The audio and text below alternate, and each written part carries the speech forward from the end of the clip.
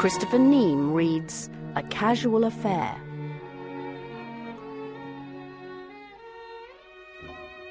I'm telling this story in the first person, though I'm in no way connected with it, because I do not want to pretend to the reader that I know more about it than I really do.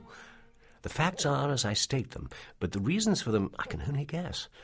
And it may be that when the reader has read them, he will think me wrong. No one can know for certain. But if you are interested in human nature, there are few things more diverting than to consider the motives that have resulted in certain actions. It was only by chance that I heard anything of the unhappy circumstances at all.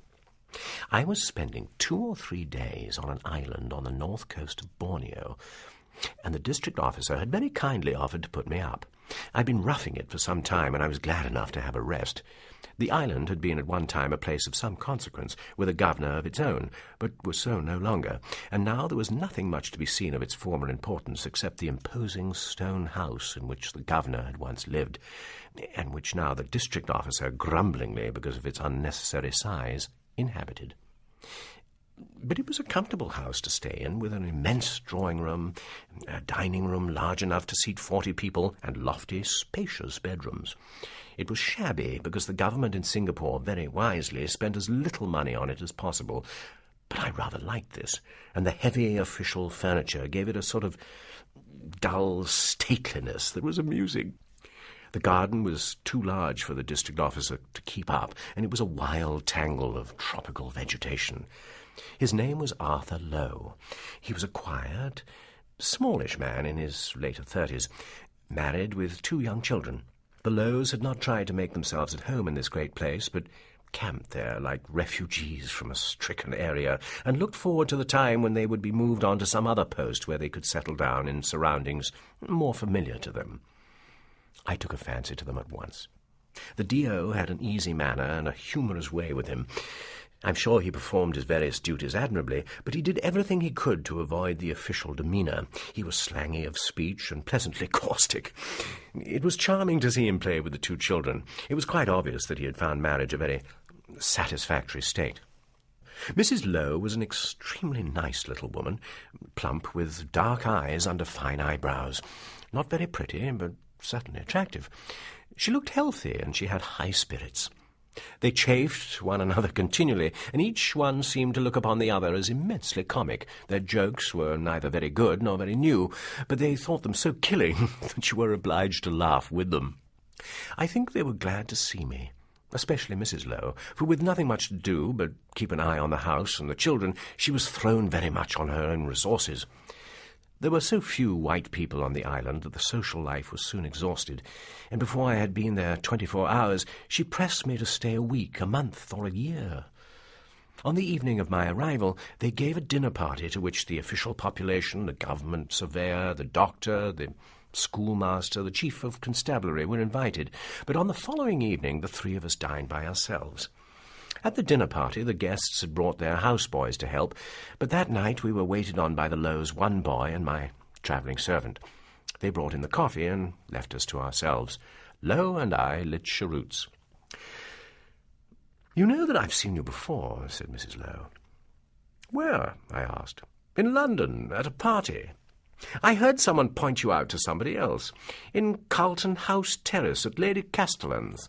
"Oh, when was that?" "Last time we were home on leave. There were Russian dancers."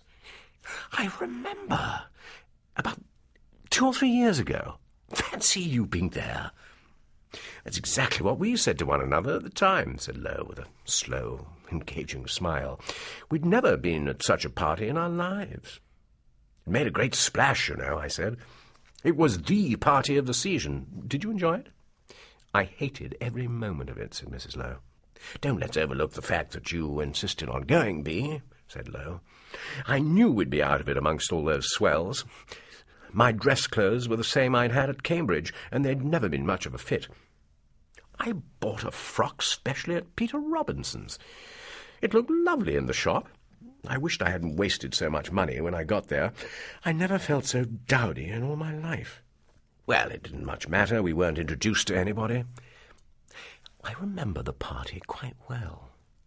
The magnificent rooms in Carlton House Terrace had been decorated with great festoons of yellow roses, and at one end of the vast drawing-room a stage had been erected.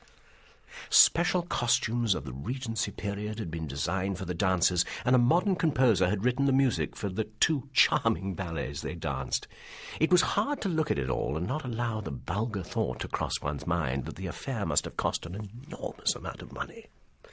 Lady Castellan was a beautiful woman and a great hostess, but I do not think anyone would have ascribed to her any vast amount of kindliness. She knew too many people to care much for anyone in particular, and I couldn't help wondering why she had asked to such a grand party 2 obscure and quite unimportant little persons from a distant colony. "Had you known Lady Castellan long?" I asked. "We didn't know her at all. She sent us a card, and we went because I wanted to see what she was like," said Mrs. Lowe. "She's a very able woman," I said. "I dare say she is. She hadn't an idea who we were when the butler man announced us, but she remembered at once." "Oh, yes," she said, "you're poor Jack's friends.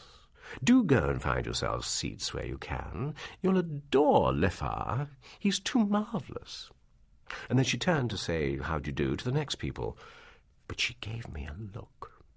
She wondered how much I knew, and she saw at once that I knew everything. "Don't talk such nonsense, darling," said Lowe. "How could she know all you think she did by just looking at you? How could you tell what she was thinking?" "It's true, I tell you. We said everything in that one look, and unless I'm very much mistaken, I spoiled her party for her." Lowe laughed, and I smiled, for Mrs. Lowe spoke in a tone of triumphant vindictiveness. "You are terribly indiscreet, Bee." "Is she a great friend of yours?" Mrs. Lowe asked me. "Hardly. I've met her here and there for 15 years. I've been to a good many parties at our house. She gives very good parties, and she always asks you to meet the people you want to see." "What do you think of her?" "She's by way of being a considerable figure in London. She's amusing to talk to, and she's nice to look at. She does a lot for art and music. What do you think of her?" "I think she's a bitch," said Mrs. Lowe, with cheerful but decided frankness. "That settles her," I said. "Tell him, Arthur." Lowe hesitated for a moment. "I don't know that I ought to. If you don't, I shall." "Bee's got a knife into her, all right," he smiled. It was rather a bad business, really." He made a perfect smoke ring and watched it with absorption. "Go on, Arthur," said Mrs. Lowe. "Oh, well, it was before we went home last time. I was D.O. in Selangor, and one day they came and told me that a white man was dead in a small town a couple of hours up the river. I didn't know there was a white man living there. I thought I'd better go and see about it, so I got in the launch and went up. I made inquiries when I got there. The police didn't know anything about him except that he'd been living there for a couple of years with a Chinese woman in the bazaar. It was rather a picturesque bazaar. Tall houses on either side, with a boardwalk in between, built on piles on the river bank. And there were awnings above to keep out the sun. I took a couple of policemen with me, and they led me to the house. They sold brassware in the shop below, and the rooms up above were let out. The master of the shop took me up 2 flights of dark, rickety stairs, foul with every kind of Chinese stench, and called out when we got to the top. The door was opened by a middle-aged Chinese woman, and I saw that her face was all bloated with weeping. She didn't say anything, but made way for us to pass. It wasn't much more than a cubbyhole under the roof. There was a small window that looked on the street, but the awning that stretched across it dimmed the light. There wasn't any furniture except a deal table and a kitchen chair with a broken back. On a mat against the wall, a dead man was lying. The first thing I did was to have the window opened. The room was so frosty that I retched, and the strongest smell was the smell of opium. There was a small oil lamp on the table and a long needle. Of course, I knew what they were there for. The pipe had been hidden. The dead man lay on his back with nothing on but a sarong and a dirty singlet. He had long brown hair going grey and a short beard. He was a white man, all right. I examined him as best I could. I had to judge whether death was due to natural causes. There were no signs of violence. He was nothing but skin and bone. It looked to me as though he might very likely have died of starvation. I asked the man of the shop and the woman a number of questions. The policeman corroborated their statements. It appeared that the man coughed a great deal and brought up blood now and then, and his appearance suggested that he might well have had TB. The Chinaman said he'd been a confirmed opium smoker. It all seemed pretty obvious. Fortunately, cases of that sort are rare, but they're not unheard of. The white man who goes under and gradually sinks to the last stage of degradation. It appeared that the Chinese woman had been fond of him. She'd kept him on her own miserable earnings for the last 2 years. I gave the necessary instructions. Of course, I wanted to know who he was. I suppose he'd been a clerk in some English firm or an assistant in an English store at Singapore or Kuala Lumpur. I asked the Chinese woman if he'd left any effects. Considering the destitution in which they lived, it seemed a rather absurd question, but she went to a shabby little suitcase that lay in a corner, opened it, and showed me a square parcel about the size of 2 novels put together, wrapped in an old newspaper. I had a look at the suitcase. It contained nothing of any value. I took the parcel. Lowe's cheroot had gone out, and he leaned over to relight it from one of the candles on the table. I opened it.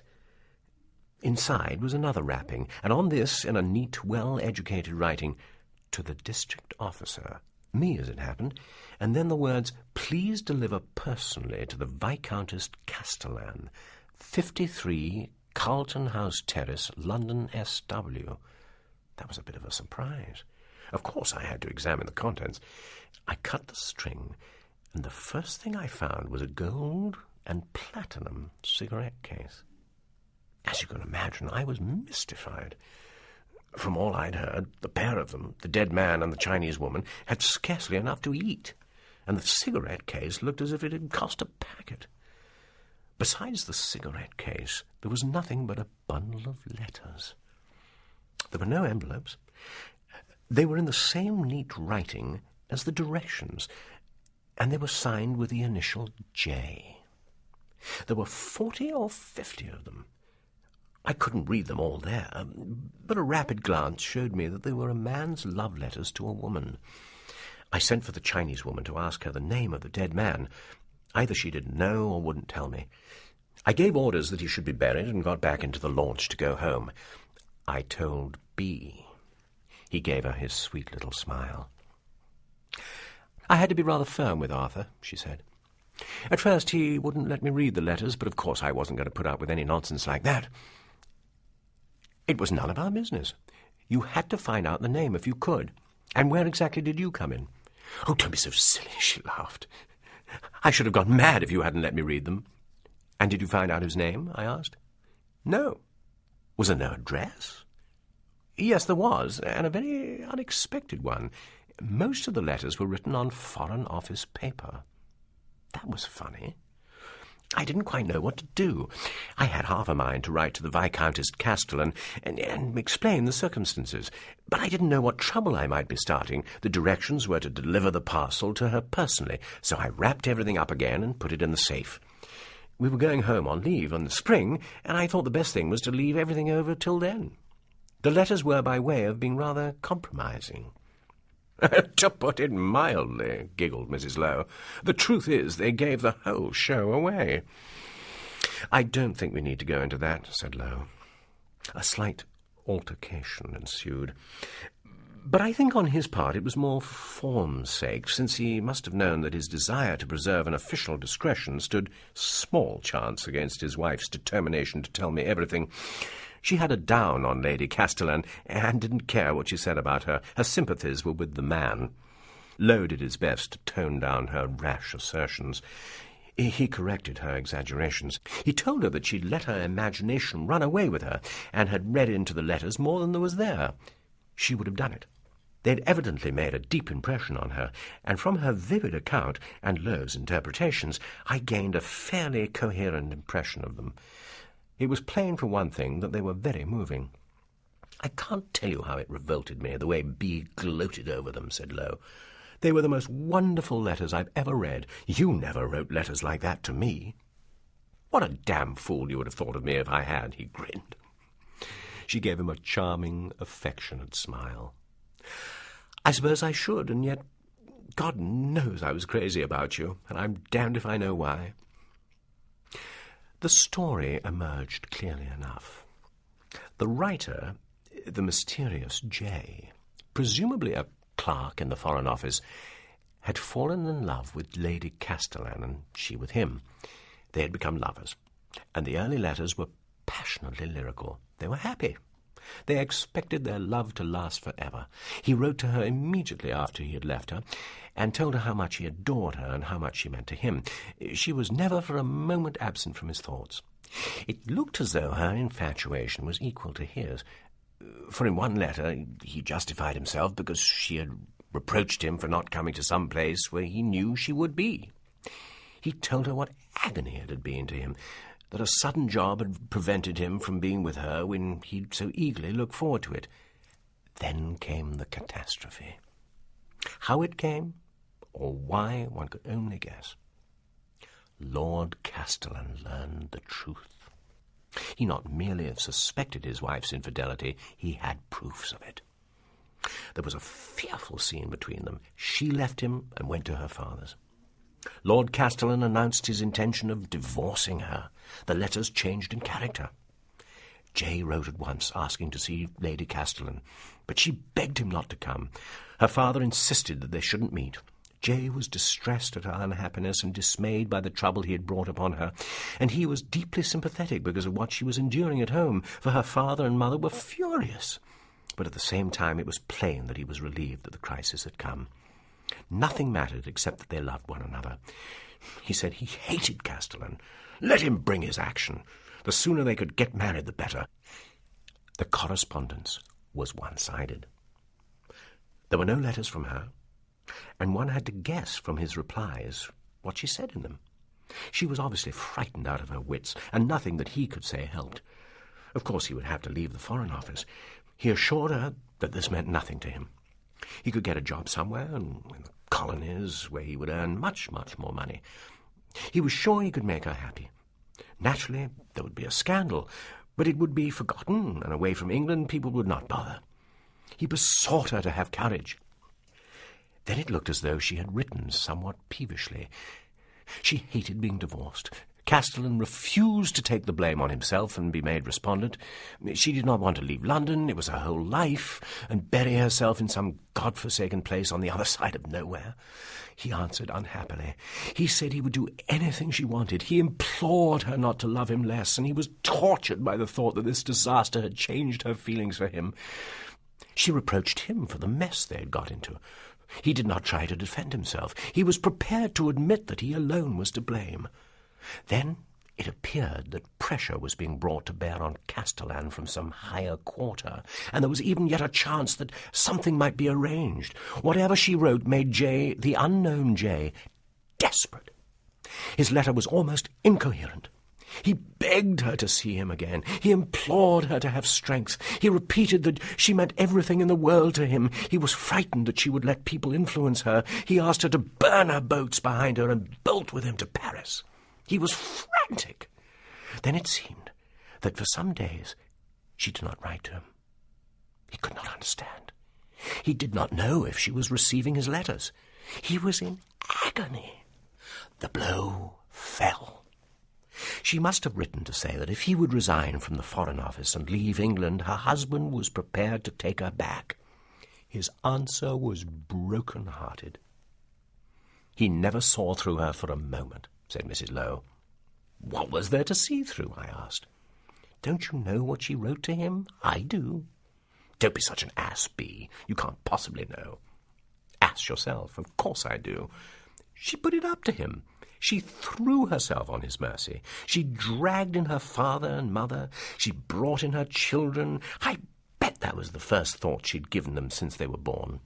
She knew that he loved her so much that he was willing to do everything in the world for her, even lose her. She knew that he was prepared to accept the sacrifice of his love, his life, his career, everything for her sake, and she let him make it. She let the offer come from him. She let him persuade her to accept it. I listened to Mrs. Lowe with a smile, but with attention. She was a woman, and she felt instinctively how a woman in those circumstances would act. She thought it hateful, but she felt in her bones that in just that way would she herself have acted. Of course it was pure invention, with nothing but J's letter as a foundation, but I had an impression that it was very likely. That was the last letter in the bundle. I was astonished. I had known Lady Castellan for a good many years, but only casually, and I knew her husband even less. He was immersed in politics. He was Under-Secretary at the Home Office at the time of the great do to which the Lowes and I had been invited, and I never saw him but in his own house. Lady Castellan had the reputation of being a beauty. She was tall, and her figure was good in a massive way. She had a lovely skin. Her blue eyes were large, set rather wide apart, and her face was broad. It gave her a slightly cow-like look. She had pretty pale brown hair, and she held herself superbly. She was a woman of great self-possession, and it amazed me to learn that she had ever surrendered to such passion as the letter suggested. She was ambitious, and there was no doubt that she was very useful to Castellan in his political life. I should have thought her incapable of indiscretion. Searching my memory, I seem to remember hearing years before that the Castellans were not getting on very well, but I'd never heard any details, and whenever I saw them it looked as though they were on very good terms with one another. Castellan was a big, red-faced fellow with sleek black hair, jovial and loud-voiced, but with little shrewd eyes that watched and noted. He was industrious, an effective speaker, but a trifle pompous. He was a little too conscious of his own importance. He did not let you forget that he had rank and wealth. He was inclined to be patronizing with people of less consequence than himself. I could well believe that when he discovered that his wife was having an affair with a junior clerk in the Foreign Office, there was a devil of a row. Lady Castellan's father had been for many years permanent Under-Secretary for Foreign Affairs, and it would have been more than usually embarrassing for his daughter to be divorced on account of one of his subordinates. For all I knew, Castellan was in love with his wife, and he may have been teased by a very natural jealousy. But he was a proud man, deficient in humour. He feared ridicule. The role of the deceived husband is difficult to play with dignity. I do not suppose he wanted a scandal that might well jeopardize his political future. It may be that Lady Castellan's advisers threatened to defend the case, and the prospect of washing dirty linen in public horrified him. It is likely enough that pressure was brought to bear on him, and the solution to forgive and take his wife back if her lover were definitely eliminated may have seemed the best to adopt. I have no doubt Lady Castellan promised everything she was asked. She must have had a bad fright. I didn't take such a severe view of her conduct as Mrs. Lowe. She was very young. She was not more than 35 now. Who could tell by what accident she had become Jay's mistress? I suspect that love had caught her unawares, and that she was in the middle of an affair almost before she knew what she was about.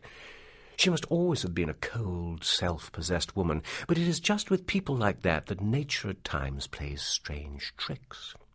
I'm prepared to believe that she lost her head completely. There is no means of knowing how Castellan discovered what was going on, but the fact that she kept her lover's letters shows that she was too much in love to be prudent. Arthur Lowe had mentioned that it was strange to find in the dead man's possession his letters and not hers. But that seemed to me easily explainable. At the time of the catastrophe, they were doubtless given back to him in exchange for hers. He very naturally kept them. Reading them again, he could relive the love that meant everything in the world to him. I didn't suppose that Lady Castellan, devoured by passion, could ever have considered what would happen if she were found out. When the blow fell, it is not strange that she was scared out of her wits. She may not have had more to do with her children than most women who lived the sort of life she lived, but she may, for all that, not have wanted to lose them. I did not even know whether she had ever cared for her husband, but from what I knew of her, I guessed that she was not indifferent to his name and wealth. The future must have looked pretty grim. She was losing everything: the grand house in Carlton House Terrace, the position, the security. Her father could give her no money, and her lover had still to find a job. It may not have been heroic that she should yield to the entreaties of her family, but it was comprehensible. While I was thinking all this, Arthur Lowe went on with his story. I didn't quite know how to set about getting in touch with Lady Castellan, he said. It was awkward not knowing the chap's name. However, when we got back home, I wrote to her. I explained who I was and said that I'd been asked to give her some letters and a gold and platinum cigarette case by a man who'd recently died in my district. I said I'd been asked to deliver them to her in person. I thought perhaps she wouldn't answer at all, or else communicate with me through a solicitor. But she answered all right. She made an appointment for me to come to Carlton House Terrace at 12 one morning. Of course, it was stupid of me, but when I finally stood on the doorstep and rang the bell, I was quite nervous. The door was opened by a butler. I said I had an appointment with Lady Castellan. A footman took my hat and coat. I was led upstairs to an enormous drawing-room. "I'll tell her ladyship you're here, sir," the butler said. He left me, and I sat on the edge of a chair and looked around. There were huge pictures on the walls, portraits, you know. I don't know who they were by. Reynolds, I should think, and Romney. And there was a lot of oriental china and gilded consoles and mirrors. It was all terribly grand, and it made me feel rather shabby and insignificant. My suit smelt of camphor, and it was baggy at the knees. My tie felt a bit loud. The butler came in again and asked me to go with him. He opened another door from the one I'd come in by, and I found myself in a further room, not so large as the drawing-room, but large all the same, and very grand, too. A lady was standing by the fireplace. She looked at me as I came in and bowed slightly. I felt frightfully awkward as I walked along the whole length of the room, and I was afraid of stumbling over the furniture. I could only hope I didn't look such a fool as I felt. She didn't ask me to sit down. "I understand you have some things that you wish to deliver to me personally," she said. "It's very good of you to bother." She didn't smile. She seemed perfectly self-possessed, but I had a notion that she was sizing me up. To tell you the truth, it put my back up. I didn't much fancy being treated as if I were a chauffeur applying for a situation. "Please don't mention it," I said rather stiffly. "It's all in the day's work." "Have you got the things with you?" she asked. I didn't answer, but I opened the dispatch case I'd brought with me and took out the letters. I handed them to her. She accepted them without a word. She gave them a glance. She was very much made up, but I swear she went white underneath. The expression on her face didn't change. I looked at her hands. They were trembling a little. Then she seemed to pull herself together. "Oh, I'm so sorry," she said. "Won't you sit down?" I took a chair. For a moment she didn't seem to know quite what to do. She held the letters in her hand. I, knowing what they were, wondered what she felt. She didn't give much away. There was a desk beside the chimney-piece, and she opened a drawer and put them in. Then she sat down opposite me and asked me to have a cigarette. I handed her the cigarette case. I'd had it in my breast pocket. "I was asked to give you this too," I said. She took it and looked at it. For a moment she didn't speak, and I waited. I didn't quite know if I ought to get up and go. "Did you know Jack well?" she asked suddenly. "I didn't know him at all," I answered. "I never saw him until after his death." "I had no idea he was dead till I got your note," she said. "I'd lost sight of him for a long time. Of course, he was a very old friend of mine." I wondered if she thought I hadn't read the letters, or if she'd forgotten what sort of letters they were. If the sight of them had given her a shock, she had quite got over it by then. She spoke almost casually. "What did he die of, in point of fact?" she asked. "Tuberculosis, opium, and starvation," I answered. "How dreadful," she said. But she said it quite conventionally. Whatever she felt, she wasn't going to let me see. She was as cool as a cucumber, but I fancied, though it might have been only my fancy, that she was watching me, with all her wits about her and wondering how much I knew. I think she'd have given a good deal to be certain of that. "How did you happen to get hold of these things?" she asked me. I took possession of his effects after his death, I explained. They were done up in a parcel, and I was directed to give them to you. Was there any need to undo the parcel? I wish I could tell you what frigid insolence she managed to get into that question. It made me go white, and I hadn't any make-up on to hide it. I answered that I thought it was my duty to find out, if I could, who the dead man was. I should have liked to be able to communicate with his relations. I see, she said. She looked at me as though that were the end of the interview, and she expected me to get up and take myself off, but I didn't. I thought I'd like to get a bit of my own back. I told her how I'd been sent for and how I'd found him. I described the whole thing, and I told her how, as far as I knew, there'd been no one at the end to take pity on him but a Chinese woman. Suddenly the door was opened, and we both looked round. A big, middle-aged man came in and stopped when he saw me. "I beg your pardon," he said. "I didn't know you were busy." "Come in," she said, and when he had approached, "This is Mr. Lowe, my husband." Lord Castellan gave me a nod. "I just wanted to ask you," he began, and then he stopped. His eyes had caught the cigarette case that was still resting on Lady Castellan's open hand. I don't know if she saw the look of inquiry in his eyes. She gave him a friendly little smile. She was quite amazingly mistress of herself. "Mr. Lowe comes from the Federated Malay States. Poor Jack Armand's dead, and he's left me his cigarette case." "Really?" said Lord Castellan. "When did he die?" "About 6 months ago," I said. Lady Castellan got up. "Well, I won't keep you any longer. I dare say you're busy.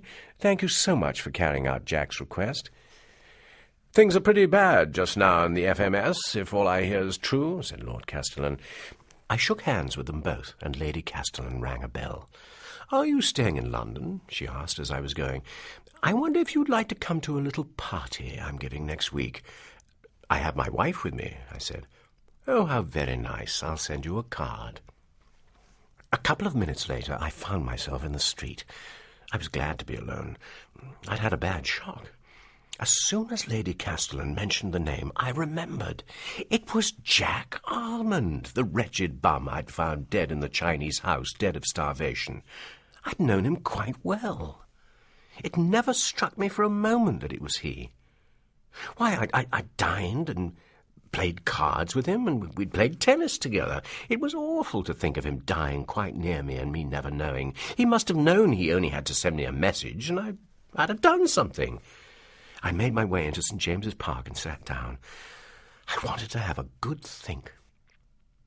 I could understand that it was a shock to Arthur Lowe to discover who the dead wastrel had been, for it was a shock to me too.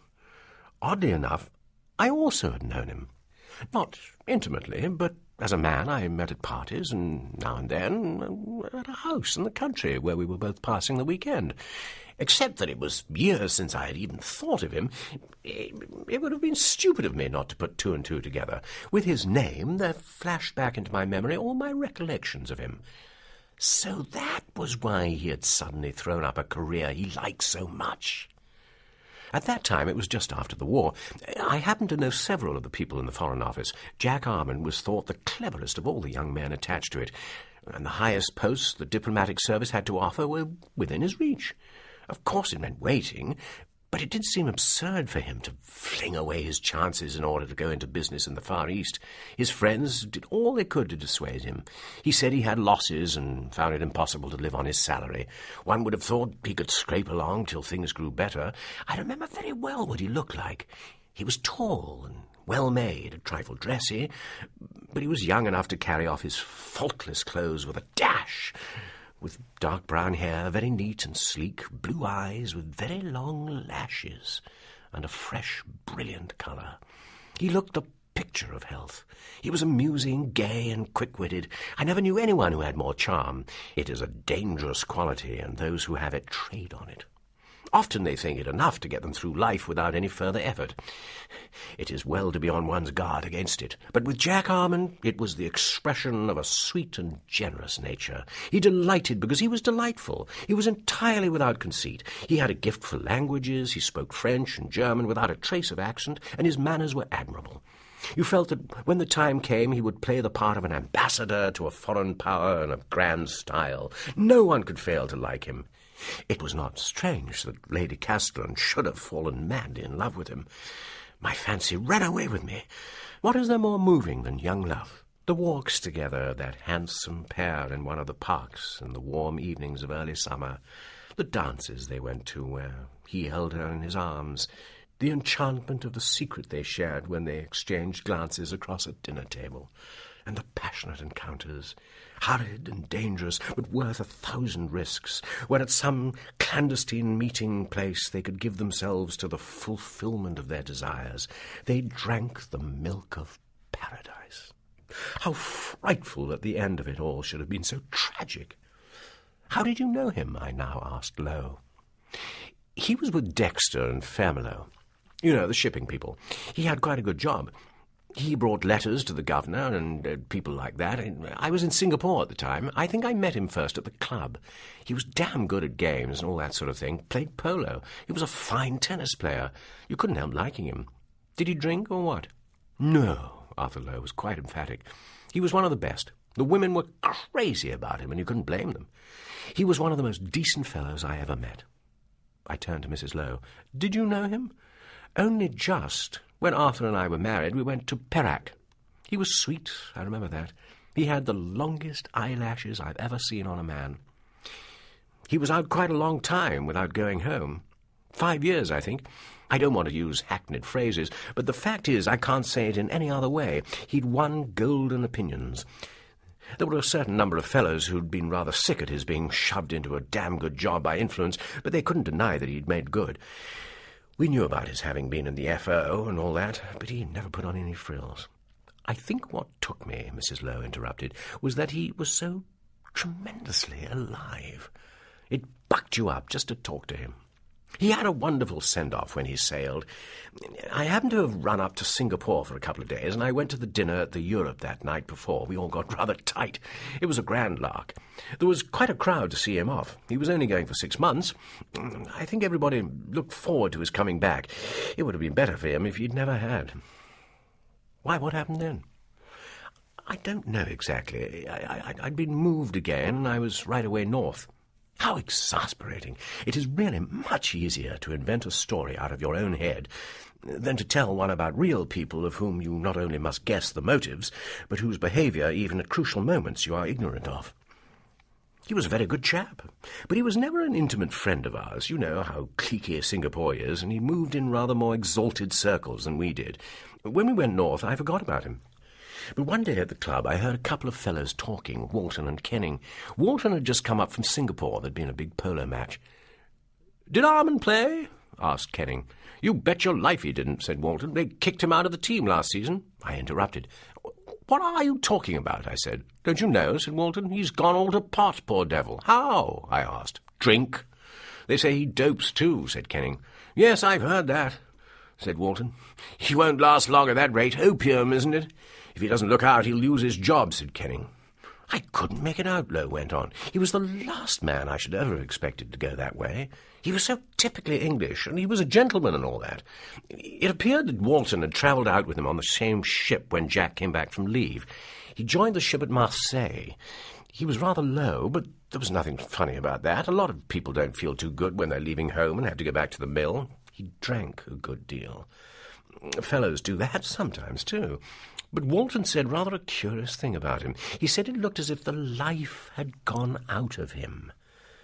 You couldn't help noticing it, because he'd always had such high spirits. There'd been a general sort of idea that he was engaged to some girl in England, and on the ship they jumped to the conclusion that she'd thrown him over. "That's what I said when Arthur told me," said Mrs. Lowe. "After all, 5 years is a long time to leave a girl." Anyhow, they thought he'd get over it when he got back to work. But he didn't, unfortunately. He went from bad to worse. A lot of people liked him, and they did all they could to persuade him to pull himself together, but there was nothing doing. He just told them to mind their own business. He was snappy and rude, which was funny, because he'd always been so nice to everybody. Walton said you could hardly believe it was the same man. Government House dropped him, and a lot of others followed suit. Lady Ormond, the governor's wife, was a snob. She knew he was well-connected and all that, and she wouldn't have given him the cold shoulder unless things had got pretty bad. He was a nice chap, Jack Armand. It seemed a pity that he should make such a mess of things. I was sorry, but of course it didn't impair my appetite or disturb my night's sleep. A few months later, I happened to be in Singapore myself, and when I went to the club, I asked about him. He lost his job, all right. It appeared that he often didn't go to the office for 2 or 3 days at a time, and I was told that someone had made him manager of a rubber estate in Sumatra in the hope that, away from the temptations of Singapore, he might pull himself together. You see, everyone had liked him so much they couldn't bear the thought of his going under without some sort of a struggle. But it was no good. The opium had got him. He didn't keep the job in Sumatra long, and he was back again in Singapore. I heard afterwards that you would hardly have recognized him. He'd always been so spruce and smart. He was shabby and unwashed and wild-eyed. A number of fellows at the club got together and arranged something. They felt they had to give him one more chance, and they sent him out to Sarawak. But it wasn't any use. The fact is, I think, he didn't want to be helped. I think he just wanted to go to hell in his own way and be as quick as he could about it. Then he disappeared. Someone said he'd gone home. Anyhow, he was forgotten. You know how people drop out in the FMS. I suppose that's why when I found a dead man in a sarong with a beard lying in a little smelly room in a Chinese house 30 miles from anywhere, it never occurred to me for a moment that it might have been Jack Armand. I hadn't heard his name for years. "Just think what he must have gone through in that time," said Mrs. Lowe, and her eyes were bright with tears, for she had a good and tender heart. "The whole thing's inexplicable," said Lowe. "Why?" I asked. "Well, if he was going to pieces, why didn't he do it when he first came out? His first 5 years he was all right. One of the best. If this affair of his had broken him, you'd have expected him to break when it was all fresh. All that time he was as gay as a bird. You'd have said he hadn't a care in the world. From all I heard, it was a different man who came back from leave." "Something happened during those 6 months in London," said Mrs. Lowe. "That's obvious." "We shall never know," sighed Lowe. "But we can guess," I smiled. "That's where the novelist comes in. Shall I tell you what I think happened?" "Fire away." "Well, I think that during those first 5 years he was buoyed up by the sacrifice he'd made. He had a chivalrous soul. He'd given up everything that made life worth living to him to save the woman he loved better than anything in the world. I think he had an exaltation of spirit that never left him. He loved her still with all his heart. Most of us fall in and out of love. Some men can only love once, and I think he was one of them. And in a strange way, he was happy, because he'd been able to sacrifice his happiness for the sake of someone who was worthy of the sacrifice. I think she was always in his thoughts. Then he went home. I think he loved her as much as ever, and I don't suppose he ever doubted that her love was as strong and enduring as his. I don't know what he expected. He may have thought she'd see it was no good fighting her inclination any more and would run away with him. It may have been that he'd have been satisfied to realize that she loved him still. It was inevitable that they should meet. They lived in the same world. He saw that she didn't care a row of pins for him any longer. He saw that the passionate girl had become a prudent, experienced woman of the world. He saw that she'd never loved him as he thought she loved him, and he may have suspected that she'd lured him coldly into making the sacrifice that was to save her. He saw her at parties, self-possessed and triumphant.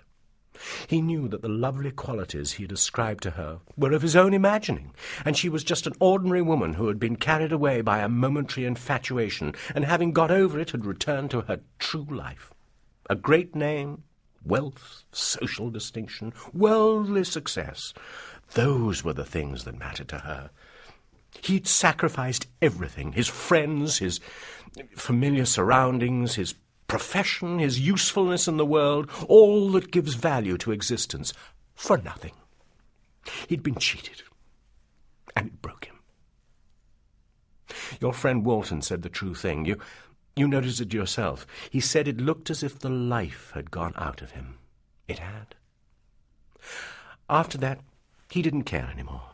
And perhaps the worst thing was that even with it all, though he knew Lady Castellan for what she was, he still loved her. I know nothing more shattering than to love with all your heart, than not to be able, however hard you try to break yourself of it, someone who you know is worthless. Perhaps that's why he took opium. To forget and to remember. It was a long speech I had made, and now I stopped. "All that's only fancy," said Lowe. "I know it is," I answered, "but it seems to fit the circumstances. There must have been a weak strain in him, otherwise he could have fought and conquered. Perhaps there is always a certain weakness attached to such great charm as he possessed. Perhaps few people love as wholeheartedly and as devotedly as he loved. Perhaps he didn't want to fight and conquer. I can't bring myself to blame him." I didn't add, because I was afraid they would think it cynical, that maybe if only Jack Armand hadn't had those wonderfully long eyelashes, he might now have been alive and well, minister to some foreign power, and on the high road to the embassy in Paris. "Let's go into the drawing-room," said Mrs. Lowe. "The boy wants to clear the table." And that was the end of Jack Armand.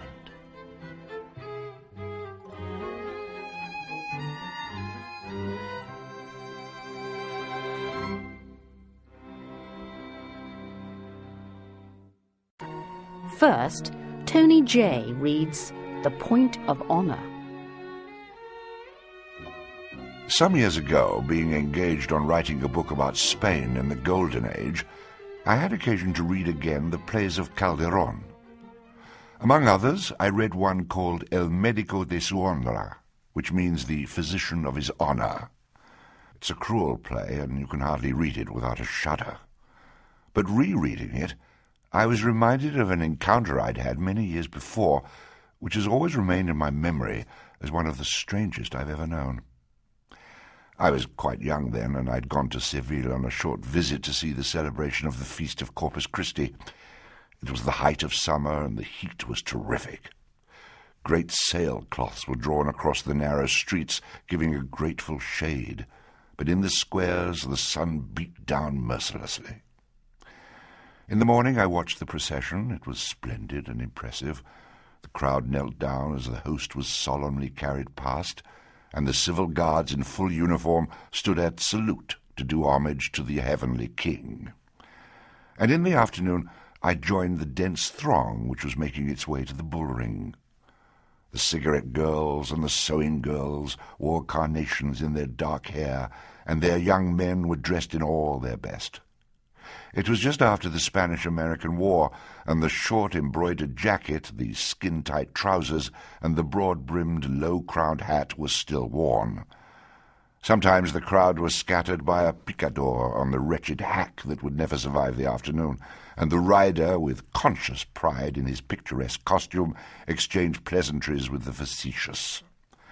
A long line of carriages, dilapidated and shabby, overfilled with aficionados, drove noisily along. I went early, for it amused me to see the people gradually filling the vast arena. The cheaper seats in the sun were already packed, and it was a curious effect that the countless fans made, like the fluttering of a host of butterflies as men and women restlessly fanned themselves.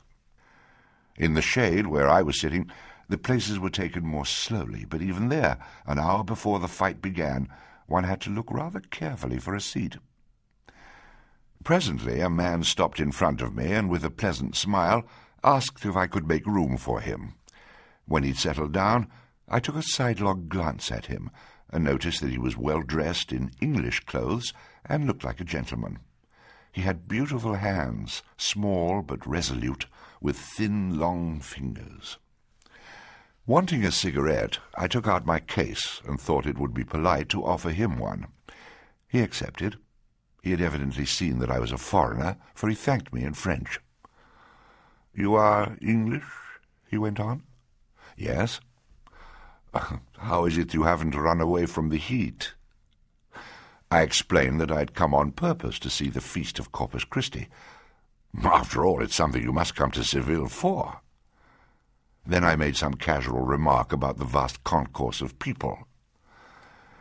as no one would imagine that Spain was bleeding from the loss of all that remained of her empire, and that her ancient glory is now nothing but a name. Well, there's a great deal left. The sunshine, the blue sky, and the future. He spoke dispassionately, as though the misfortunes of his fallen country were no concern of his. Not knowing what to reply, I remained silent. We waited. The boxes began to fill up. Ladies in their mantillas of black or white lace entered them and spread their manila shawls over the balustrade so as to form a gay and many-coloured drapery. Now and then, when one of them was of particular beauty, a round of applause would greet her appearance, and she would smile and bow without embarrassment. At last the president of the bullfight made his entry. The band struck up, and the fighters, all glittering in their satin and gold and silver, marched swaggering across the ring. A minute later a great black bull charged in. Carried away by the horrible excitement of the contest, I noticed, notwithstanding, that my neighbour remained cool. When a man fell and only escaped by a miracle the horns of the furious beast, and with a gasp thousands sprang to their feet, he remained motionless. The bull was killed, and the mules dragged out the huge carcass. I sank back exhausted. "You like bullfighting?" he asked me. "Most English do, though I've noticed that in their own country they say hard enough things about it." "Can one like something that fills one with horror and loathing? Each time I come to a fight I swear I'll never go to another, and yet I do."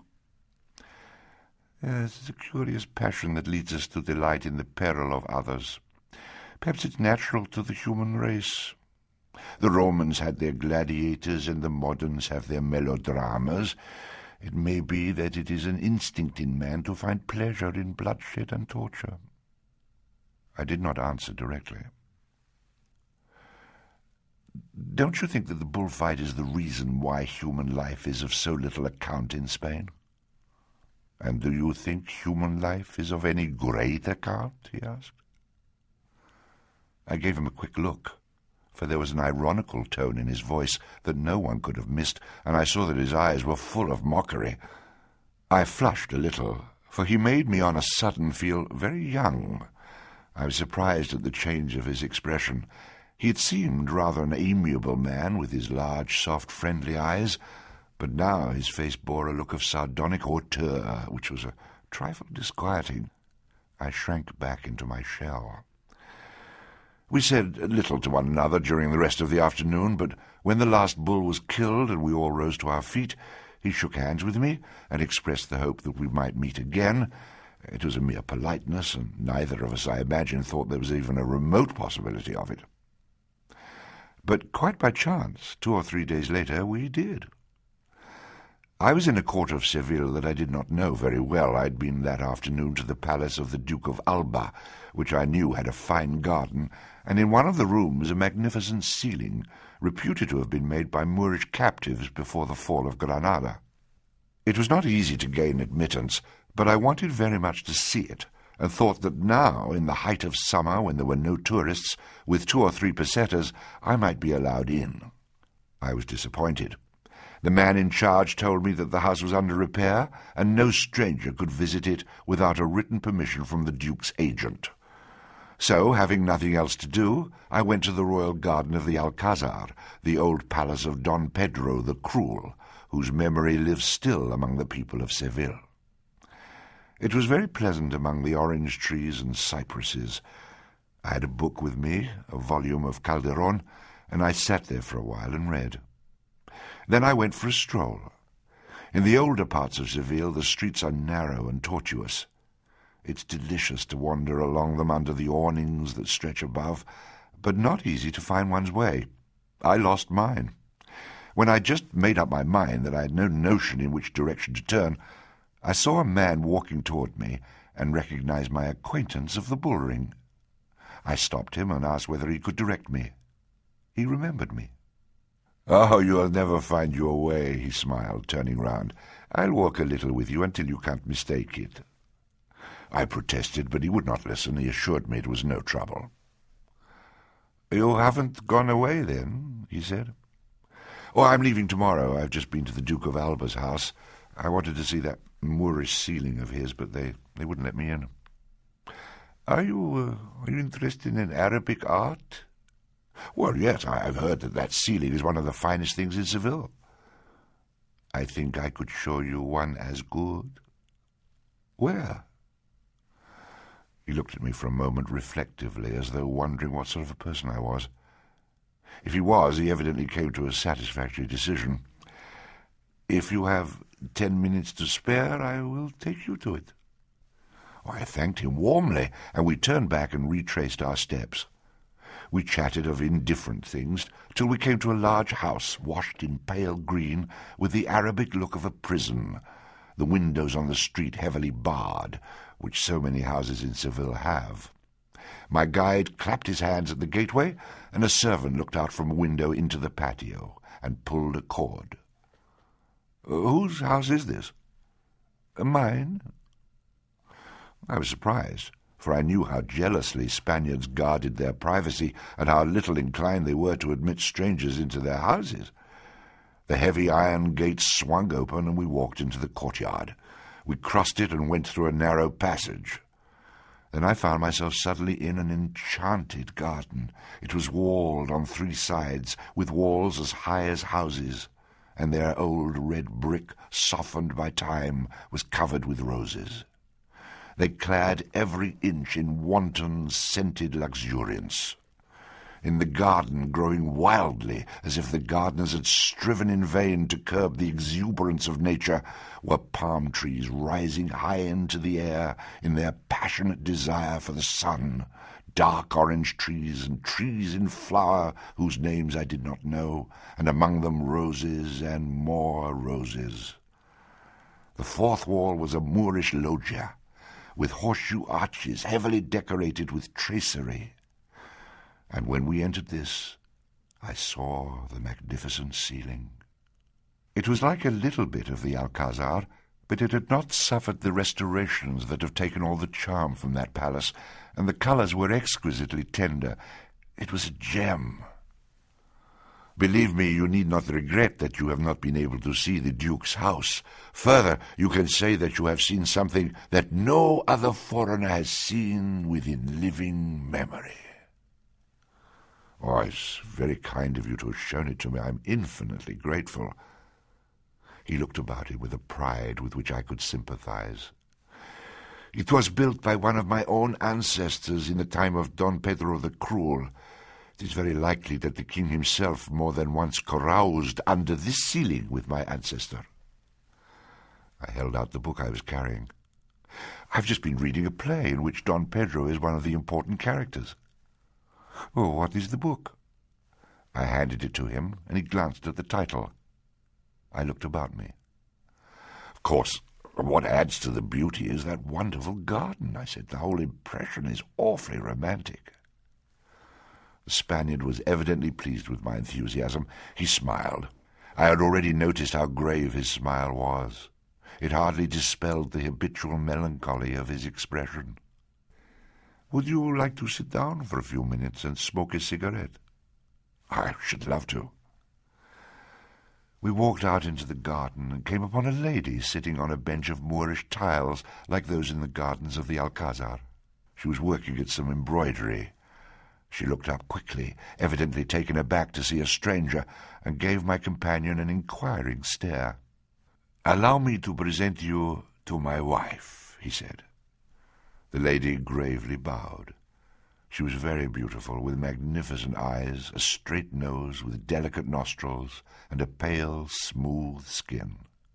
In her black hair, abundant as with most Spanish women, there was a broad white streak. Her face was quite unlined, and she could not have been more than 30. "You have a very lovely garden, Signora," I said, because I had to say something. She gave it an indifferent glance. "Yes, it is pretty." I felt suddenly embarrassed. I did not expect her to show me any cordiality, and I could not blame her if she thought my intrusion merely a nuisance.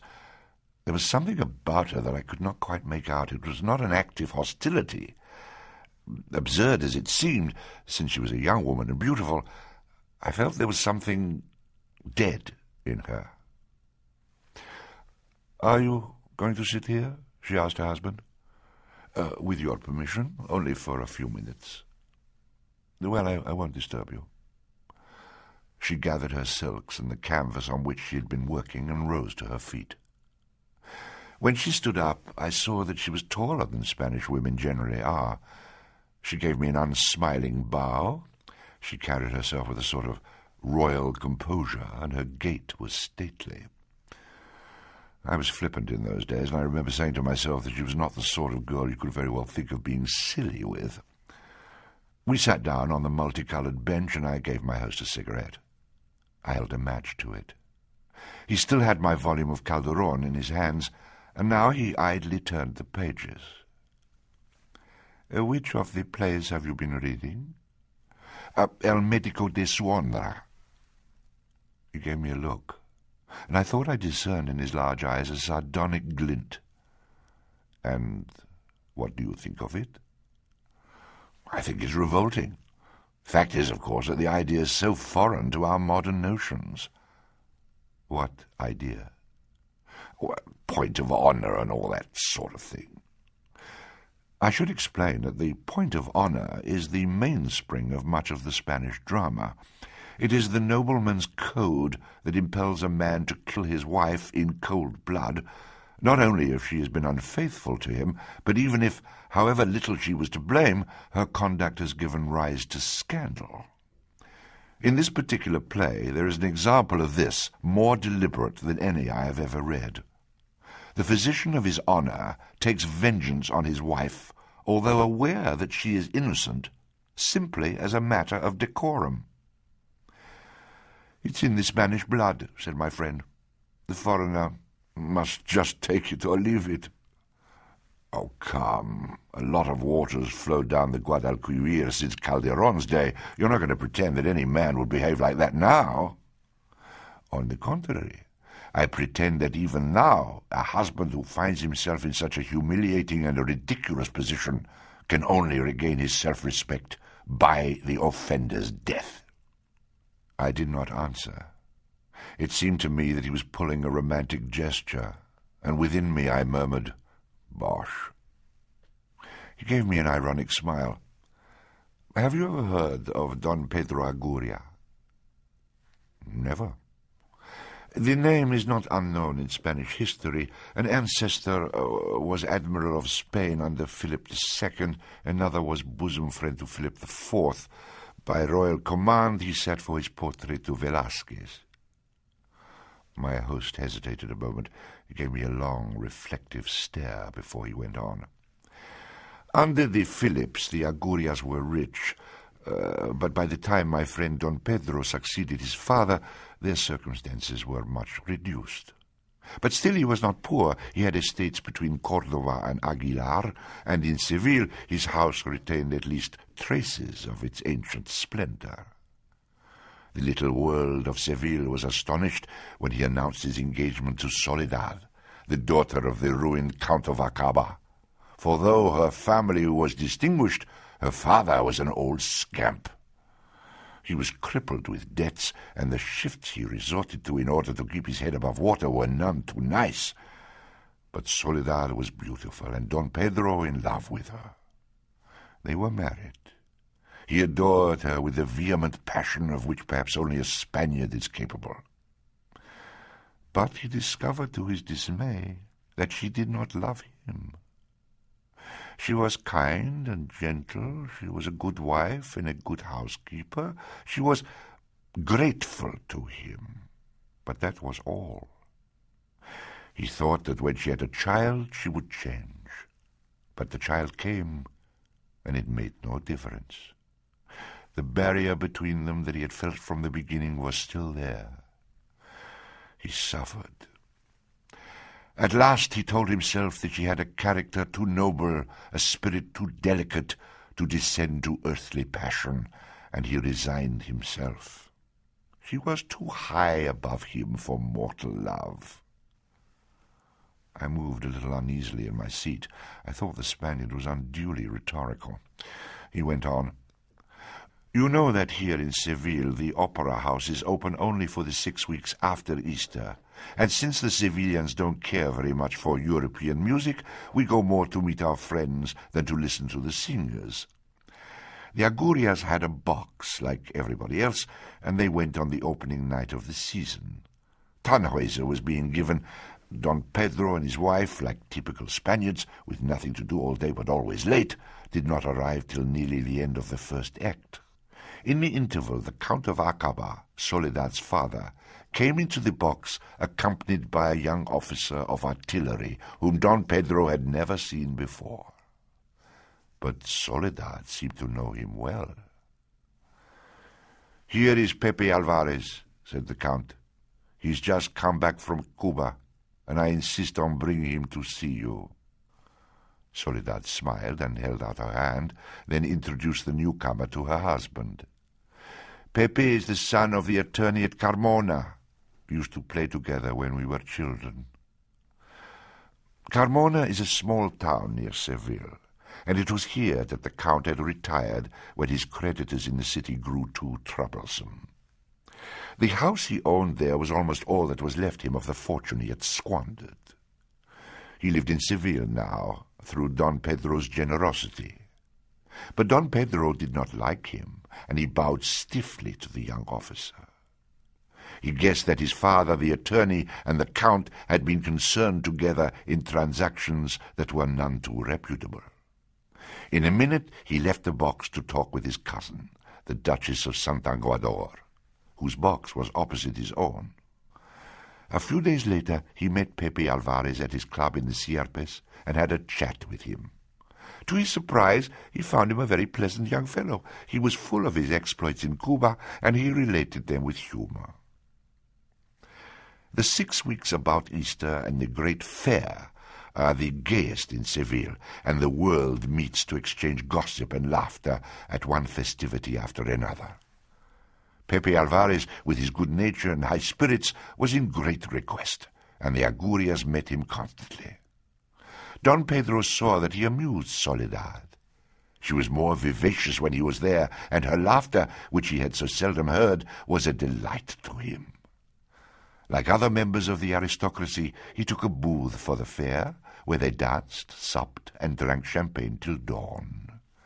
Pepe Alvarez was always the life and soul of the parties. One night, Don Pedro was dancing with the Duchess of Santanguador, and they passed Soledad with Pepe Alvarez. "Soledad is looking very beautiful this evening," she remarked. "And happy," he replied. "Is it true that once she was engaged to be married to Pepe Alvarez?" "Of course not." But the question startled him. He had known that Soledad and Pepe had known one another when they were children, but it had never crossed his mind that there could have been anything between them. The Count of Acaba, though a rogue, was a gentleman by birth, and it was inconceivable that he could have thought of marrying his daughter to the son of a provincial attorney. When they got home, Don Pedro told his wife what the Duchess had said and what he had replied. "But I was engaged to Pepe," she said. "Why did you never tell me?" "Oh, it was finished and done with. He was in Cuba. I never expected to see him again." "There must be people who know you were engaged to him." "I dare say. Does it matter?" "Very much. You shouldn't have renewed your acquaintance with him when he returned." "Does that mean that you have no confidence in me?" "Of course not. I have every confidence in you. All the same, I wish you to discontinue it now." "And if I refuse?" "I shall kill him." They looked long into one another's eyes, and then she gave him a little bow and went to her room. Don Pedro sighed. He wondered whether she still loved Pepe Alvarez, and whether it was on account of this that she had never loved him. But he would not allow himself to give way to the unworthy emotion of jealousy. He looked into his heart and was sure that it harbored no feeling of hatred for the young artilleryman. On the contrary, he liked him. This was not an affair of love or hate, but of honor. On a sudden he remembered that a few days before, when he went to his club, he noticed that the conversation suddenly failed, and looking back, he seemed to remember that several of the group who were sitting there and chatting eyed him curiously. Was it possible that he had been the subject of their conversation? He shivered a little at the thought.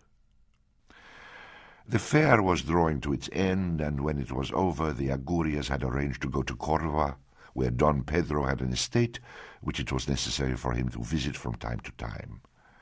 He looked forward to the peace of the country life after the turmoil of Seville. The day after this conversation, Soledad, saying she was not well, stayed in the house, and she did the same the day following. Don Pedro visited her in the room morning and evening, and they talked of indifferent things. But on the third day, his cousin, Conchita de Santanguador, was giving a ball. It was the last of the season, and everyone in her exclusive set would be there.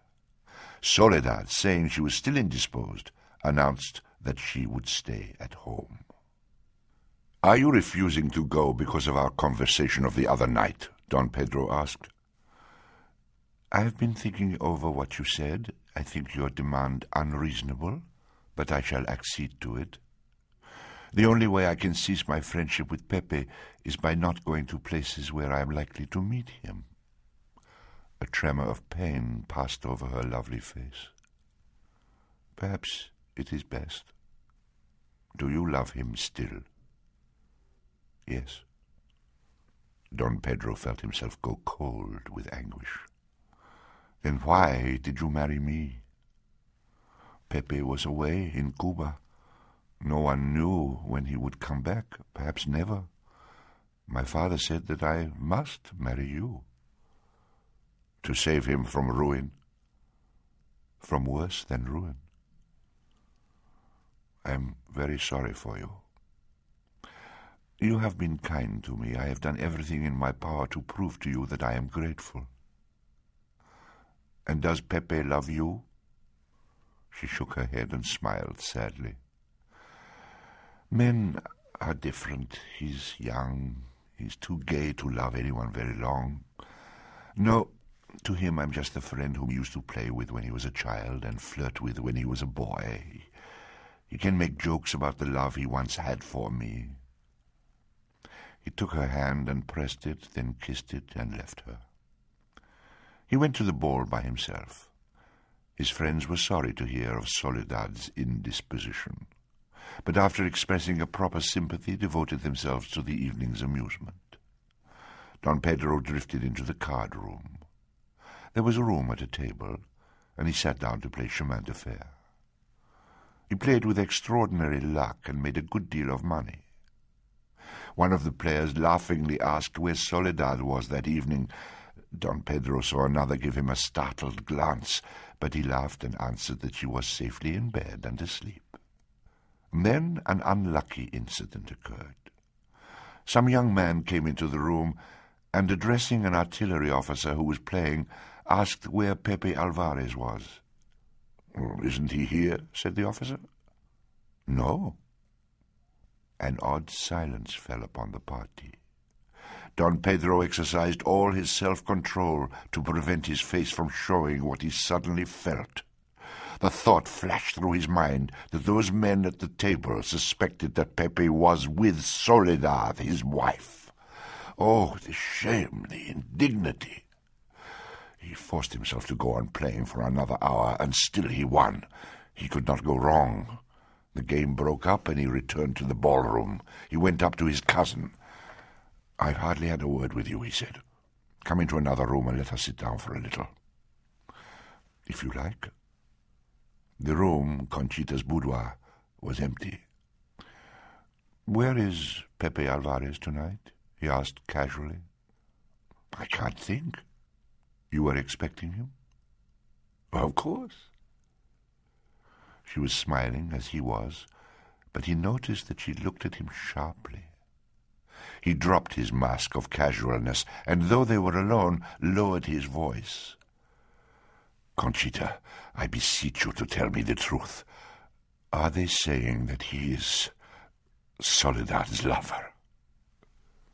Pedrito, what a monstrous question to put to me. But he had seen the terror in her eyes and the sudden instinctive movement of her hand to her face. You've answered it. He got up and left her. He went home and, looking up from the patio, saw a light in his wife's room. He went upstairs and knocked at the door. There was no answer, but he went in. To his surprise, for it was late, she was sitting up working at the embroidery upon which much of her time was spent. "Why are you working at this hour?" "I couldn't sleep, I couldn't read. I thought it would distract my mind if I worked." He did not sit down. "Soledad, I have something to tell you that must cause you pain. I must ask you to be brave. Pepe Alvarez was not at Conchita's tonight." "Well, what is that to me?" "It is unfortunate that you were not there either. Everyone at the ball thought that you were together." "Oh, that's preposterous." "Well, I know, but that doesn't help matters. You could have opened the gate for him yourself and let him out, or you could have slipped out yourself without anyone seeing you go or come. But do you believe it?" "No. I agreed with you that the thing was preposterous." "Where was Pepe Alvarez?" "Well, how do I know? How should I know?" "It's very strange that he should not have come to the most brilliant party, the last party of the season." She was silent for a minute. "The night after you spoke to me about him, I wrote and told him that in view of the circumstances I thought it would be better if in future we saw no more of one another than could be helped. It may be that he did not go to the ball for the same reason that I did not." They were silent for a while. He looked down at the ground, but he felt that her eyes were fixed on him. "I should have told you before that Don Pedro possessed one accomplishment which raised him above his fellows, but at the same time was a drawback. He was the best shot in Andalusia. Everyone knew this, and it would have been a brave man who ventured to offend him. A few days earlier there had been pigeon shooting at Tablada, the wide common outside Seville along the Guadalquivir, and Don Pedro had carried all before him. Pepe Alvarez, on the other hand, had shown himself so indifferent a marksman that everyone had laughed at him. The young artilleryman had borne the chaff with good humour. Cannon were his weapon, he said. "What are you going to do?" Soledad asked. "You know that there is only one thing I can do." She understood, but she tried to treat what he said as a pleasantry. "You're childish. We're not living any more in the 16th century." "I know. That is why I am talking to you now. If I have to challenge Pepe, I shall kill him. I don't want to do that. If he will resign his commission and leave Spain, I will do nothing." "But how can he? Where is he to go?" "He can go to South America. He may make his fortune." "Do you expect me to tell him that?" "If you love him." "I love him too much to ask him to run away like a coward. How could he face life without honor?" Don Pedro laughed. "What has Pepe Alvarez, the son of the attorney at Carmona, to do with honor?"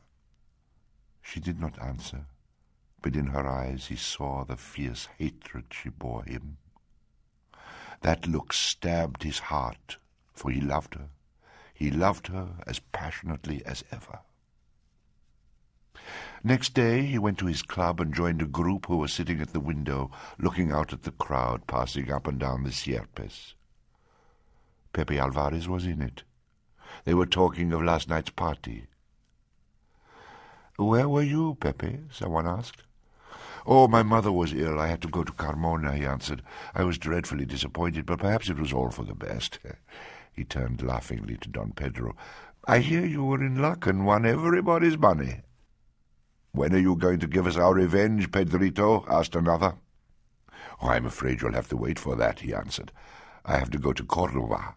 I find that my attorney has been robbing me, and I know that all attorneys are thieves, but I stupidly thought this one was honest. He seemed to speak quite lightly, and it was as lightly that Pepe Alvarez put in his word. I think you exaggerate, Pedrito. Don't forget that my father is an attorney, and he at least is honest. I don't believe it for a minute, laughed Don Pedro. I've no doubt your father's as big a thief as any. The insult was so unexpected and so unprovoked that for a moment Pepe Alvarez was staggered. The others were startled into sudden seriousness. What do you mean, Pedrito? Exactly what I say. It's a lie, and you know it's a lie. You must withdraw that at once. Don Pedro laughed. Of course I shall not withdraw. Your father's a thief and a rascal. Pepe did the only thing he could do. He sprang from his chair and with his open hand hit Don Pedro in the face. The outcome was inevitable. Next day the two men met on the frontier of Portugal. Pepe Alvarez, the attorney's son, died like a gentleman with a bullet in his heart. The Spaniard ended his story on such a casual note that for the first moment I hardly took it in. But when I did, I was profoundly shocked. Barbarous, I said. It was just cold-blooded murder. My host got up. You're talking nonsense, my young friend. Don Pedro did the only thing he could do in the circumstances. I left Seville next day, and from then till now have never been able to discover the name of the man who told me this strange story. I've often wondered whether the lady I saw, the lady with the pale face and the lock of white hair, was the unhappy Soledad.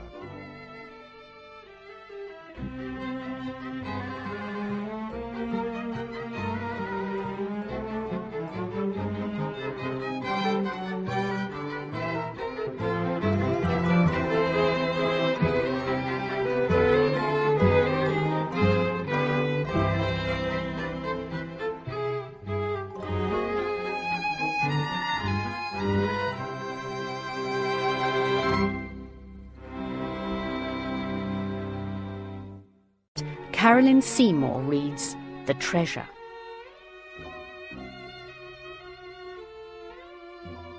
Richard Harringer was a happy man. Notwithstanding what the pessimists from Ecclesiastes onwards have said, this is not so rare a thing to find in this unhappy world. But Richard Harringer knew it, and that is a very rare thing indeed. The golden mean which the ancients so highly prized is out of fashion, and those who follow it must put up with polite derision from those who see no merit in self-restraint and no virtue in common sense. Richard Harringer shrugged a polite and amused shoulder. Let others live dangerously.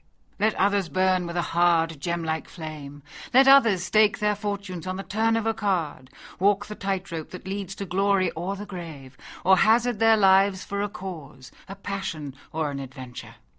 He neither envied the fame their exploits brought them, nor wasted his pity on them when their efforts ended in disaster. But it must not be inferred from this that Richard Harringer was a selfish or a callous man. He was neither. He was considerate and of a generous disposition. He was always ready to oblige a friend, and he was sufficiently well off to be able to indulge himself in the pleasure of helping others. He had some money of his own, and he occupied in the Home Office a position that brought him an adequate stipend. The work suited him. It was regular, responsible, and pleasant. Every day when he left the office, he went to his club to play bridge for a couple of hours, and on Saturdays and Sundays he played golf. He went abroad for his holidays, staying at good hotels, and visited churches, galleries, and museums. He was a regular first-nighter. He dined out a good deal. His friends liked him. He was easy to talk to. He was well-read, knowledgeable, and amusing. He was, besides, of a personable exterior, not remarkably handsome, but tall, slim, and erect of carriage, with a lean, intelligent face.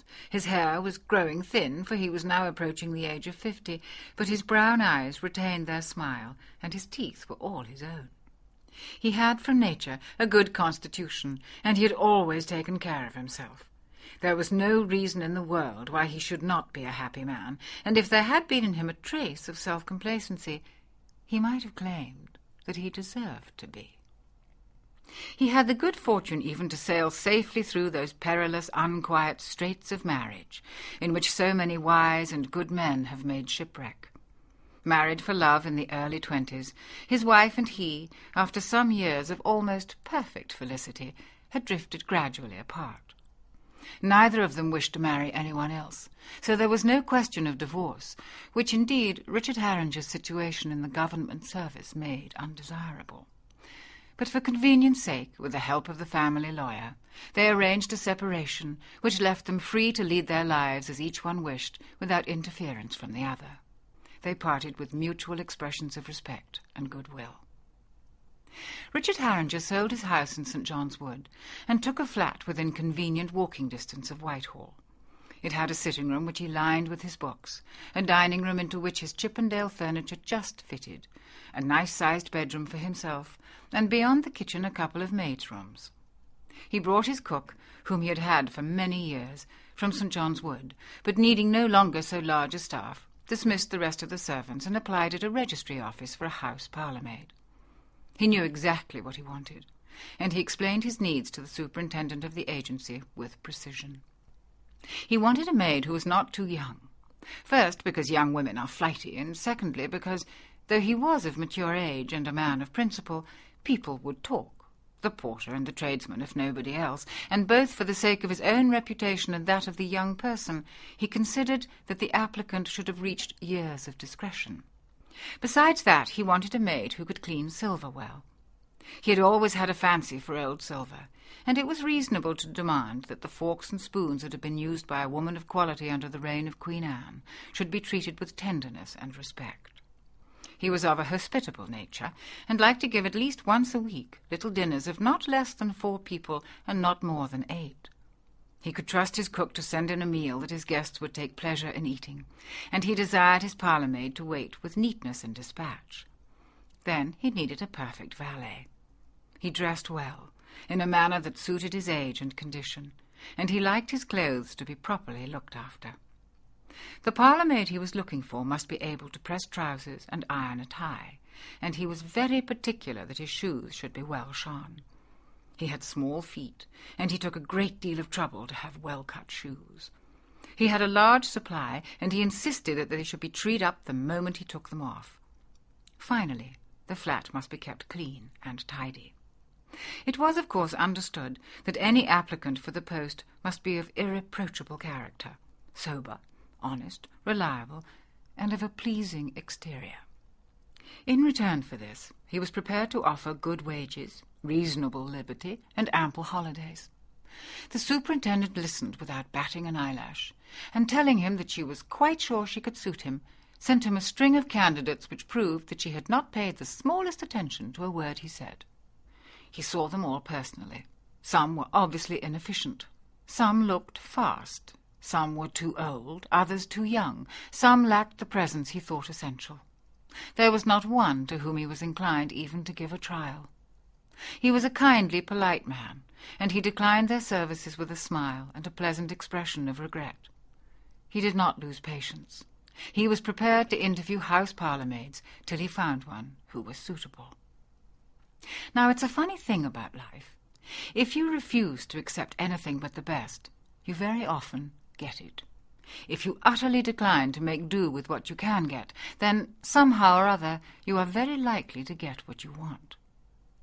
It is as though fate said, "This man's a perfect fool. He's asking for perfection," and then, just out of her feminine wilfulness, flung it in his lap. One day, the porter of the flats said to Richard Haringer out of a blue sky, "I hear you're looking for an house parlour-maid, sir. There's someone I know looking for a situation as might do. Can you recommend her personally?" Richard Harringer had the sound opinion that one servant's recommendation of another was worth much more than that of an employer. "I can vouch for her respectability. She's been in some very good situations. I shall be coming in to dress about 7. If that's convenient to her, I could see her then." "Very good, sir. I'll see that she's told." He had not been in more than 5 minutes when the cook, having answered a ring at the front door, came in and told him that the person the porter had spoken to him about had called. "Show her in," he said. He turned on some more light so that he could see what the applicant looked like, and getting up, stood with his back to the fireplace. A woman came in and stood just inside the door, in a respectful attitude. "Good evening," he said. "What's your name?" "Richard, sir." "How old are you?" 35, sir." "Well, that's a reasonable age." He gave his cigarette a puff and looked at her reflectively. She was on the tall side, nearly as tall as he, but he guessed that she wore high heels. Her black dress fitted her station. She held herself well. She had good features and a rather high colour. "Will you take off your hat?" he asked. She did so, and he saw that she had pale brown hair. It was neatly and becomingly dressed. She looked strong and healthy. She was neither fat nor thin. In a proper uniform she would look very presentable. She was not inconveniently handsome, but she was certainly a comely, in another class of life you might almost have said a handsome woman. He proceeded to ask her a number of questions. Her answers were satisfactory. She had left her last place for an adequate reason. She had been trained under a butler and appeared to be well acquainted with her duties. In her last place she had been head parlourmaid of 3, but she did not mind undertaking the work of the flat single-handed. She had valeted a gentleman before who had sent her to a tailor's to learn how to press clothes. She was a little shy, but neither timid nor ill at ease.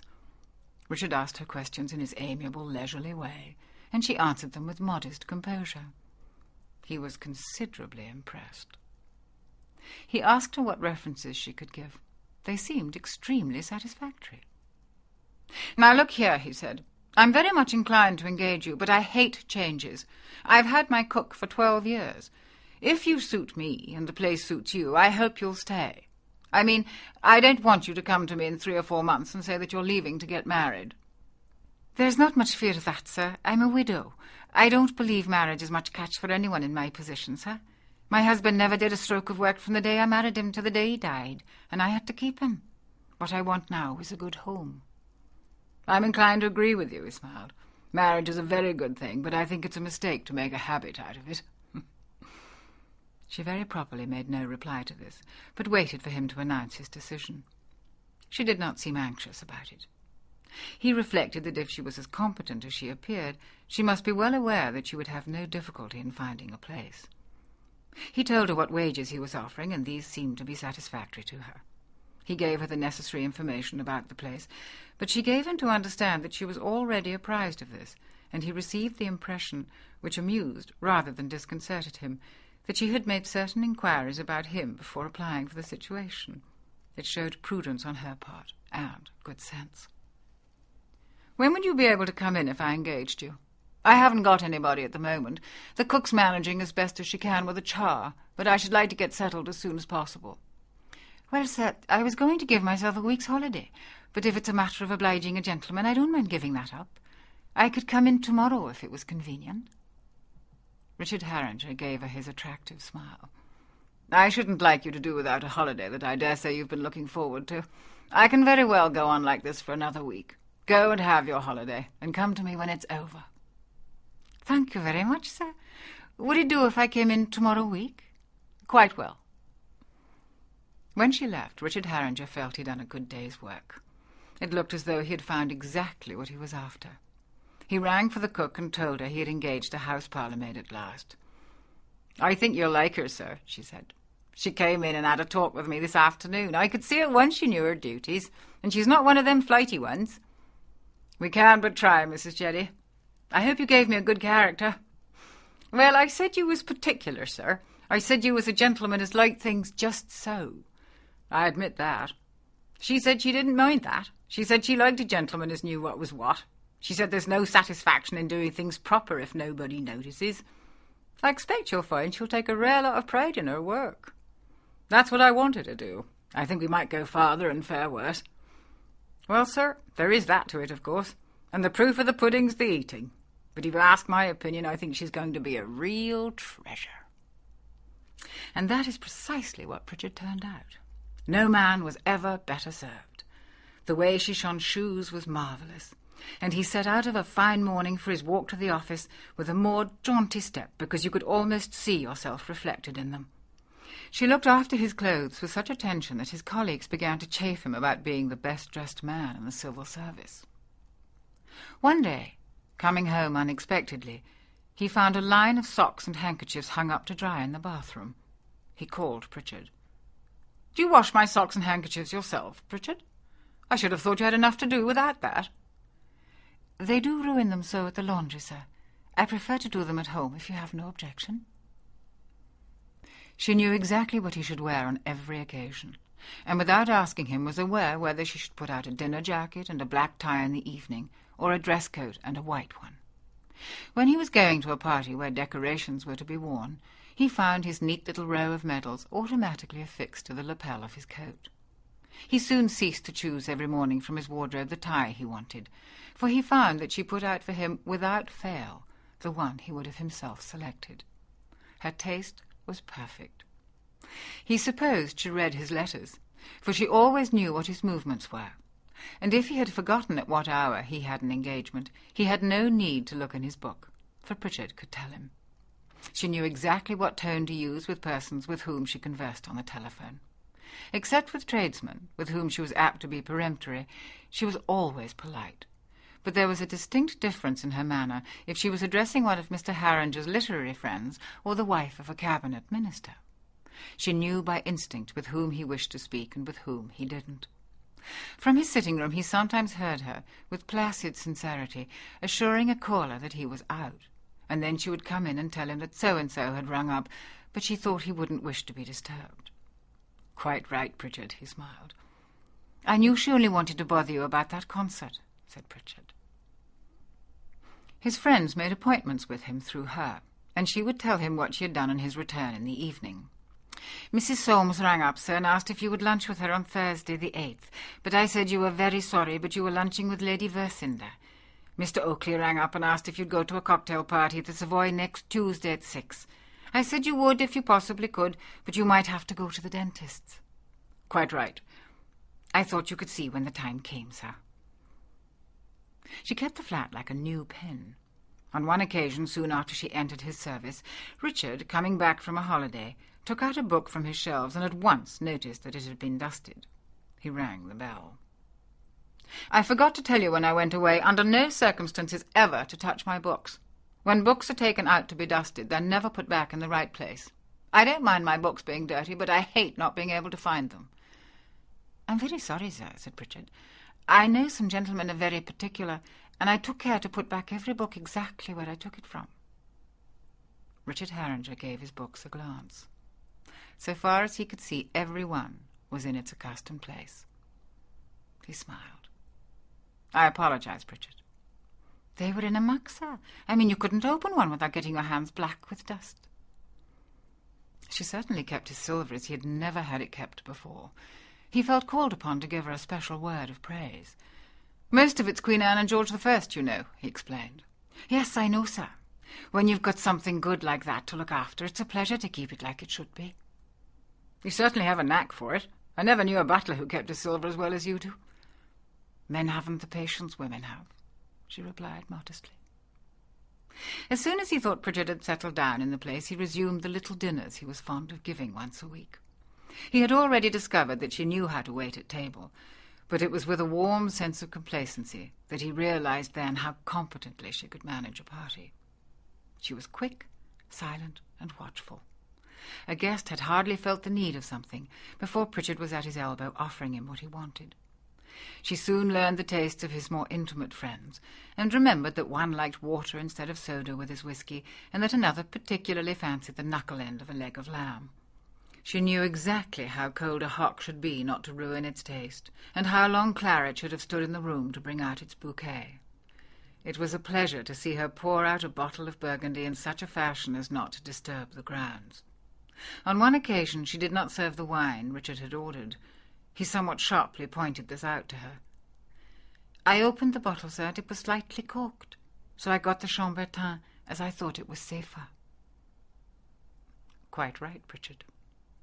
Presently he left this matter entirely in her hands, for he discovered that she knew perfectly what wines his guests would like. Without orders from him, she would provide the best in his cellar and his oldest brandy if she thought they were the sort of people who knew what they were drinking. She had no belief in the palate of women, and when they were of the party was apt to serve the champagne which had to be drunk before it went off. She had the English servant's instinctive knowledge of social differences, and neither rank nor money blinded her to the fact that someone was not a gentleman. But she had favourites among his friends, and when someone she particularly liked was dining, with the air of a cat that has swallowed a canary, she would pour out for him a bottle of wine that Harringer kept for very special occasions. It amused him. "You've got on the right side of Pritchard, old boy," he explained. "There aren't many people she gives this wine to." Pritchard became an institution. She was known very soon to be the perfect parlour-maid. People envied Harringer the possession of her, as they envied nothing else that he had. She was worth her weight in gold. Her price was above rubies. Richard Harringer beamed with self-complacency when they praised her. "Good masters make good servants," he said gaily. One evening, when they were sitting over their port and she had left the room, they were talking about her. "It'll be an awful blow when she leaves you." "Why should she leave me? 1 or 2 people have tried to get her away from me, but she turned them down. She knows where she's well off." "She'll get married one of these days." "I don't think she's that sort."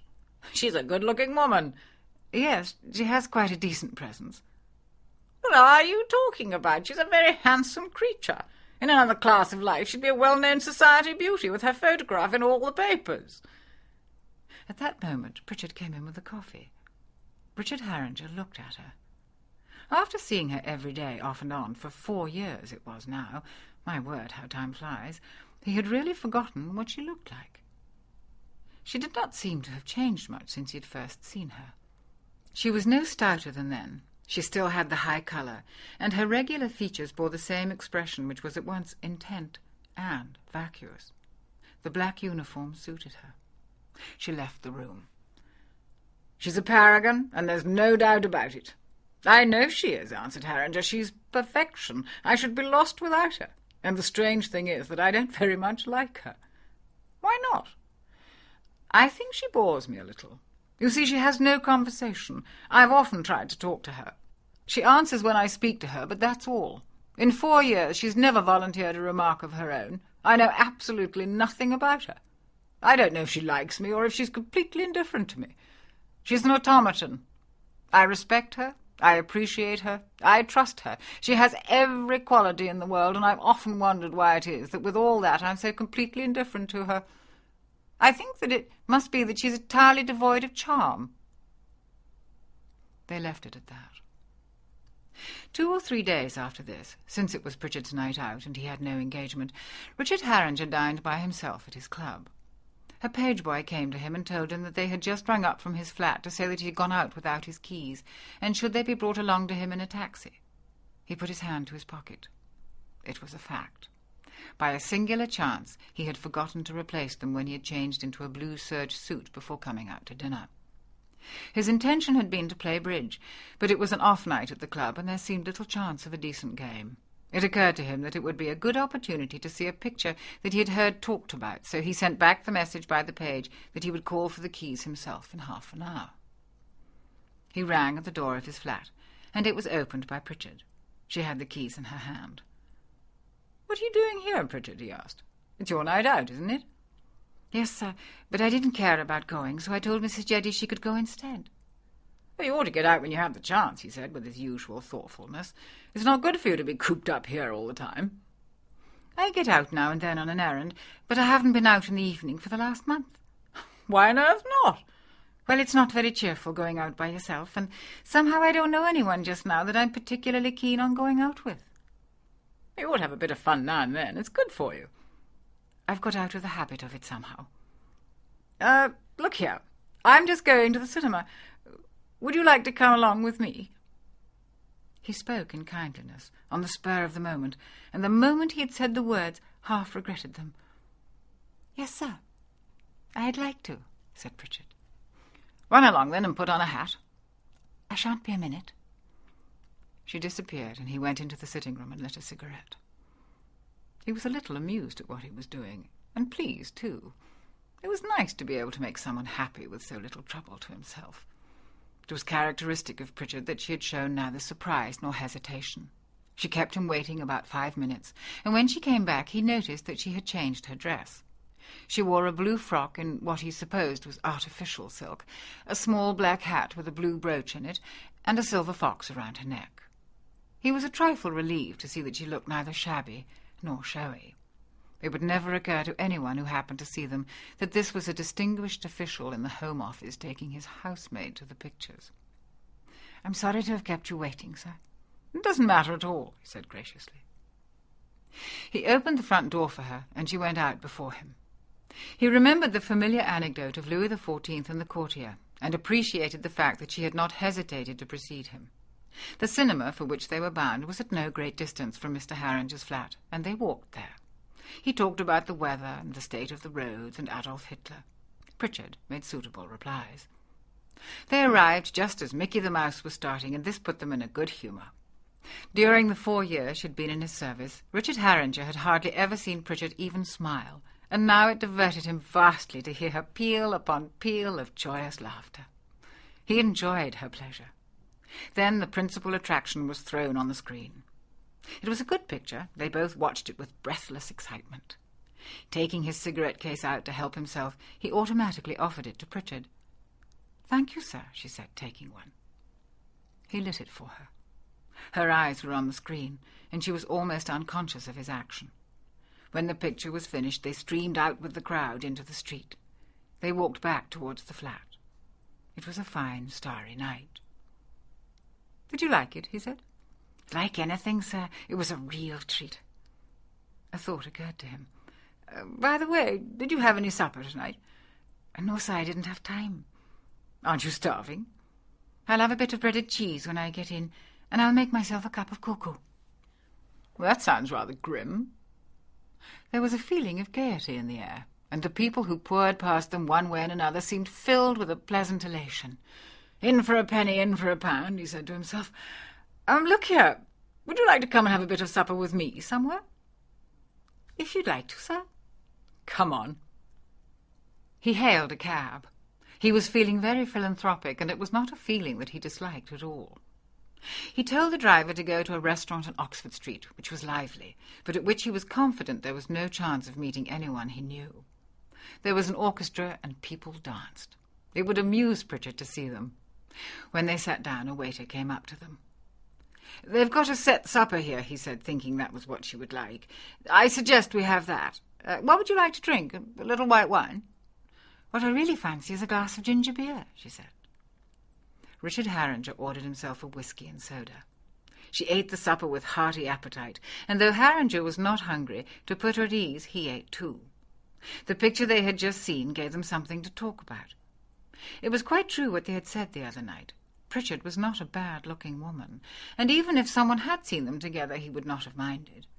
It would make rather a good story for his friends when he told them how he had taken the incomparable Pritchard to the cinema, and then afterwards to supper. Pritchard was looking at the dancers with a faint smile on her lips. "Do you like dancing?" he said. "I used to be a rare one for it when I was a girl. I never danced much after I was married. My husband was a bit shorter than me, and somehow I never think it looks well unless the gentleman's taller, if you know what I mean. I suppose I shall be getting too old for it soon." Richard was certainly taller than his parlour-maid. They would look all right. He was fond of dancing, and he danced well. But he hesitated. He did not want to embarrass Pritchard by asking her to dance with him. It was better not to go too far, perhaps. And yet, what did it matter? It was a drab life she led. She was so sensible, if she thought it was a mistake, he was pretty sure she would find a decent excuse. "Would you like to take a turn, Pritchard?" he said as the band struck up again. "I'm terribly out of practice, sir." "What does that matter?" "If you don't mind, sir," she answered coolly, rising from her seat. She was not in the least shy. She was only afraid that she would not be able to follow his step. They moved onto the floor. He found she danced very well. "Why, you danced perfectly, Pritchard," he said. "It's coming back to me." Although she was a big woman, she was light on her feet, and she had a natural sense of rhythm. She was very pleasant to dance with. He gave a glance at the mirrors that lined the walls, and he could not help reflecting that they looked very well together. Their eyes met in the mirror. He wondered whether she was thinking that too. They had 2 more dances, and then Richard Harringer suggested that they should go. He paid the bill, and they walked out. He noticed that she threaded her way through the crowd without a trace of self-consciousness.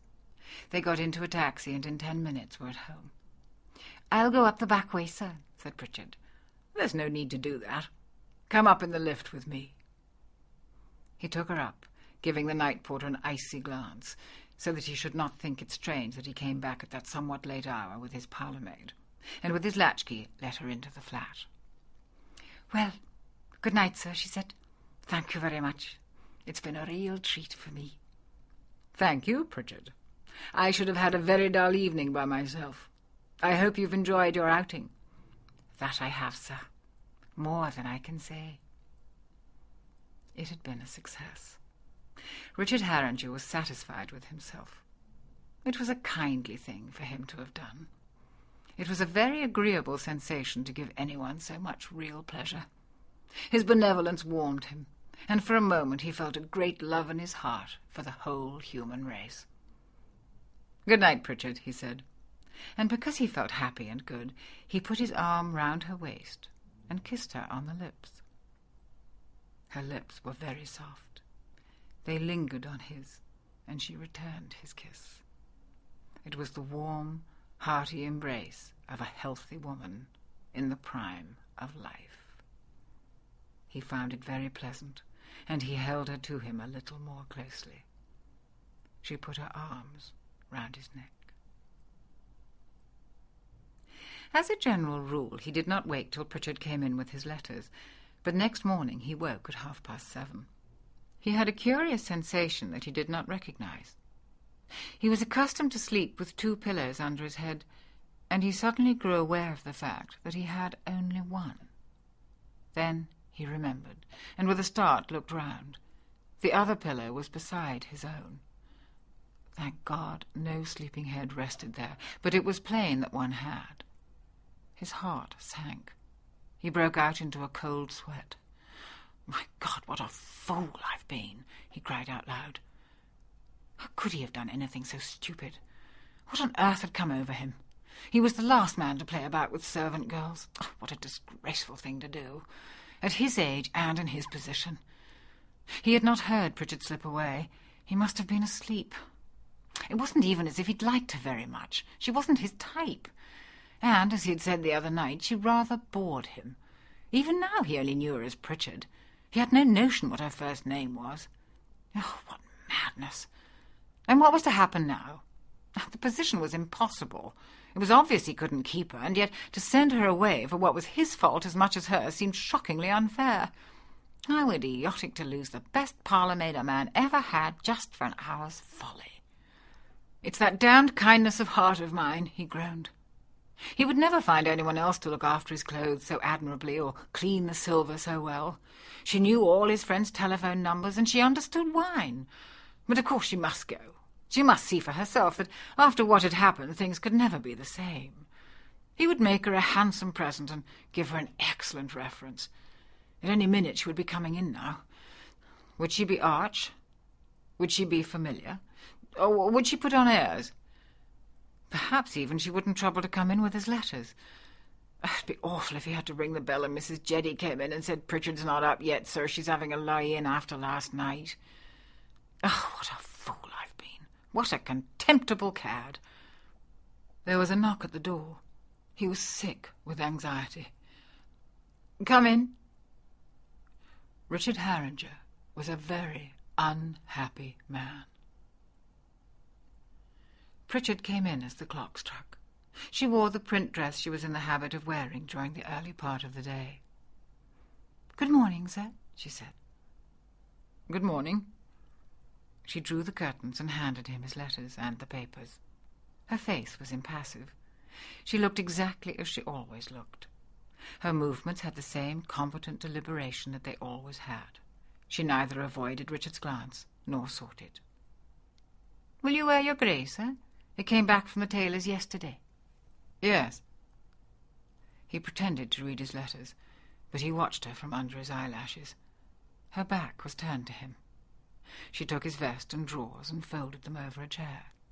She took the studs out of the shirt he had worn the day before and studied a clean one. She put out some clean socks for him and placed them on the seat of a chair with the suspenders to match by the side. Then she put out his grey suit and attached the braces to the back buttons of the trousers. She opened his wardrobe and, after a moment's reflection, chose a tie to go with the suit. She collected on her arm the suit of the day before and picked up the shoes. "Will you have breakfast now, sir, or will you have your bath first?" "I'll have breakfast now," he said. "Very good, sir." With her slow, quiet movements, unruffled, she left the room. Her face bore that rather serious, deferential, vacuous look it always bore. What had happened might have been a dream. Nothing in Pritchard's demeanour suggested that she had the smallest recollection of the night before. He gave a sigh of relief. It was going to be all right. She need not go. She need not go. Pritchard was the perfect parlour-maid. He knew that never by word nor gesture would she ever refer to the fact that for a moment their relations had been other than those of master and servant. Richard Harringer was a very happy man.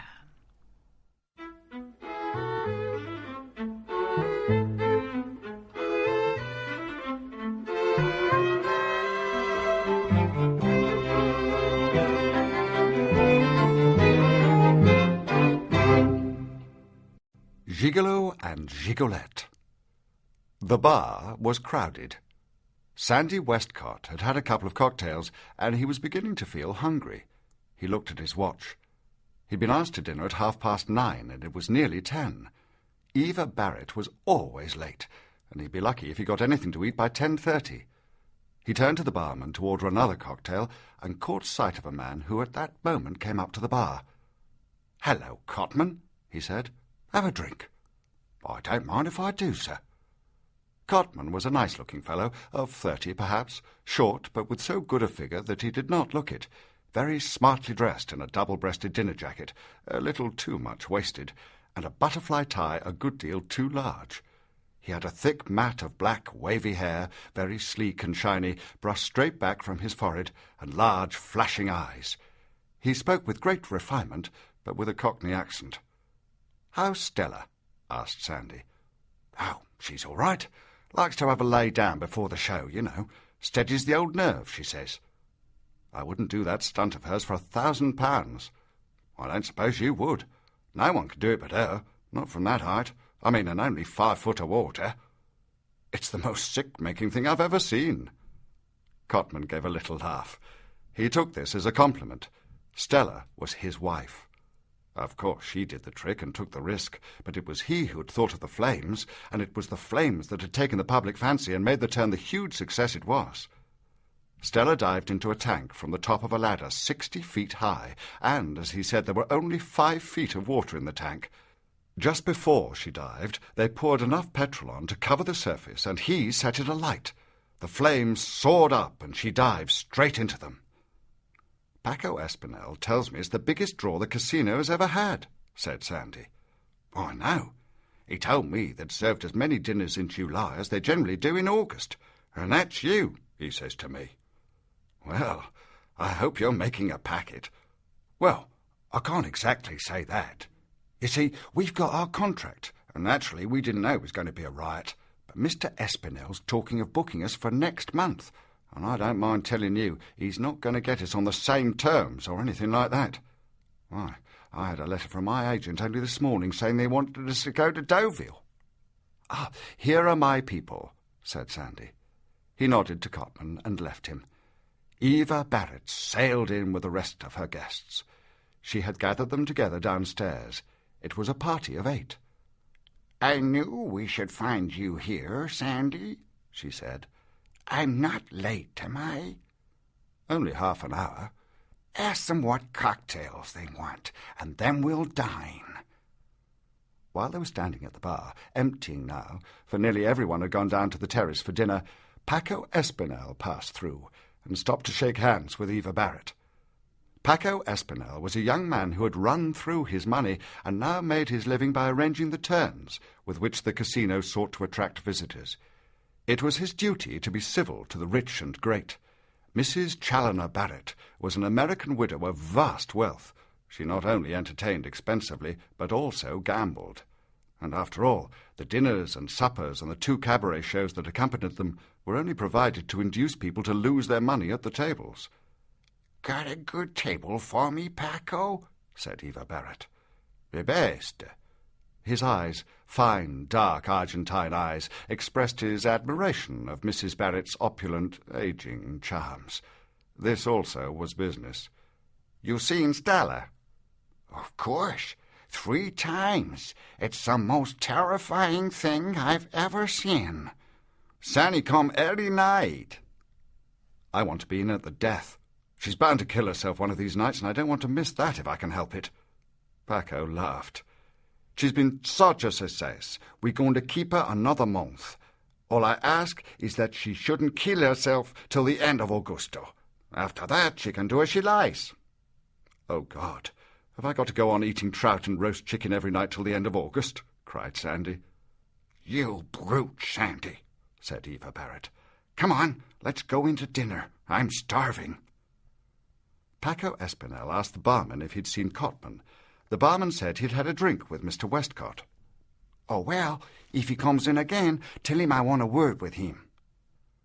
Mrs. Barrett paused at the top of the steps that led down to the terrace long enough for the press representative, a little haggard woman with an untidy head, to come up with her notebook. Sandy whispered the names of the guests. It was a representative Riviera party. There was an English lord and his lady, long and lean, both of them, who were prepared to dine with anyone who would give them a free meal. They were certain to be as tight as drums before midnight. There was a gaunt Scotch woman with a face like a Peruvian mask that has been battered by the storms of 10 centuries, and her English husband.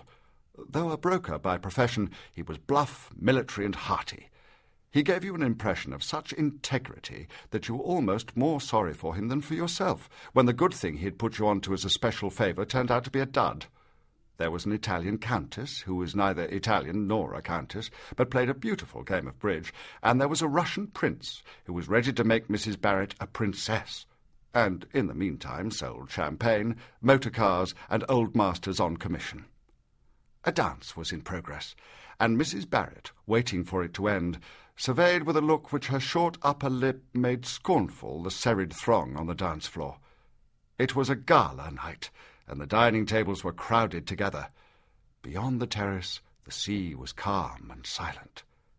The music stopped, and the head waiter, affably smiling, came up to guide her to her table. She swept down the steps with a majestic gait. "We shall have quite a good view of the dive," she said as she sat down. "I'd like to be next door to the tank," said Sandy, "so that I can see her face." "Is she pretty?" asked the Countess. "It's not that. It's the expression of her eyes. She's scared to death every time she does it." "Oh, I don't believe that," said the city gentleman, Colonel Goodhart by name, though no one had ever discovered how he came by the title. "I mean, the whole belly stunt's only a trick. There's no danger, really, I mean." "You don't know what you're talking about. Diving from that height in as little water as that, she's got to turn like a flash the moment she touches the water. And if she doesn't do it right, she's bound to bash her head against the bottom and break her back." "That's just what I'm telling you, old boy," said the Colonel. "It's a trick. I mean, there's no argument." "If there's no danger, there's nothing to it anyway," said Eva Barrett. "It's over in a minute. Unless she's risking her life, it's the biggest fraud of modern times. Don't say we've come to see this over and over again and it's only a fake." "Pretty well everything is. Take my word for that." "Well, you ought to know," said Sandy. If it occurred to the Colonel that this might be a nasty dig, he admirably concealed it. He laughed. I don't mind saying I know a thing or two, he admitted. I mean, I've got my eyes peeled all right. You can't put much over on me. The tank was on the far left of the terrace, and behind it, supported by stays, was an immensely tall ladder, at the top of which was a tiny platform. After 2 or 3 dances more, when Eva Barrett's party were eating asparagus, the music stopped, and the lights were lowered. A spot was turned on the tank. Cotman was visible in the brilliance. He ascended 6 steps so that he was on a level with the top of the tank. "Ladies and gentlemen," he cried out in a loud, clear voice, "you are now going to see the most marvellous feat of the century. Madame Stella, the greatest diver in the world, is about to dive from a height of 60 feet into a lake of flames 5 foot deep. This is a feat that has never been performed before, and Madame Stella is prepared to give £100 to anyone who will attempt it. Ladies and gentlemen, I have the honour to present Madame Stella." A little figure appeared at the top of the steps that led on to the terrace, ran quickly up to the tank, and bowed to the applauding audience. She wore a man's silk dressing-gown, and on her head a bathing cap. Her thin face was made up as if for the stage. The Italian countess looked at her through her face à main. "Not pretty," she said. "Good figure," said Eva Barrett. "You'll see." Stella slipped out of her dressing-gown and gave it to Cotman. He went down the steps. She stood for a moment and looked to the crowd. They were in darkness, and she could only see vague white faces and white shirt-fronts. She was small, beautifully made, with legs long for her body and slim hips. Her bathing costume was very scanty. "You're quite right about the figure, Eva," said the Colonel. "Bit undeveloped, of course, but I know you girls think that that's quite the thing." Stella began to climb the ladder, and the spotlight followed her. It seemed an incredible height. An attendant poured petrol on the surface of the water. Cotman was handed a flaming torch. He watched Stella reach the top of the ladder and settle herself on the platform. "Ready?" he cried. "Yes." "Go!" he shouted. And as he shouted, he seemed to plunge the burning torch into the water. The flames sprang up, leaping high, and really terrifying to look at. At the same moment, Stella dived. She came down like a streak of lightning and plunged through the flames, which subsided a moment after she'd reached the water. A second later she was at the surface and jumped out to a roar, a storm of applause. Cotman wrapped the dressing-gown round her. She bowed and bowed. The applause went on. Music struck up. With a final wave of the hand, she ran down the steps and between the tables to the door. The lights went up, and the waiters hurried along with their neglected service. Sandy Westcott gave a sigh. He did not know whether he was disappointed or relieved. "Top hell," said the English peer. "It's a bally fake," said the Colonel, with his British pertinacity. "I bet you anything you like." "It's over so quickly," said her English ladyship. "I mean, you don't get your money's worth, really." Anyway, it wasn't her money. That it never was. The Italian countess leaned forward. She spoke fluent English, but with a strong accent. "Eva, my darling, who are those extraordinary people at the table near the door under the balcony?" "Packet of fun, aren't they?" said Sandy. "I simply haven't been able to take my eyes off them." Eva Barrett glanced at the table the Countess indicated, and the Prince, who sat with his back to it, turned round to look. "They can't be true," cried Eva. "I must ask Angelo who they are." Mrs. Barrett was the sort of woman who knew the head waiters of all the principal restaurants in Europe by their first names. She told the waiter, who was at that moment filling her glass, to send Angelo to her. It was certainly an odd pair. They were sitting by themselves at a small table. They were very old. The man was big and stout, with a mass of white hair, great bushy white eyebrows, and an enormous white moustache. He looked like the late King Humbert of Italy, but much more like a king. He sat bolt upright. He wore full evening dress, with a white tie and a collar that has been out of fashion for hard on 30 years. His companion was a little old lady in a black satin ball dress, cut very low and tight at the waist. Round her neck were several chains of coloured beads. She wore what was obviously a wig, and a very ill-fitting one at that. It was very elaborate, all curls and sausages, and raven black. She was outrageously made up, bright blue under the eyes and on the eyelids, the eyebrows heavily black, a great patch of very pink rouge on each cheek, and the lips a livid scarlet. The skin hung loosely on her face in deep wrinkles. She had large, bold eyes, and they darted eagerly from table to table. She was taking everything in, and every other minute called the old man's attention to someone or other. The appearance of the couple was so fantastic in that fashionable crowd, the men in dinner jackets, the women in thin, pale-coloured frocks, that many eyes were turned on them. The staring did not seem to incommode the old lady. When she felt certain persons were looking at her, she raised her eyebrows archly, smiled, and rolled her eyes.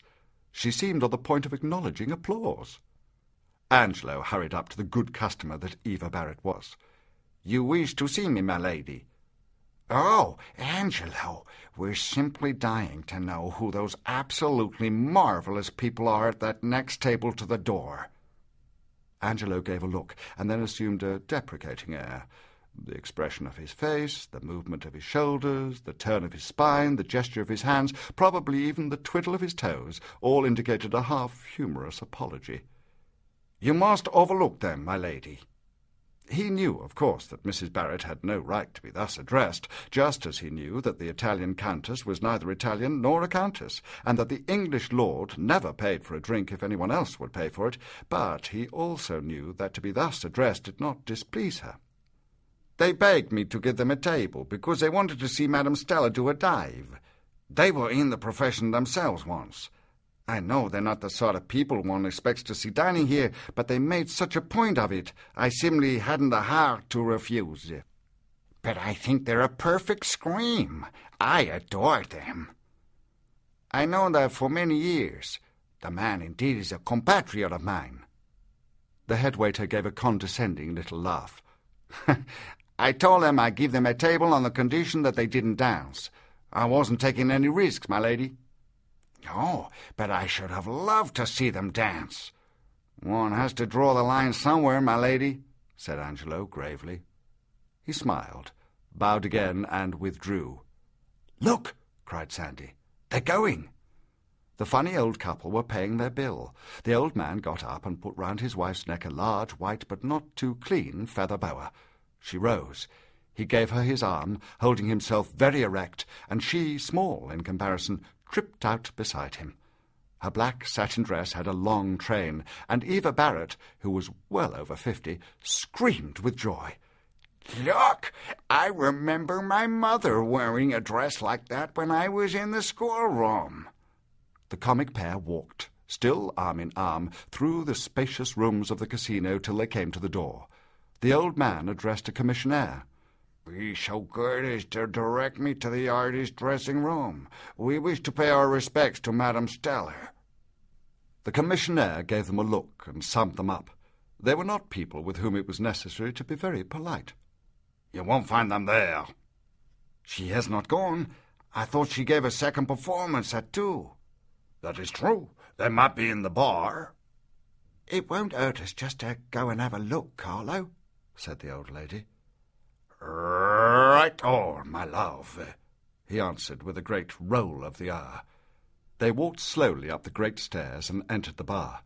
It was empty but for the deputy barman and a couple sitting in 2 armchairs in the corner. The old lady released her husband's arm and tripped up with outstretched arms. "How are you, dear?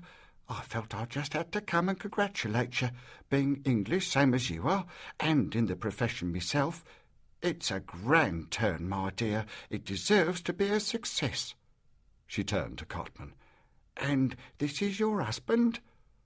Stella got out of her armchair, and a shy smile broke on her lips as she listened with some confusion to the voluble old lady.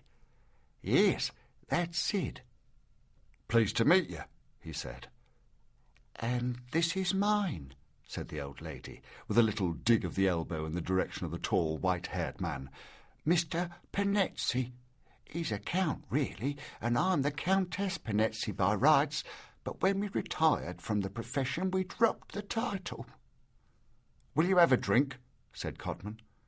"No, you have one with us," said Mrs. Penetzy, sinking into an armchair. "Carlo, you order." The barman came, and after some discussion 3 bottles of beer were ordered.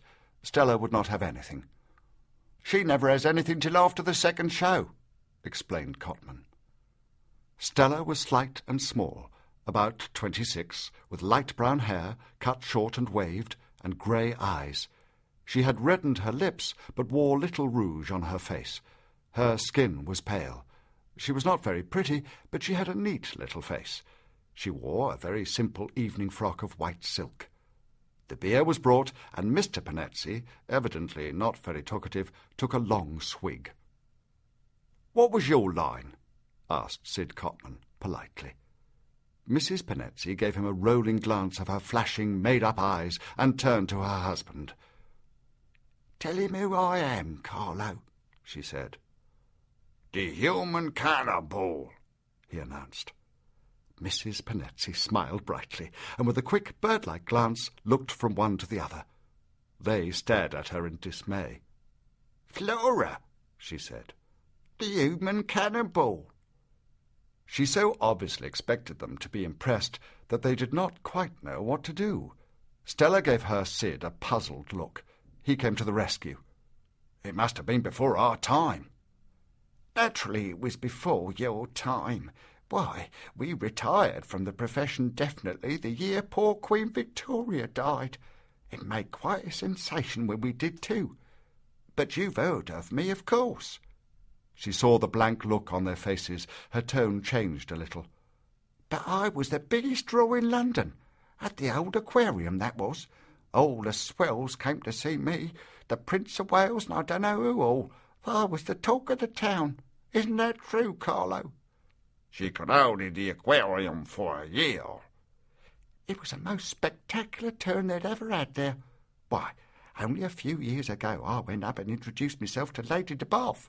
Lily Langtry, you know. She used to live down here. She remembered me perfectly. She told me she'd seen me 10 times. "What did you do?" asked Stella. "I was fired out of a cannon. Oh, believe me, it was a sensation. And after London I went all over the world with it. Yes, my dear. I'm an old woman now, and I won't deny it. 78, Mr. Penetzy is, and I shall never see 70 again, but I've had me portrait on every hoarding in London. Lady de Bath said to me, 'My dear, you was as celebrated as I was.' But you know what the public is. Give 'em a good thing and they go mad over it, only they want change. However good it is, they get sick of you, and then they won't go and see it any more. It'll happen to you, my dear, same as it happened to me. It comes to all of us. But Mr. Penetzy always had his head screwed on his shoulders the right way. Been in the business since he was so high. Circus, you know. Ringmaster. That's how I first knew him. I was in a troupe of acrobats. Trapeze act, you know. He's a fine-looking man now, but you should have seen him then. In his Russian boots and riding breeches and a tight-fitting coat with frogs all down the front of it, cracking his long whip as his horses galloped around the ring. The handsomest man I ever see in my life." Mr. Penetzy did not make any remark, but thoughtfully twisted his immense white moustache. "Well, as I was telling you, he was never one to throw money about, and when the agents couldn't get us bookings any more, he said, 'Let's retire.' And he was quite right. After having been the biggest star in London, we couldn't go back to circus work any more. I mean, Mr. Penetzy being a count, really, he had his dignity to think of. So we come down here and we bought a house and started a pension. It always had been Mr. Penetzy's ambition to do something like that. 35 years we've been here now. Give them a card, Carlo. Mr. Penetzy does the cooking himself, and if you ever want a real home from home, you'll know where to find it. I like professional people, and we have a rare lot to talk about, you and me, dearie.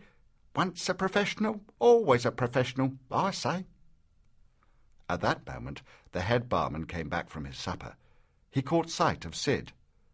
"Oh, Mr. Copman, Mr. Espinel was looking for you, wants to see you particularly." "Oh, where is he?" "You'll find him around somewhere." "We'll be going," said Mrs. Penelope, getting up. "Come and have lunch with us one day, will you? I'd like to show you my old photographs and me press cuttings. Fancy you not having heard of the human cannibal. Why, I was as well known as the Tower of London." Mrs. Penelope was not vexed at finding that these young people had never even heard of her. She was simply amused. They bade one another good-bye, and Stella sank back again into her chair. "I'll just finish me beer," said Sid, "and then I'll go round and see what Paco wants.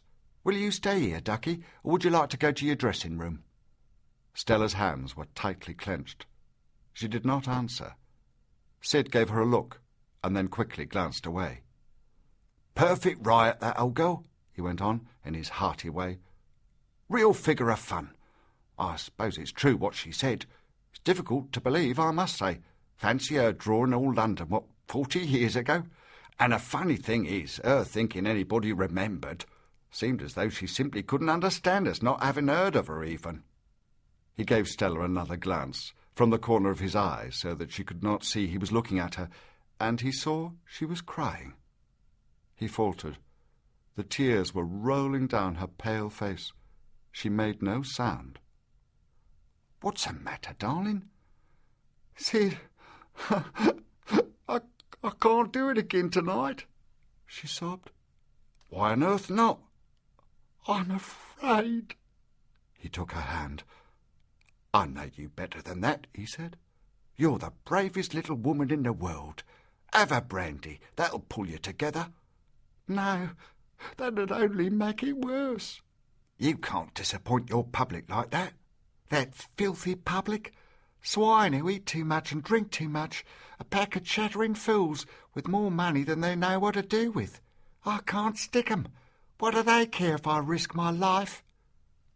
"Of course, it's the thrill they come for. There's no denying that," he replied uneasily. "But you know, and I know, there's no risk. Not if you keep your nerve." "But I've lost my nerve, Sid. I shall kill myself." She had raised her voice a little, and he looked round quickly at the barman. But the barman was reading the Éclaireur de Nice, and paid no attention. "You don't know what it looks like from up there, the top of the ladder, when I look down at the tank. I'll give you my word, tonight I thought I was going to faint. I tell you, I can't do it again tonight. You've got to get me out of it, Sid." "If you funk it tonight, it'll be worse tomorrow." "No, it won't.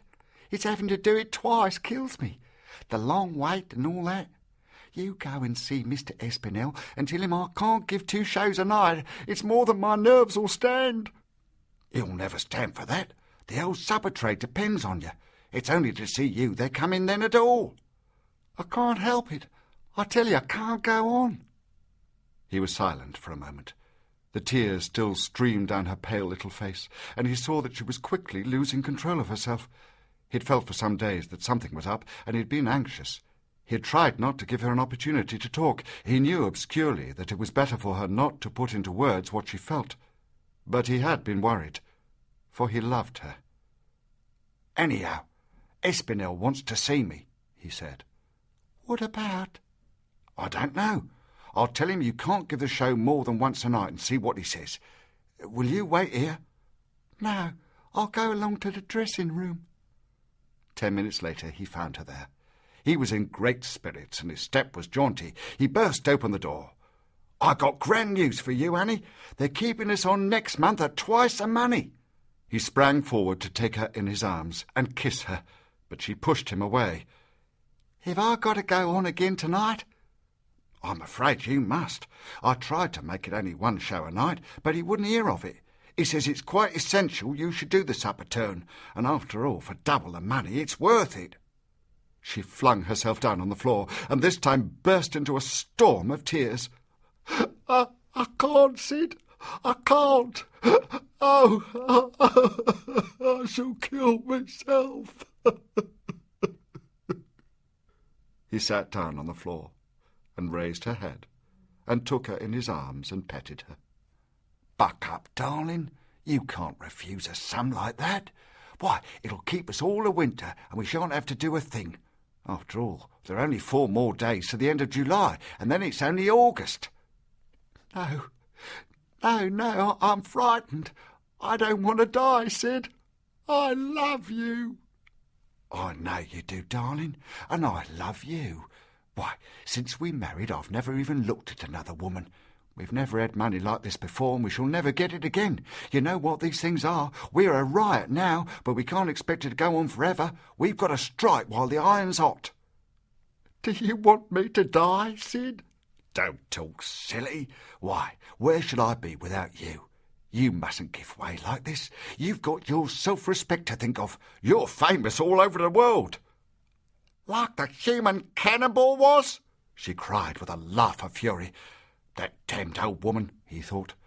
He knew that was the last straw. Bad luck, Stella taking it like that. That was an eye-opener to me, she went on. What do they come and see me over and over again for? On the chance they'll see me kill myself. And a week after I'm dead, they'll have forgotten even my name. That's what the public is.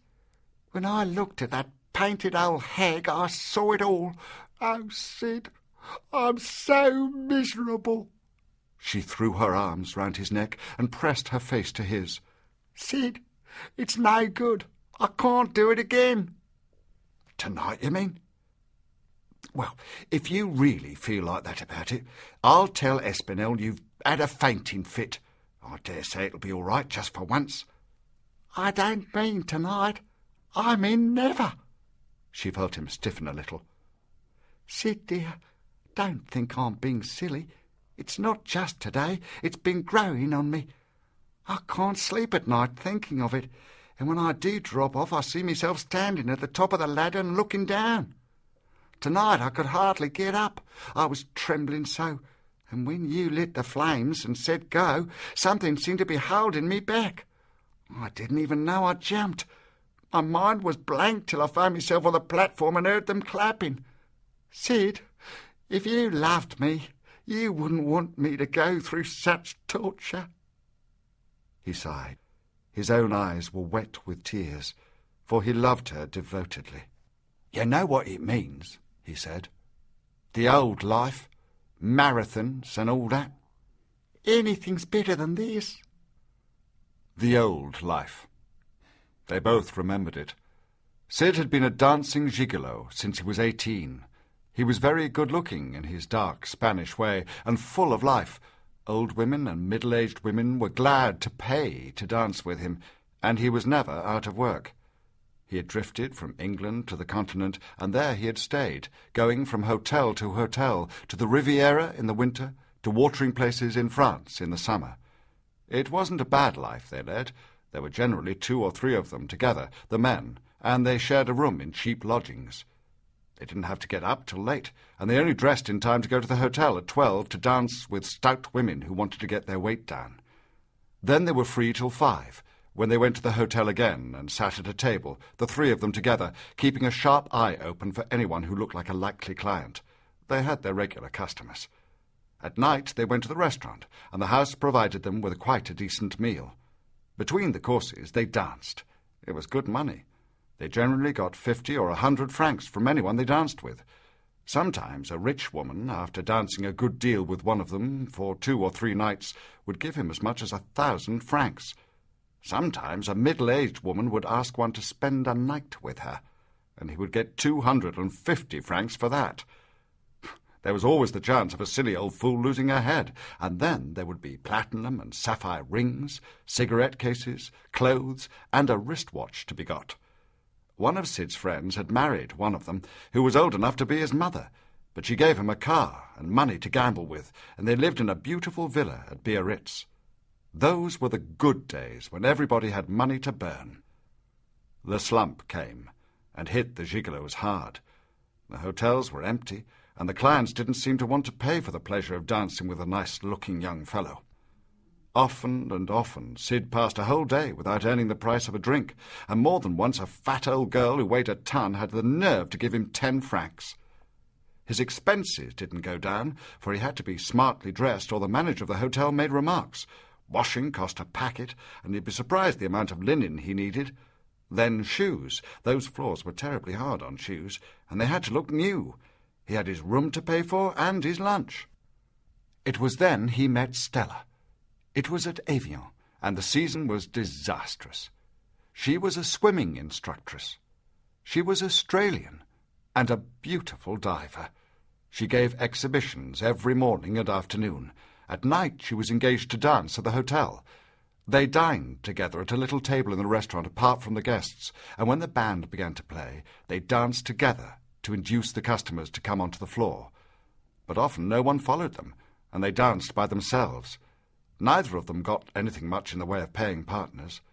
They fell in love with one another, and at the end of the season got married. They had never regretted it. They had gone through hard times, even though, for business reasons, elderly ladies didn't so much like the idea of dancing with a married man when his wife was there. They concealed their marriage. It was not so easy to get a hotel job for the pair of them, and Sid was far from being able to earn enough to keep Stella, even in the most modest pension, without working. The gigolo business had gone to pot. They went to Paris and learnt a dancing act, but the competition was fearful, and cabaret engagements were very hard to get. Stella was a good ballroom dancer, but the rage was for acrobatics, and however much they practised, she never managed to do anything startling. The public was sick of the apache turn. They were out of a job for weeks at a time. Sid's wristwatch, his gold cigarette case, his platinum ring all went up the spout. At last they found themselves in Nice, reduced to such straits that Sid had to pawn his evening clothes. It was a catastrophe. They were forced to enter for the marathon that an enterprising manager was starting. 24 hours a day they danced, resting every hour for 15 minutes. It was frightful. Their legs ached, their feet were numb. For long periods they were unconscious of what they were doing. They just kept time to the music, exerting themselves as little as possible. They made a little money. People gave them sums of 100 francs or 200 to encourage them, and sometimes, to attract attention, they roused themselves to give an exhibition dance. If the public was in a good humour, this might bring in a decent sum. They grew terribly tired. On the 11th day, Stella fainted and had to give up. Sid went on by himself, moving without pause, grotesquely, without a partner. That was the worst time they'd ever had. It was the final degradation. It had left with them a recollection of horror and misery. But it was then that Sid had his inspiration. It had come to him while he was slowly going round the hall by himself. Stella always said she could dive in a saucer. It was just a trick. "Funny how ideas come," he said afterwards, "like a flash of lightning." He suddenly remembered having seen a boy set fire to some petrol that had been spilt on the pavement, and the sudden blaze-up. For of course it was the flames on the water and the spectacular dive into them that had caught the public fancy. He stopped dancing there and then. He was too excited to go on. He talked it over with Stella, and she was enthusiastic. He wrote to an agent who was a friend of his. Everyone liked Sid. He was a nice little man. And the agent put up the money for the apparatus. He got them an engagement at a circus in Paris, and the turn was a success. They were made. Engagements followed here and there. Sid bought himself an entire outfit of new clothes, and the climax came when they got a booking for the summer casino on the coast. It was no exaggeration of Sid's when he said that Stella was a riot. "All our troubles are over, old girl," he said fondly. "We can put a bit by now for a rainy day, and when the public's sick of this, I'll just think of something else." And now, without warning, at the top of their boom, Stella wanted to chuck it. He didn't know what to say to her. It broke his heart to see her so unhappy. He loved her more now even than when he'd married her. He loved her because of all they'd gone through together. After all, for 5 days once they'd had nothing to eat but a hunk of bread each and a glass of milk, and he loved her because she'd taken him out of all that. He had good clothes to wear again and his 3 meals a day. He couldn't look at her. The anguish in her dear grey eyes was more than he could bear. Timidly she stretched out her hand and touched his. He gave a deep sigh. "You know what it means, honey? Our connection in the hotels has gone west, and the business is finished anyway. What there is will go to people younger than us. You know what these old women are as well as I do. It's a boy they want, and besides, I'm not tall enough, really. Didn't matter so much when I was a kid. It's no good saying I don't look my age, because I do. Perhaps we can get into pictures.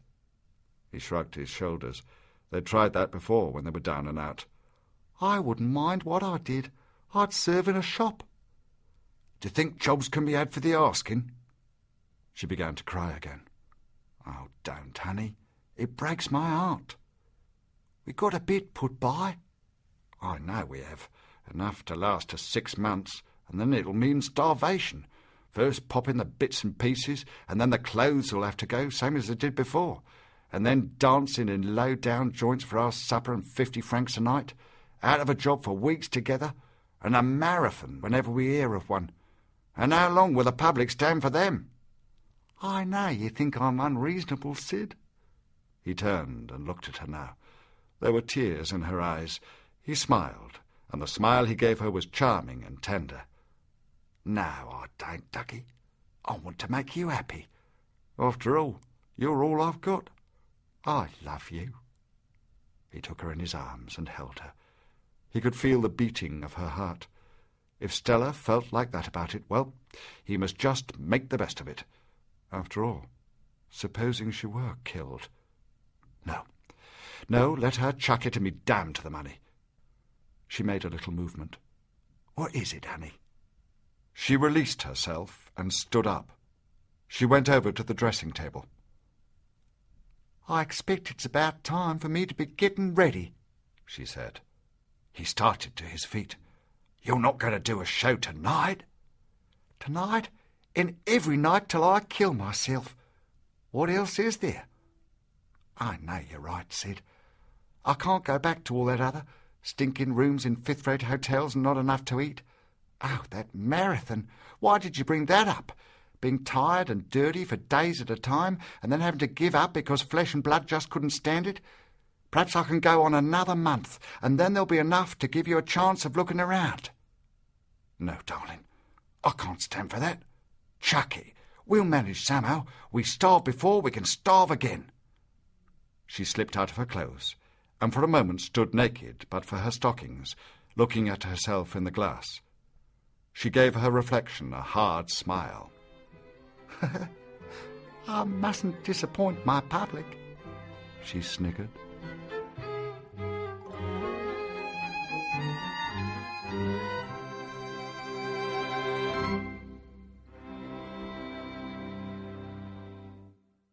That was James Warwick reading Gigolo and Gigolette by Somerset Maugham. You also heard The Verger, read by Kenneth Danziger.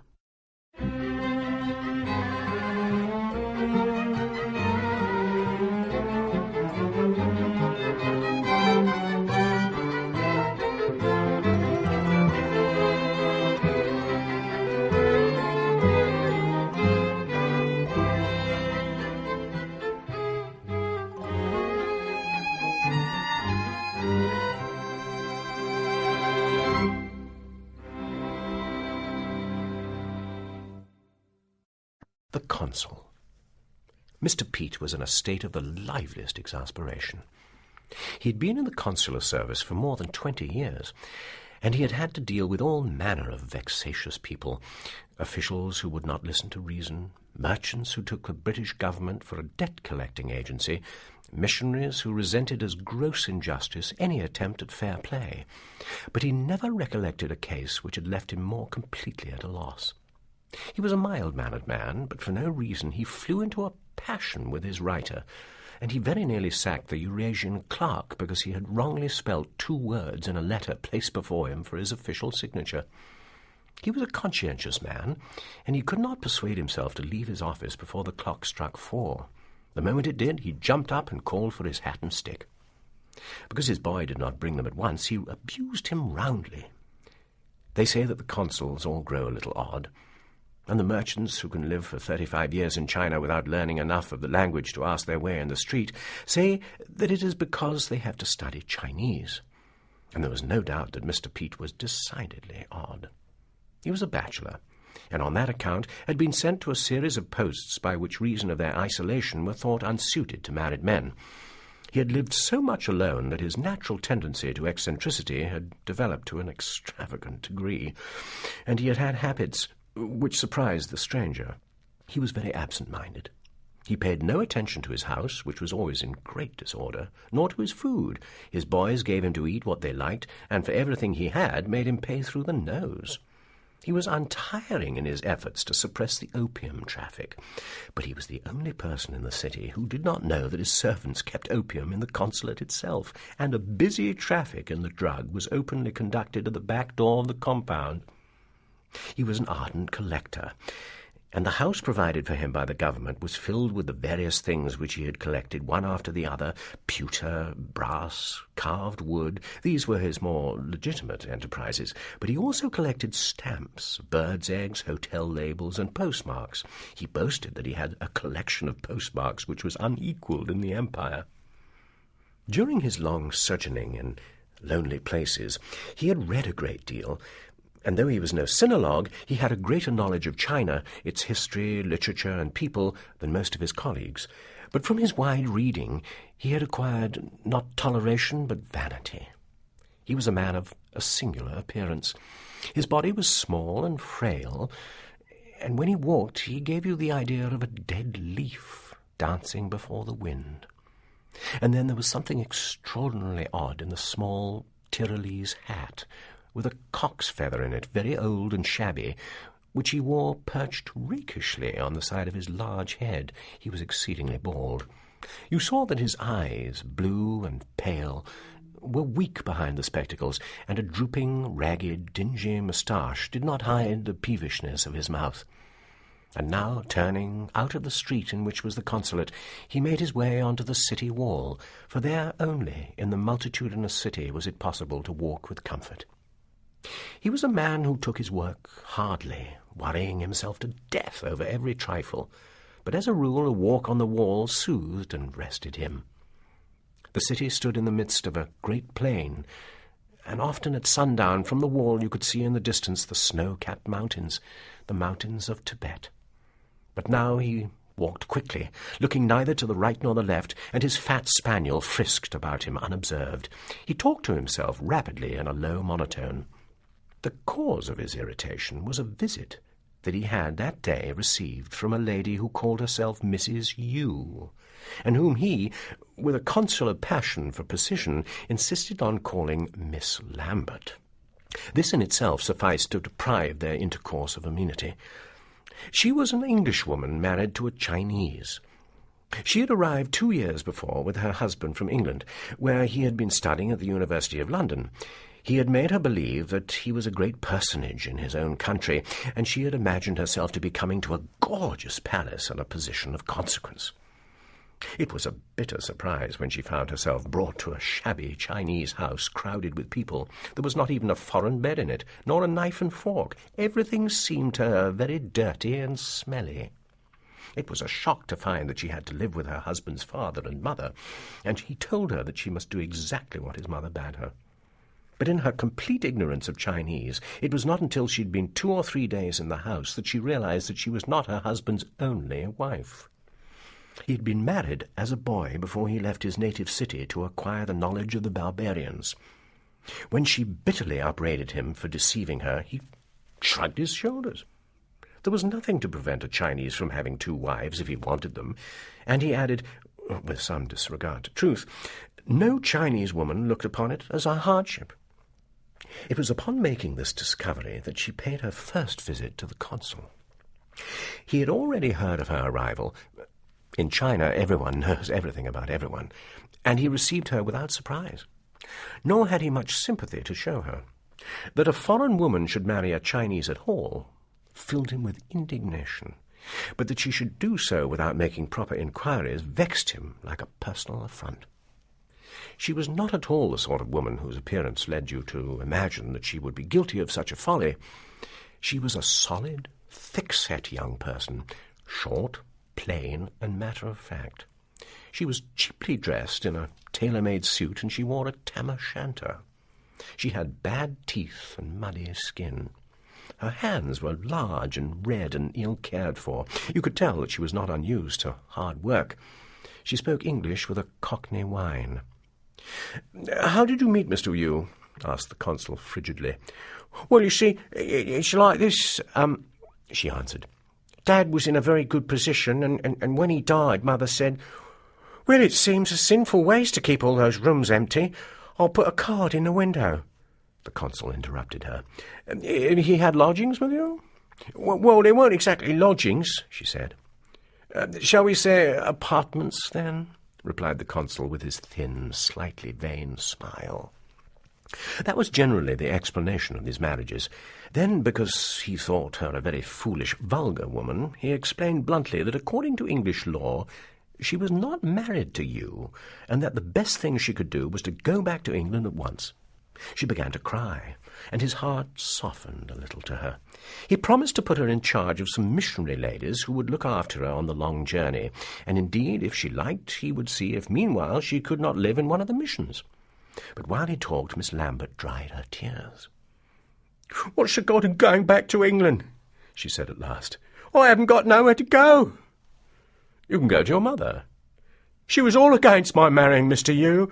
I should never hear the last of it if I was to go back now." The consul began to argue with her, but the more he argued, the more determined she became, and at last he lost his temper. "If you like to stay here with a man who isn't your husband, it's your own lookout, but I wash my hands of all responsibility." Her retort had often wrangled. "Then you got no cause to worry," she said, and the look on her face returned to him whenever he thought of her. That was 2 years ago, and he had seen her once or twice since then. It appeared that she'd gone on very badly with her mother-in-law and with her husband's other wife, and she had come to the consul with preposterous questions about her rights according to Chinese law. He repeated his offer to get her away, but she remained steadfast in her refusal to go, and their interview always ended in the consul's flying into a passion. He was almost inclined to pity the rascally Yu who had to keep the peace between these 3 warring women. According to his English wife's account, he was not unkind to her. He tried to act fairly by both his wives. Miss Lambert did not improve. The consul knew that ordinarily she wore Chinese clothes, but when she came to see him, she put on European dress. She was become extremely blousy. Her health suffered from the Chinese food she ate, and she was beginning to look wretchedly ill. But really he was shocked when she had been shown into his office that day. She wore no hat, and her hair was dishevelled. She was in a highly hysterical state. "They're trying to poison me!" she screamed, and she put before him a bowl of some foul-smelling food. "It's poisoned," she said. "I've been ill for the last 10 days. It's only by a miracle I've escaped." She gave him a long story, circumstantial and probable enough to convince him. After all, nothing was more likely than that the Chinese women should use familiar methods to get rid of an intruder who was hateful to them. Do they know you come here?" "Of course they do. I told them I was going to show them up." Now at last was the moment for decisive action. The consul looked at her in his most official manner. "Well, you must never go back there. I refuse to put up with your nonsense any longer. I insist on your leaving this man who isn't your husband." But he found himself helpless against the woman's insane obstinacy. He repeated all the arguments he had used so often, but she would not listen, and as usual he lost his temper. It was then, in the answer to his final, desperate question, that she had made the remark which had entirely robbed him of his calm. "But what on earth makes you stay with the man?" he cried. She hesitated for a moment, and a curious look came into her eyes. "There's something in the way his hair grows on his forehead that I can't help liking," she answered. The consul had never heard anything so outrageous. It really was the last straw. And now, while he strode along, trying to walk off his anger, though he was not a man who often used bad language, he really could not restrain himself, and he said fiercely, "Women are simply bloody."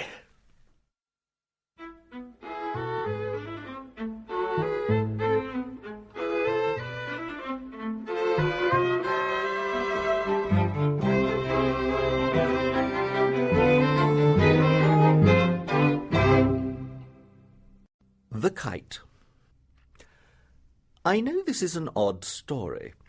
I don't understand it myself, and if I set it down in black and white, it is only with a faint hope that when I have written it, I may get a clearer view of it, or rather with a hope that some reader, better acquainted with the complications of human nature than I am, may offer me an explanation that will make it comprehensible to me. Of course, the first thing that occurs to me is that there is something Freudian about it. Now, I have read a good deal by Freud and some books by his followers, and intending to write this story, I have recently flipped through again the volume published by the Modern Library which contains his basic writings. It was something of a task, for he is a dull and verbose writer, and the acrimony with which he claims to have originated such and such a theory shows a vanity and a jealousy of others working in the same field which somewhat ill become the man of science. I believe, however, that he was a kindly and benign old party. As we know, there is often a great difference between the man and the writer. The writer may be bitter, harsh, and brutal, while the man may be so meek and mild that he wouldn't say boo to a goose, but that is neither here nor there. I found nothing in my rereading of Freud's works that cast any light on the subject I had in mind. I can only relate the facts and leave it at that. First of all, I must make it plain that it is not my story, and that I knew none of the persons with whom it is concerned. It was told me one evening by my friend Ned Preston, and he told it me because he didn't know how to deal with the circumstances, and he thought, quite wrongly as it happened, that I might be able to give him some advice that would help him. In a previous story I have related what I thought the reader should know about Ned Preston, and so now I need only remind him that my friend was a prison visitor at Wormwood Scrubs. He took his duties very seriously, and made the prisoner's troubles his own. We had been dining together at the Café Royal in that long, low room with its absurd and charming decoration, which is all that remains of the old Café Royal that painters have loved to paint. And we were sitting over our coffee and liqueurs and, so far as Ned was concerned against his doctor's orders, smoking very long and very good Havanas. "I've got a funny chap to deal with at the Scrubs just now," he said after a pause, "and I'm blowed if I know how to deal with him." "What's he in for?" I asked. "He left his wife, and the court ordered him to pay so much a week in alimony, and he's absolutely refused to pay it. I've argued with him till I was blue in the face. I've told him he's only cutting off his nose to spite his face. He says he'll stay in jail all his life rather than pay her a penny. I tell him he can't let her starve, and all he says is, 'Why not?' He's perfectly well behaved. He's no trouble. He works well. He seems quite happy. He's just getting a lot of fun out of thinking what a devil of a time his wife is having." "What's he got against her?" "She smashed his kite." "She did what?" I cried. "Exactly that. She smashed his kite. He says he'll never forgive her for that till his dying day." "He must be crazy." "No, he isn't. He's a perfectly reasonable, quite intelligent, decent fellow." Herbert Sunbury was his name, and his mother, who was very refined, never allowed him to be called Herb or Bertie, but always Herbert, just as she never called her husband Sam, but only Samuel. Mrs. Sunbury's first name was Beatrice, and when she got engaged to Mr. Sunbury, and he ventured to call her Bee, she put her foot down firmly. "Beatrice I was christened," she said, "and Beatrice I have always been and always shall be, to you and to my nearest and dearest." She was a little woman, but strong, active, and wiry, with a sallow skin, sharp, regular features, and small, beady eyes. Her hair, suspiciously black for her age, was always very neat, and she wore it in the style of Queen Victoria's daughters, which she had adopted as soon as she was old enough to put it up, and had never thought fit to change. The possibility that she did something to keep her hair its original colour was, if such was the case, her only concession to frivolity, for, far from using rouge or lipstick, she had never in her life so much as passed a powder puff over her nose. She never wore anything but black dresses of good material, but made, by a little woman round the corner, regardless of fashion, after a pattern that was both serviceable and decorous. Her only ornament was a thin gold chain from which hung a small gold cross. Samuel Sunbury was a little man, too.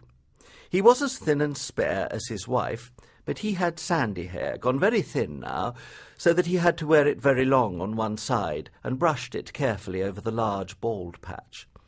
He had pale blue eyes, and his complexion was pasty. He was a clerk in a lawyer's office, and had worked his way up from office boy to a respectable position.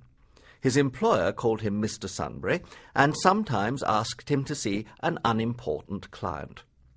Every morning for 24 years, Samuel Sunbury had taken the same train to the city, except, of course, on Sundays, and during his fortnight's holiday at the seaside. And every evening he had taken the same train back to the suburb in which he lived. He was neat in his dress. He went to work in quiet grey trousers, a black coat, and a bowler hat. And when he came home, he put on his slippers and a black coat which was too old and shiny to wear at the office. But on Sundays, when he went to the chapel he and Mrs. Sunbury attended, he wore a morning coat with his bowler. Thus he showed his respect for the day of rest, and at the same time registered a protest against the ungodly who went bicycling or lounged about the streets until the pubs opened.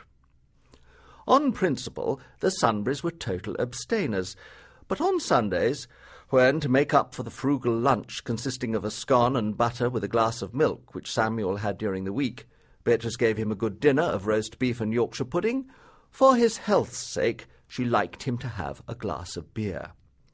Since she wouldn't for the world have kept liquor in the house, he sneaked out with a jug after morning service and got a quart from the pub round the corner.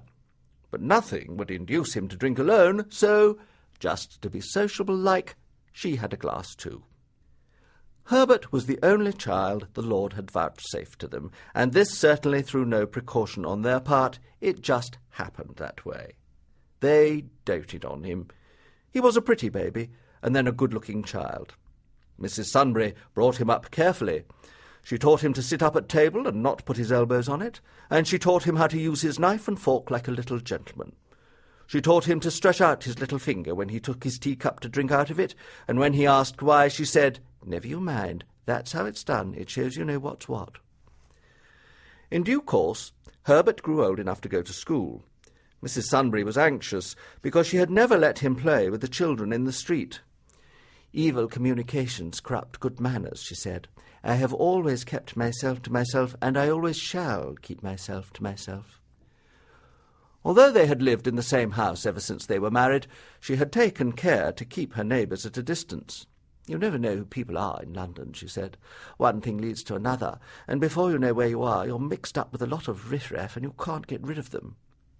She didn't like the idea of Herbert being thrown into contact with a lot of rough boys at the county council school, and she said to him, "Now, Herbert, do what I do. Keep yourself to yourself, and don't have anything more to do with them than you can help." But Herbert got on very well at school. He was a good worker and far from stupid. His reports were excellent. It turned out that he had a good head for figures. "If that's a fact," said Samuel Sunbury, "he'd better be an accountant. There's always a good job waiting for a good accountant." So it was settled there and then that this was what Herbert was to be. He grew tall. "Why, Herbert," said his mother, "soon you'll be as tall as your dad." By the time he left school, he was 2 inches taller, and by the time he stopped growing, he was 5 feet 10. "Just the right height," said his mother, "not too tall and not too short."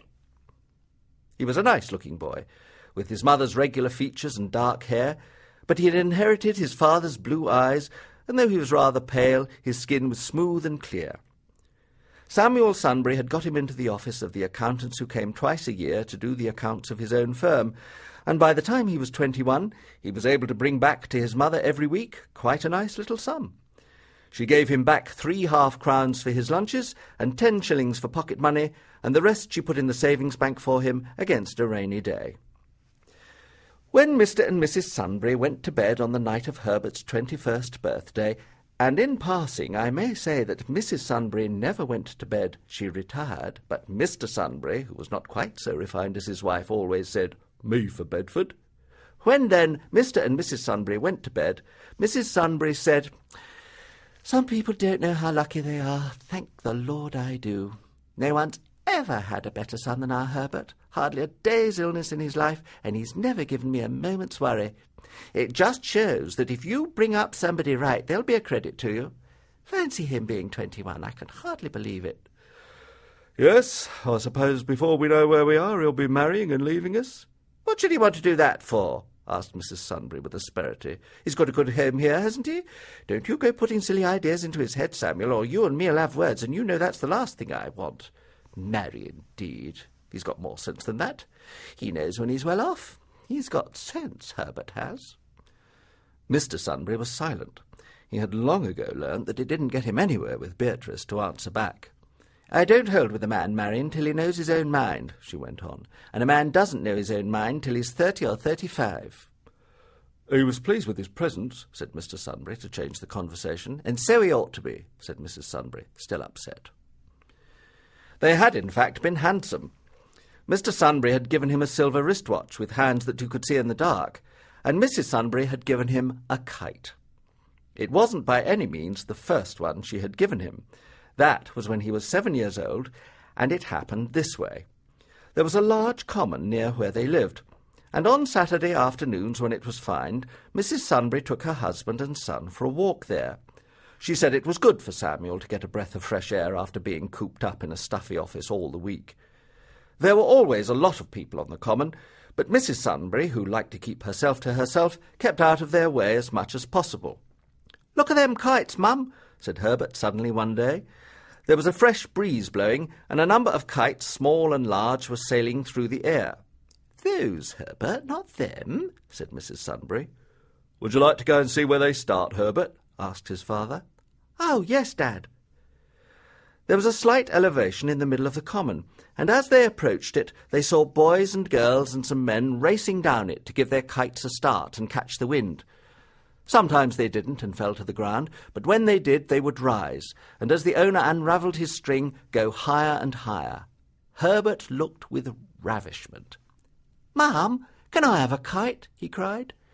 He had already learned that when he wanted anything, it was better to ask his mother first. "Whatever for?" she said. "To fly it, Mum." "If you're so sharp, you'll cut yourself," she said. Mr. and Mrs. Sunbury exchanged a smile over the little boy's head. Fancy him wanting a kite. Growing quite a little man he was. "If you're a good boy and wash your teeth regular every morning without me telling you, I shouldn't be surprised if Santa Claus didn't bring you a kite on Christmas Day." Christmas wasn't far off, and Santa Claus brought Herbert his first kite. At the beginning he wasn't very clever at managing it, and Mr. Sunbury had to run down the hill himself and start it for him. It was a very small kite, but when Herbert saw it swim through the air and felt the little tug it gave his hand, he was thrilled. And then, every Saturday afternoon, when his father got back from the city, he would pester his parents to hurry over to the common. He quickly learnt how to fly it, and Mr. and Mrs. Sunbury, their hearts swelling with pride, would watch him from the top of the knoll while he ran down, and as the kite caught the breeze, lengthened the cord in his hand. It became a passion with Herbert, and as he grew older and bigger, his mother bought him larger and larger kites. He grew very clever at gauging the winds, and could do things with his kite you wouldn't have thought possible. There were other kite flyers on the common, not only children, but men, and since nothing brings people together so naturally as a hobby they share, it was not long before Mrs. Sunbury, notwithstanding her exclusiveness, found that she, her Samuel, and her son were on speaking terms with all and sundry. They would compare their respective kites and boast of their accomplishments. Sometimes Herbert, a big boy of 16 now, would challenge another kite flyer. Then he would manoeuvre his kite to windward of the other fellows, allow his cord to drift against his, and by a sudden jerk bring the enemy kite down. But long before this, Mr. Sunbury had succumbed to his son's enthusiasm, and he would often ask to have a go himself. It must have been a funny sight to see him running down the hill in his striped trousers, black coat and bowler hat. Mrs. Sunbury would trot sedately behind him, and when the kite was sailing free would take the cord from him and watch it as it soared.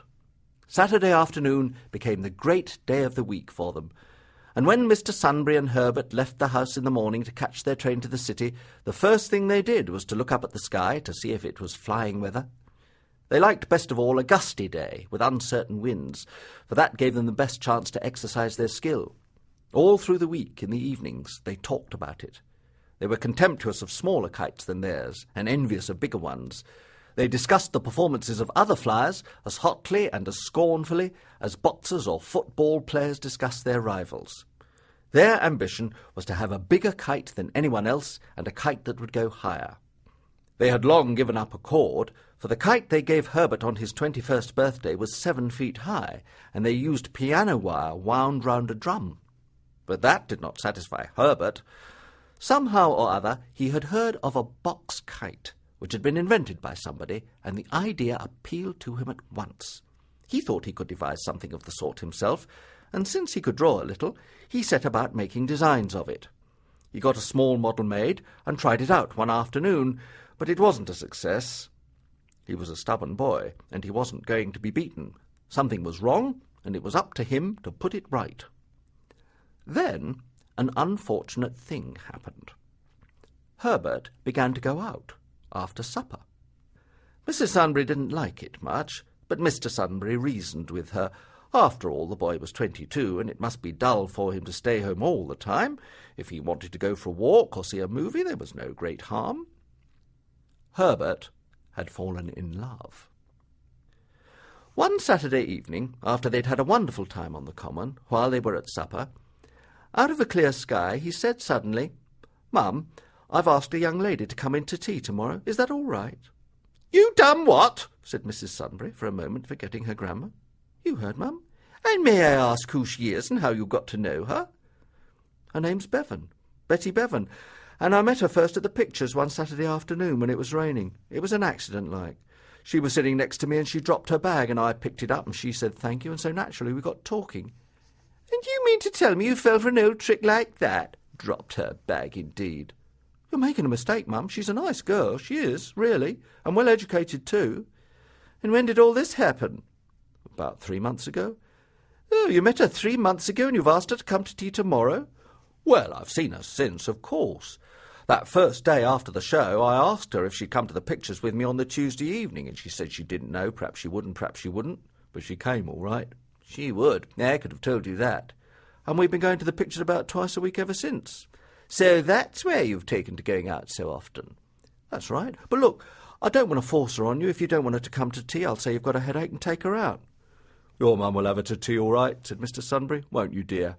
It's only that your mum can't abide strangers. She never has liked them." "I keep myself to myself," said Mrs. Sunbury gloomily. "What does she do?"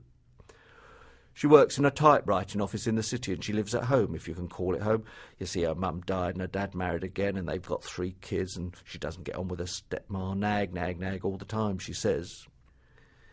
Mrs. Sunbury arranged the tea very stylishly. She took the knick-knacks off a little table in the sitting-room, which they never used, and put a tea-cloth on it. She got out the tea service and the plated tea kettle, which they never used either, and she made scones, baked a cake, and cut thin bread and butter. "I wanted to see that we're not just nobody," she told her Samuel. Herbert went to fetch Miss Bevan, and Mr. Sunbury intercepted them at the door in case Herbert should take them into the dining-room where normally they ate and sat. Herbert gave the tea-table a glance of surprise as he ushered the young woman into the sitting-room. "This is Betty, Mum," he said. "Miss Bevan, I presume?" said Mrs. Sunbury. "That's right, but call me Betty, won't you?" "Perhaps the acquaintance is a bit short for that," said Mrs. Sunbury with a gracious smile. "Won't you sit down, Miss Bevan?" Strangely enough, or perhaps not strangely at all, Betty Bevan looked very much as Mrs. Sunbury must have looked at her age. She had the same sharp features and the same rather small, beady eyes, but her lips were scarlet with paint, her cheeks lightly rouged, and her short black hair permanently waved.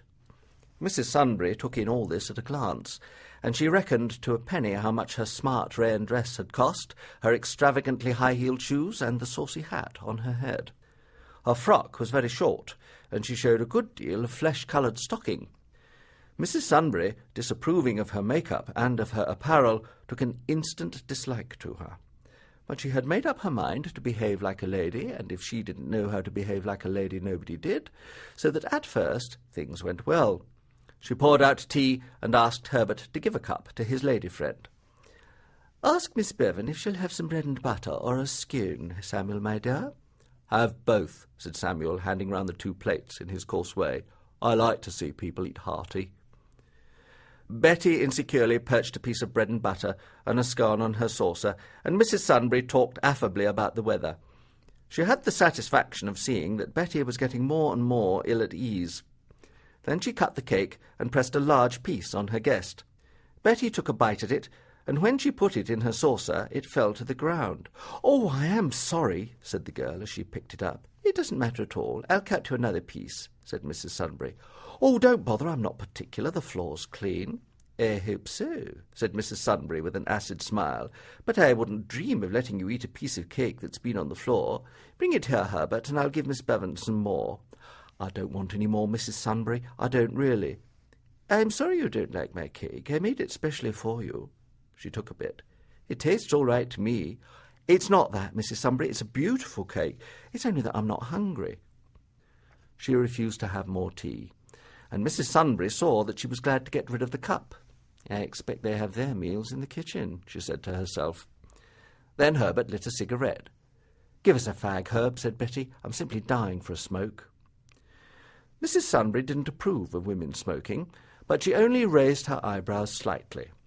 "We prefer to call him Herbert, Miss Bevan," she said. Betty wasn't such a fool as not to see that Mrs. Sunbury had been doing all she could to make her uncomfortable, and now she saw a chance to get back on her. "I know," she said.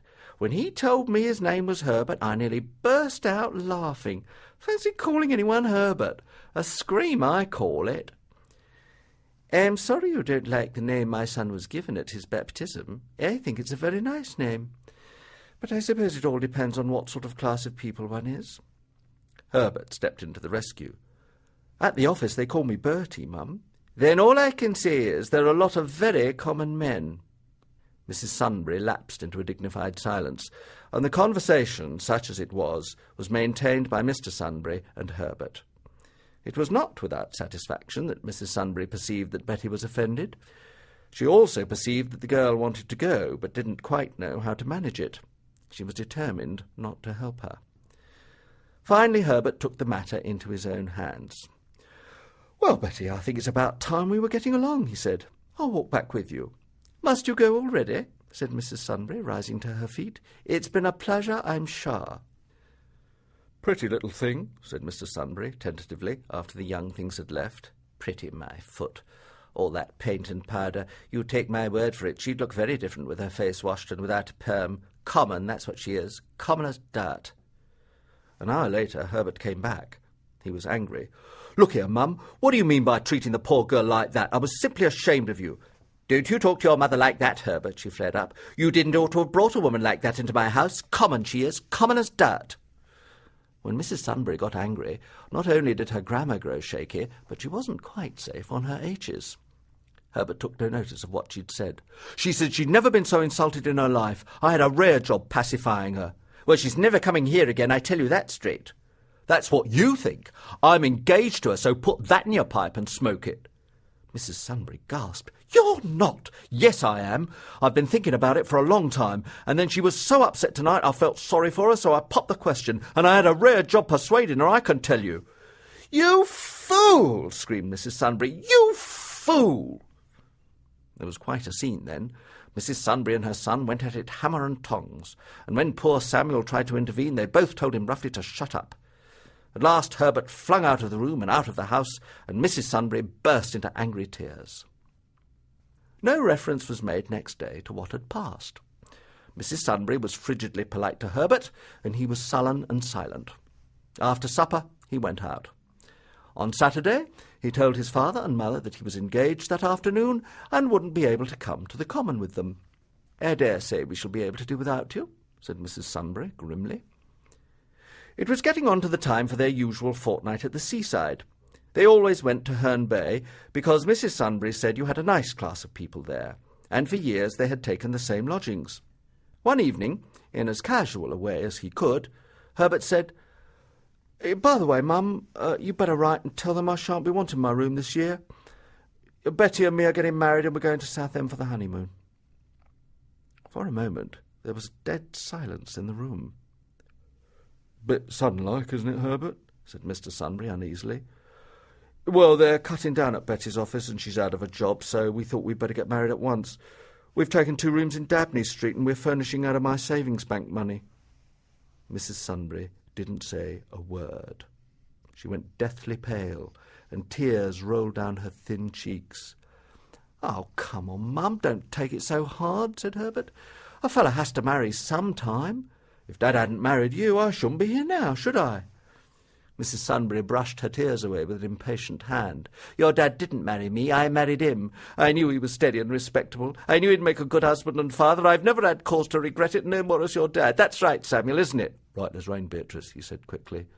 "You know, you'll like Betty when you get to know her. She's a nice girl. She is really. I believe you'd find you had a lot in common. You must give her a chance, Mum. She's never going to set foot in this house only over my dead body." "That's absurd, Mum. Why, everything will be just the same, if only you'll be reasonable. I mean, we can go flying on Saturday afternoon, same as we always did. Just this time I've been engaged, it's been difficult.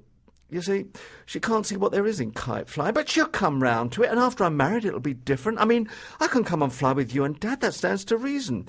"That's what you think. Well, let me tell you that if you marry that woman, you're not going to fly my kite. I never gave it to you. I bought it out of the housekeeping money, and it's mine, see?"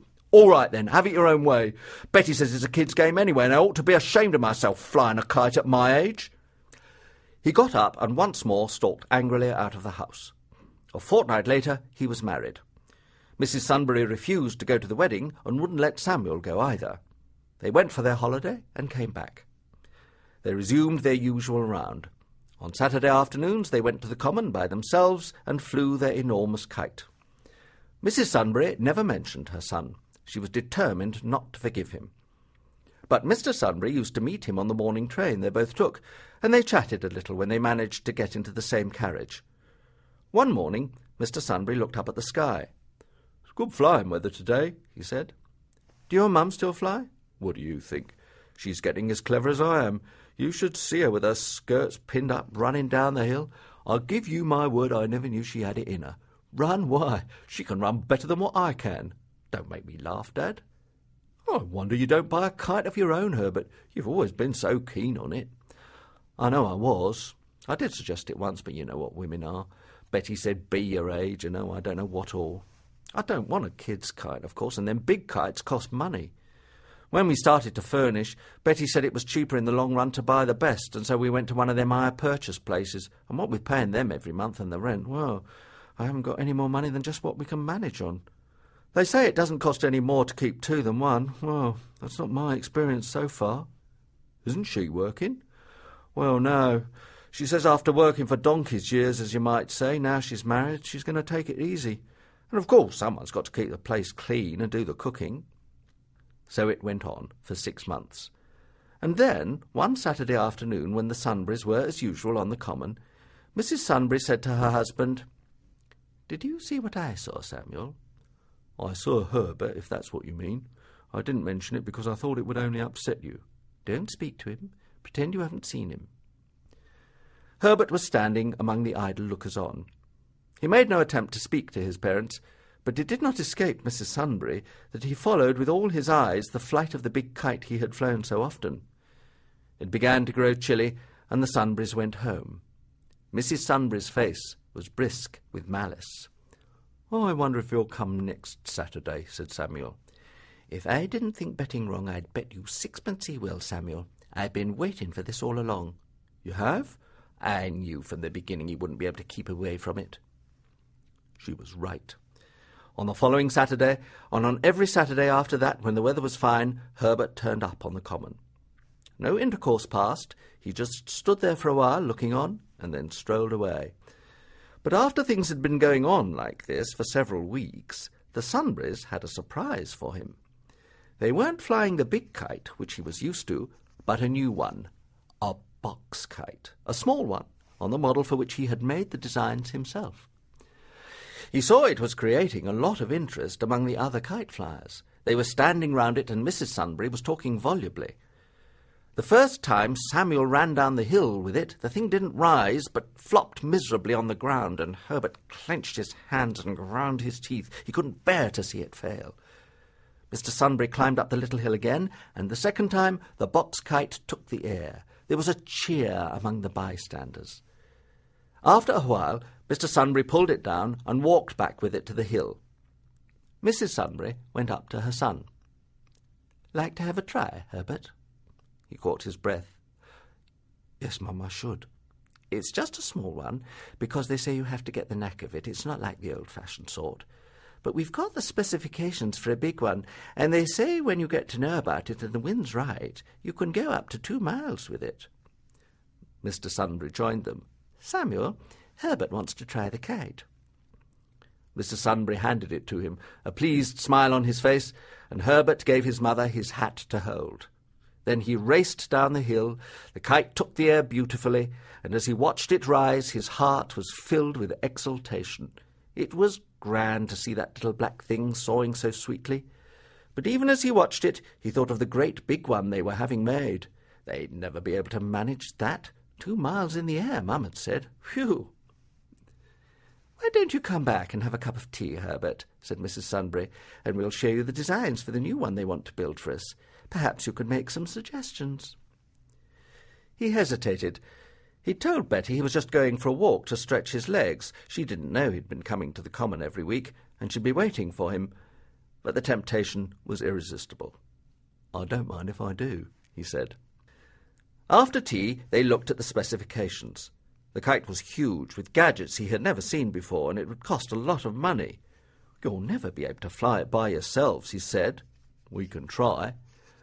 "I suppose you wouldn't like me to help you just at first?" he asked uncertainly. "Mightn't be a bad idea," said Mrs. Sunbury. It was late when he got home, much later than he thought, and Betty was vexed. "Wherever have you been, Herb? I thought you were dead. Supper's waiting and everything." "I met some fellows and got talking." She gave him a sharp look, but didn't answer. She sulked. After supper he suggested they should go to a movie, but she refused. "You go if you want to," she said. "I don't care to." On the following Saturday he went again to the common, and again his mother let him fly the kite. They had ordered the new one, and expected to get it in 3 weeks. Presently his mother said to him, "Elizabeth is here. Betty, spying on you." It gave him a nasty turn, but he put on a bold front. "Let her spy. I don't care." But he was nervous, and wouldn't go back to tea with his parents. He went straight home. Betty was waiting for him. "So that's the fellows you got talking to. I've been suspicious for some time you going for a walk on Saturday afternoons, and all of a sudden I tumbled to it. Flying a kite, you a grown man. Contemptible, I call it." "I don't care what you call it. I like it, and if you don't like it, you can lump it. I won't have it, and I tell you that straight. I'm not going to have you make a fool of yourself. I've flown a kite every Saturday afternoon ever since I was a kid, and I'm going to fly a kite as long as ever I want to. It's that old bitch. She's just trying to get you away from me. I know her. If you were a man, you'd never speak to her again, not after the way she's treated me. I won't have you call her that. She's my mother, and I've got the right to see her as often as ever I want to." The quarrel went on hour after hour. Betty screamed at him, and Herbert shouted at her. They had had trifling disagreements before, because they were both obstinate, but this was the first serious row they had had. They didn't speak to one another on the Sunday, and during the rest of the week, though outwardly there was peace between them, their ill-feeling rankled. It happened that the next 2 Saturdays it poured with rain. Betty smiled to herself when she saw the downpour, but if Herbert was disappointed, he gave no sign of it.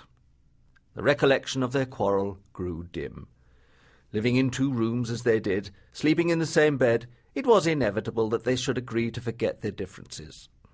Betty went out of her way to be nice to her Herb, and she thought that now she had given him a taste of her tongue, and he knew she wasn't going to be put upon by anyone, he'd be reasonable. He was a good husband in his way, generous with his money and steady. Give her time, and she'd manage him all right. But after a fortnight of bad weather, it cleared. "Looks as if we're going to have good flying weather tomorrow," said Mr. Sunbury as they met on the platform to await their morning train. "The new kite's come." "It has?" "Your mum says of course we'd like you to come and help us with it, but no one's got the right to come between a man and his wife, and if you're afraid of Betty, her kicking up a rumpus, you'd better not come. There's a young fellow we've got to know on the common who's just mad about it, and he says he'll get it to fly if anybody can." Herbert was seized with a pang of jealousy. "Don't you let any strangers touch our kite. I'll be there all right." "Well, you think it over, Herbert, and if you don't come, we shall quite understand." "I'll come," said Herbert. So, next day, when he got back from the city, he changed from his business clothes into slacks and an old coat. Betty came into the bedroom. "What are you doing?" "Changing," he answered gaily. He was so excited he couldn't keep the secret to himself. "The new kite's come and I'm going to fly it." "Oh, no, you're not," she says. "I won't have it." "Don't be a fool, Betty. I'm going, I tell you, and if you don't like it, you can do the other thing." "I'm not going to let you, so that's that." She shut the door and stood in front of it. Her eyes flashed and her jaw was set. She was a little thing, and he was a tall, strong man. He took hold of her 2 arms to push her out of the way, but she kicked him violently on the shin. "Do you want me to give you a sock on the jaw? If you go, you don't come back," she shouted. He caught her up, though she struggled and kicked, threw her onto the bed, and went out. If the small box kite had caused an excitement on the common, it was nothing to what the new one caused. But it was difficult to manage, and though they ran and panted, and other enthusiastic flyers helped them, Herbert couldn't get it up. "Never mind," he said. "We'll get the knack of it presently. The wind's not right today, that's all." He went back to tea with his father and mother, and they talked it over just as they had talked in the old days. He delayed going because he didn't fancy the scene Betty would make him, but when Mrs. Sunbury went into the kitchen to get supper ready, he had to go home. Betty was reading the paper. She looked up. "Your bag's packed," she said. "My what?" "You heard what I said. I said if you went you needn't come back. I forgot about your things. Everything's packed. It's in the bedroom." He looked at her for a moment with surprise. She pretended to be reading again. He would have liked to give her a good hiding. "All right. Have it your own way," he said. He went into the bedroom. His clothes were packed in a suitcase, and there was a brown paper parcel in which Betty had put whatever was left over. He took the bag in one hand, the parcel in the other, walked through the sitting-room without a word, and out of the house. He walked to his mother's and rang the bell. She opened the door. "I've come home, Mum," he said. "Have you, Herbert? Your room's ready for you. Put your things down and come in. We were just sitting down to supper." They went into the dining-room. "Samuel, Herbert's come home. Run out and get a quart of beer." Over supper and during the rest of the evening he told them the trouble he had had with Betty. "Well, you're well out of it, Herbert," said Mrs. Sunbury when he had finished. "I told you she was no wife for you. Common she is, common as dirt, and you, who's always been brought up so nice." He found it good to sleep in his own bed, the bed he'd been used to all his life, and to come down to breakfast on the Sunday morning unshaved and unwashed and read the news of the world. "We won't go to chapel this morning," said Mrs. Sunbury. "It's been an upset to you, Herbert. We'll all take it easy today." During the week they talked a lot about the kite, but they also talked a lot about Betty. They discussed what she would do next. "She'll try and get you back," said Mrs. Sunbury. "A fat chance she's got of doing that," said Herbert. "He'll have to provide for her," said his father. "Why should he do that?" cried Mrs. Sunbury. "She trapped him into marrying her, and now she's turned him out of the home he made for her." "I'll give her what's right, as long as she leaves me alone." He was feeling more comfortable every day. In fact, he was beginning to feel as if he'd never been away. He settled in like a dog in its own particular basket. It was nice having his mother brush his clothes and mend his socks. She gave him the sort of things he'd always eaten and liked best.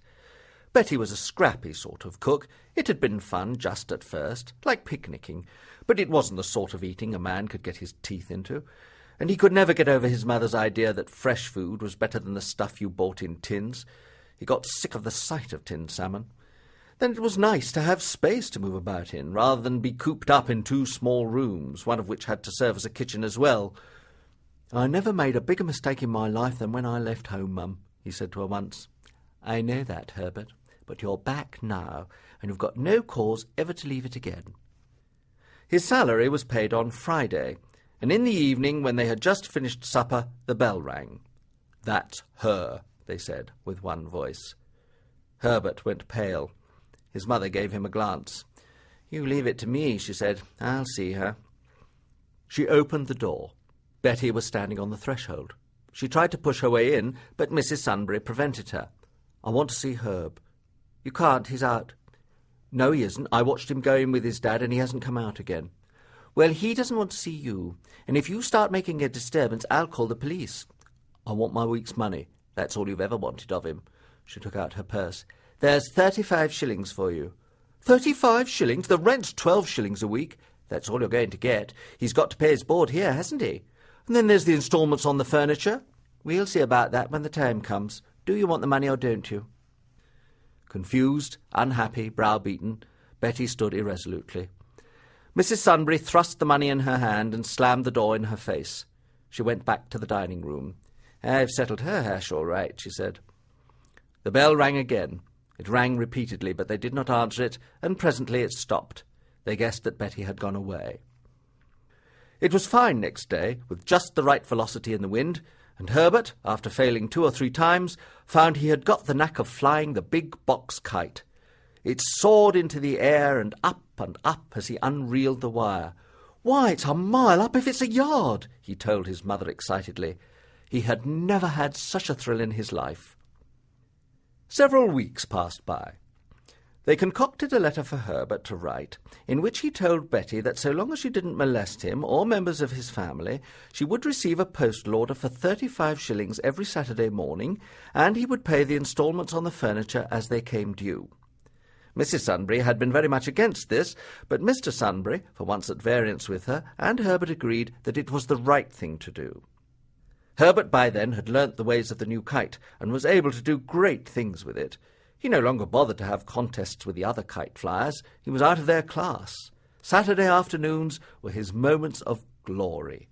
He revelled in the admiration he aroused in the bystanders, and enjoyed the envy he knew he excited in the less fortunate flyers. Then, one evening, when he was walking back from the station with his father, Betty waylaid him. "Hello, Herb," she said. "Hello?" "I want to talk to my husband alone, Mr. Sunbury." "There's nothing you've got to say to me that my dad can't hear," said Herbert sullenly. She hesitated. Mr. Sunbury fidgeted. He didn't know whether to stay or go. "All right, then," she said. "I want you to come back home, Herb. I didn't mean it that night when I packed your bag. I only did it to frighten you. I was in a temper. I'm sorry for what I did. It's all so silly, quarrelling about a kite. Well, I'm not coming back, see? When you turned me out, you did me the best turn you ever did me." Tears began to trickle down Betty's cheeks. "But I love you, Herb. If you want to fly a silly old kite, you fly it. I don't care as long as you come back." "Thank you very much, but it's not good enough. I know when I'm well off, and I've had enough of married life to last me a lifetime. Come on, Dad." They walked on quickly, and Betty made no attempt to follow them. On the following Sunday they went to chapel, and after dinner Herbert went to the coal shed, where he kept the kite, to have a look at it. He just couldn't keep away from it. He doted on it. In a minute he rushed back, his face white, with a hatchet in his hand. "She smashed it up! She did it with this!" The Sunburys gave a cry of consternation and hurried to the coal shed. What Herbert said was true. The kite, the new expensive kite, was in fragments. It had been savagely attacked with the hatchet, the woodwork was all in pieces, the reel was hacked to bits. "She must have done it while we were at chapel. Watched us go out, that's what she did." "But how did she get in?" asked Mr. Sunbury. "I had 2 keys when I came home. I noticed one was missing, but I didn't think anything about it." "You can't be sure she did it. Some of them fellows on the common have been very snooty. I wouldn't put it past them to have done this." "Well, we'll soon find out," said Herbert. "I'll go and ask her, and if she did it, I'll kill her." His rage was so terrible that Mrs. Sunbury was frightened. "And get yourself hung for murder? No, Herbert, I won't let you go. Let your dad go, and when he comes back we'll decide what to do." "That's right, Herbert. Let me go." They had a job to persuade him, but in the end Mr. Sunbury went, and in half an hour he came back. "She did it all right. She told me straight out. She's proud of it. I won't repeat her language. It fair startled me. But the long and short of it was she was jealous of the kite. She said Herbert loved the kite more than he loved her, and so she smashed it up, and if she had to do it again, she'd do it again. Lucky she didn't tell me that. I'd have wrung her neck, even if I'd had to swing for it. Well, she never gets another penny out of me, that's all." "She'll sue you," said his father. "Let her." "The instalment on the furniture is due next week, Herbert," said Mrs. Sunbury quietly. "In your place I wouldn't pay it." "Then they'll just take it away," said Samuel, "and all the money he's paid on it so far will be wasted." "Well, what of it?" she answered. "He can afford it. He's rid of her for good and all, and we've got him back, and that's the chief thing." "I don't care twopence about the money," said Herbert. "I can see her face when they come to take the furniture away. It meant a lot to her, it did. And the piano. She set a rare store on that piano." So, On the following Friday he did not send Betty her weekly money, and when she sent him on a letter from the furniture people to say that if he didn't pay the instalment due by such and such a date they would remove it, he wrote back and said he wasn't in a position to continue the payments and they could remove the furniture at their convenience. Betty took to waiting for him at the station, and when he wouldn't speak to her, followed him down the street screaming curses at him.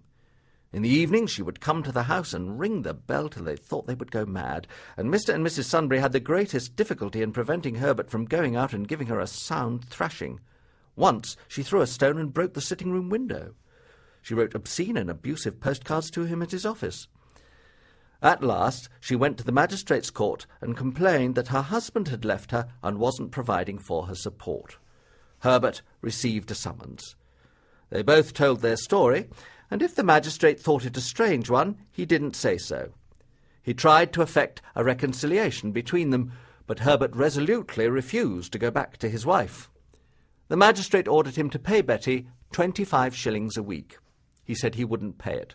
"Then you'll go to prison," said the magistrate. "Next case." But Herbert meant what he said. On Betty's complaint he was brought once more before the magistrate, who asked him what reason he had for not obeying the order. "I said I wouldn't pay her, and I won't, not after she smashed my kite, and if you send me to prison, I'll go to prison." The magistrate was stern with him this time. "You're a very foolish young man," he said. "I'll give you a week to pay the arrears, and if I have any more nonsense from you, you'll go to prison till you come to your senses." Herbert didn't pay. And that is how my friend Ned Preston came to know him, and I heard the story. "What do you make of it?" asked Ned as he finished. "You know, Betty isn't a bad girl. I've seen her several times. There's nothing wrong with her except her insane jealousy of Herbert's kite, and he isn't a fool by any means. In fact, he's smarter than the average. What do you suppose there is in kite-flying that makes the damned fool so mad about it?" "I don't know," I answered. I took my time to think. "You see, I don't know a thing about flying a kite. Perhaps it gives him a sense of power as he watches it soaring towards the clouds, and of mastery over the elements as he seems to bend the winds of heaven to his will. It may be that in some queer way he identifies himself with the kite, flying so free and so high above him, and it's, as it were, an escape from the monotony of life. It may be that in some dim, confused way it represents an ideal of freedom and adventure, and you know, when a man once gets bitten with the virus of the ideal, not all the king's doctors and not all the king's surgeons can rid him of it. But all this is very fanciful, and I dare say it's just stuff and nonsense. I think you'd better put your problem before someone who knows a lot more about the psychology of the human animal than I do."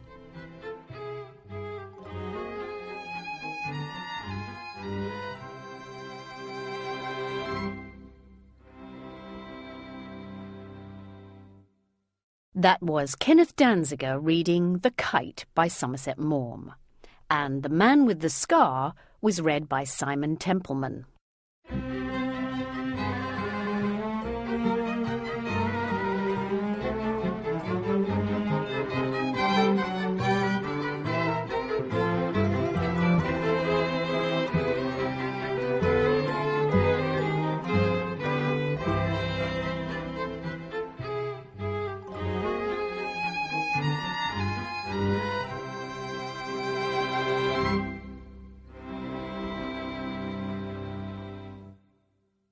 The 3 Fat Women of Antibes.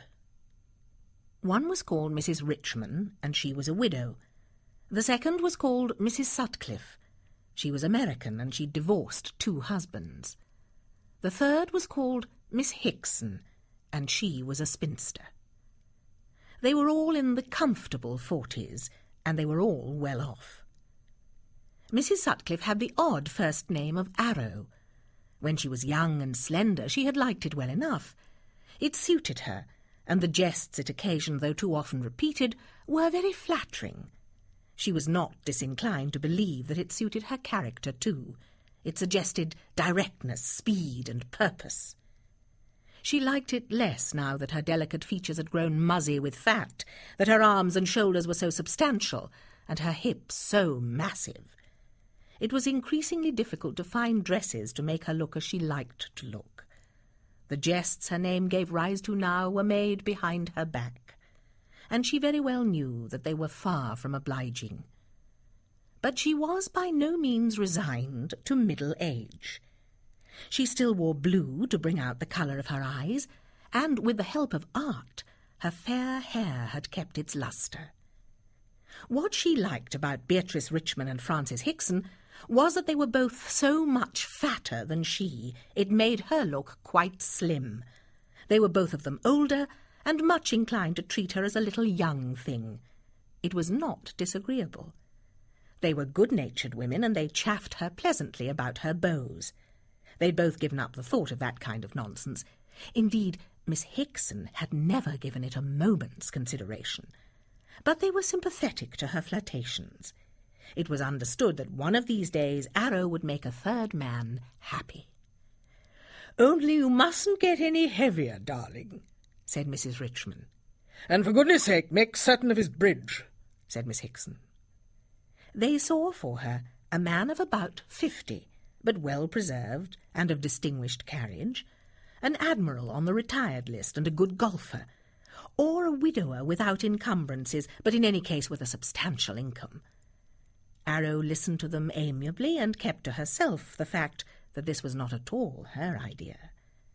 It was true that she would have liked to marry again, but her fancy turned to a dark, slim Italian with flashing eyes and a sonorous title, or to a Spanish don of noble lineage and not a day more than 30. There were times when, looking at herself in her mirror, she was certain she did not look any more than that herself. They were great friends, Miss Hickson, Mrs. Richmond, and Arrow Sutcliffe.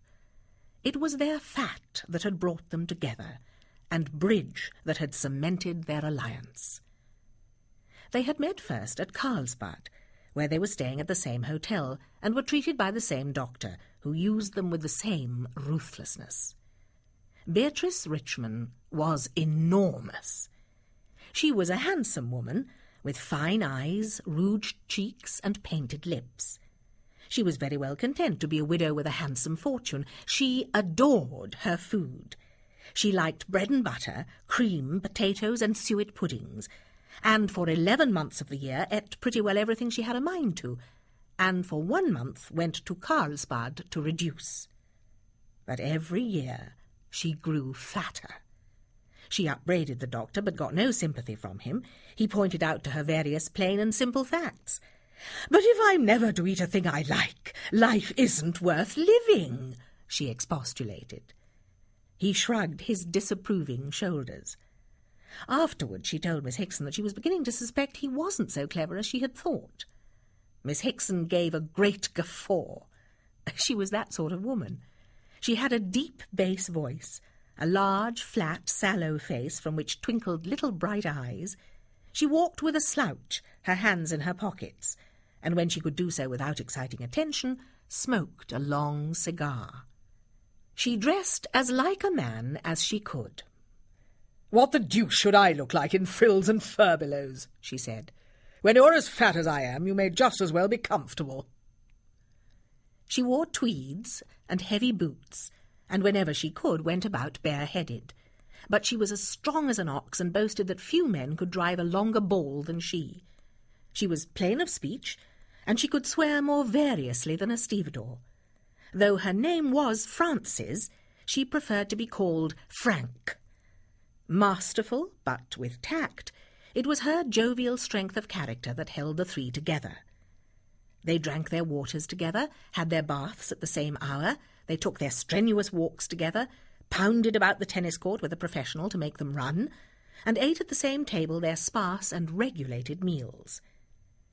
Nothing impaired their good humour but the scales, and when one or other of them weighed as much on one day as she had the day before, neither Frank's coarse jokes, the bonhomie of Beatrice, nor Arrow's pretty kittenish ways sufficed to dispel the gloom. Then drastic measures were resorted to. The culprit went to bed for 24 hours, and nothing passed her lips but the doctor's famous vegetable soup, which tasted like hot water in which a cabbage had been well rinsed. Never were three women greater friends. They would have been independent of anyone else if they had not needed a fourth at bridge. They were fierce, enthusiastic players, and the moment the day's cure was over they sat down at the bridge table. Arrow, feminine as she was, played the best game of the three, a hard, brilliant game, in which she showed no mercy and never conceded a point or failed to take advantage of a mistake. Beatrice was solid and reliable. Frank was dashing. She was a great theorist and had all the authorities at the tip of her tongue. They had long arguments over the rival systems.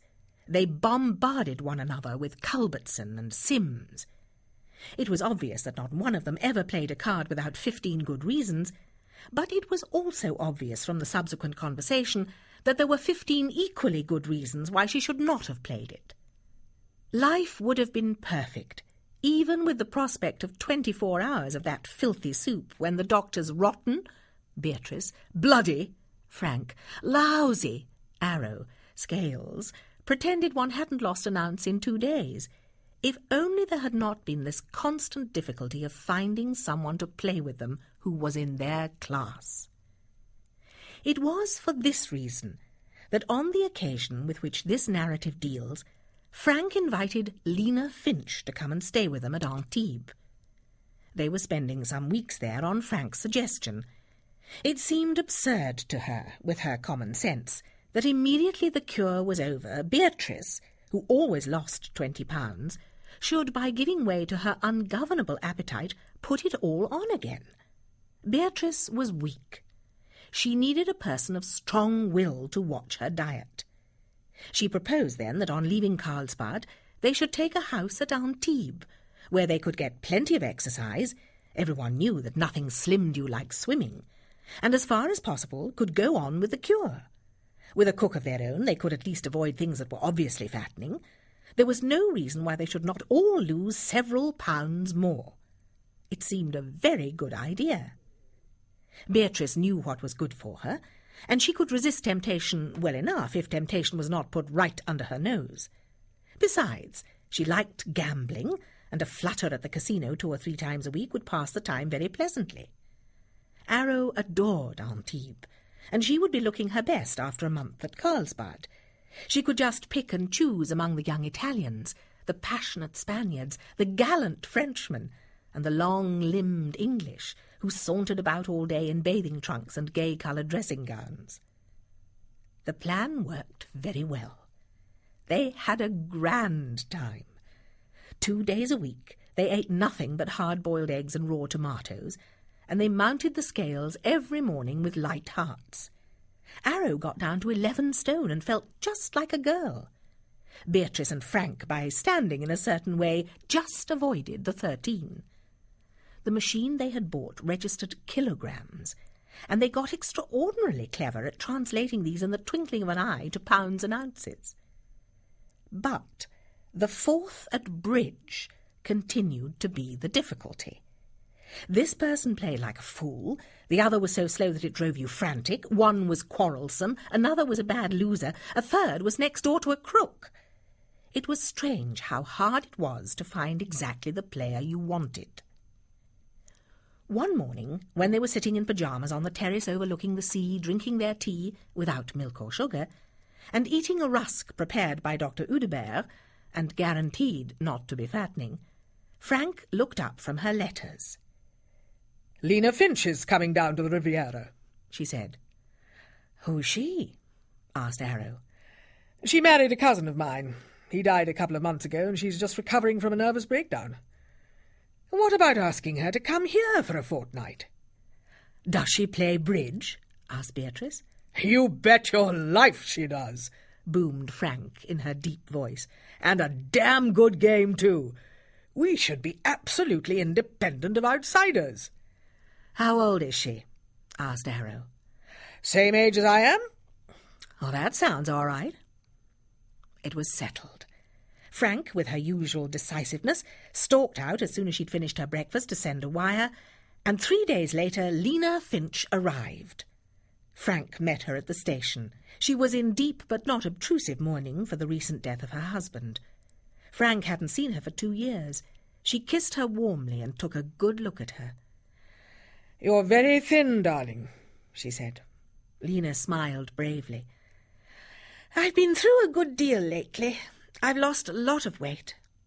Frank sighed, but whether from sympathy with her cousin's sad loss or from envy was not obvious. Lena was not, however, unduly depressed, and after a quick bath was quite ready to accompany Frank to Eden Rock. Frank introduced the stranger to her two friends, and they sat down in what was known as the Monkey House.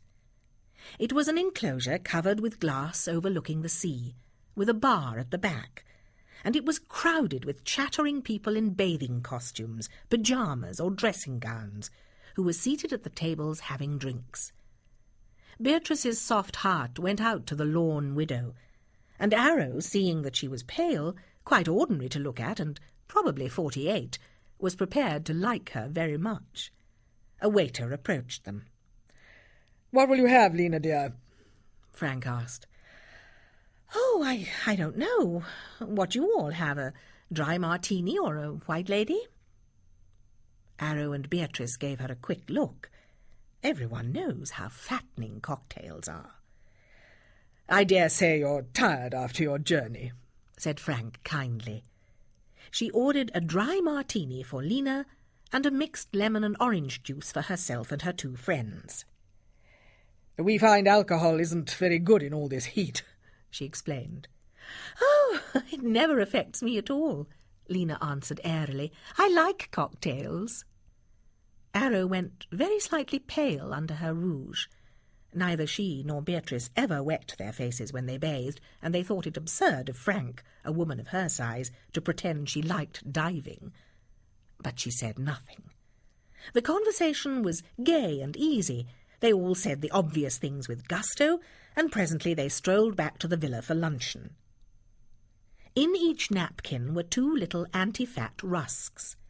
Lena gave a bright smile as she put them by the side of her plate. "May I have some bread?" she asked.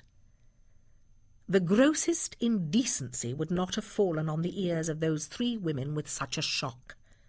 Not one of them had eaten bread for 10 years. Even Beatrice, greedy as she was, drew the line there. Frank, the good hostess, recovered herself first. "Of course, darling," she said, and turning to the butler asked him to bring some. "And some butter," said Lena in that pleasant, easy way of hers. There was a moment's embarrassed silence. "I don't know if there's any in the house," said Frank, "but I'll inquire. There may be some in the kitchen." "I adore bread and butter, don't you?" said Lena, turning to Beatrice. Beatrice gave a sickly smile and an evasive reply. The butler brought a long, crisp roll of French bread.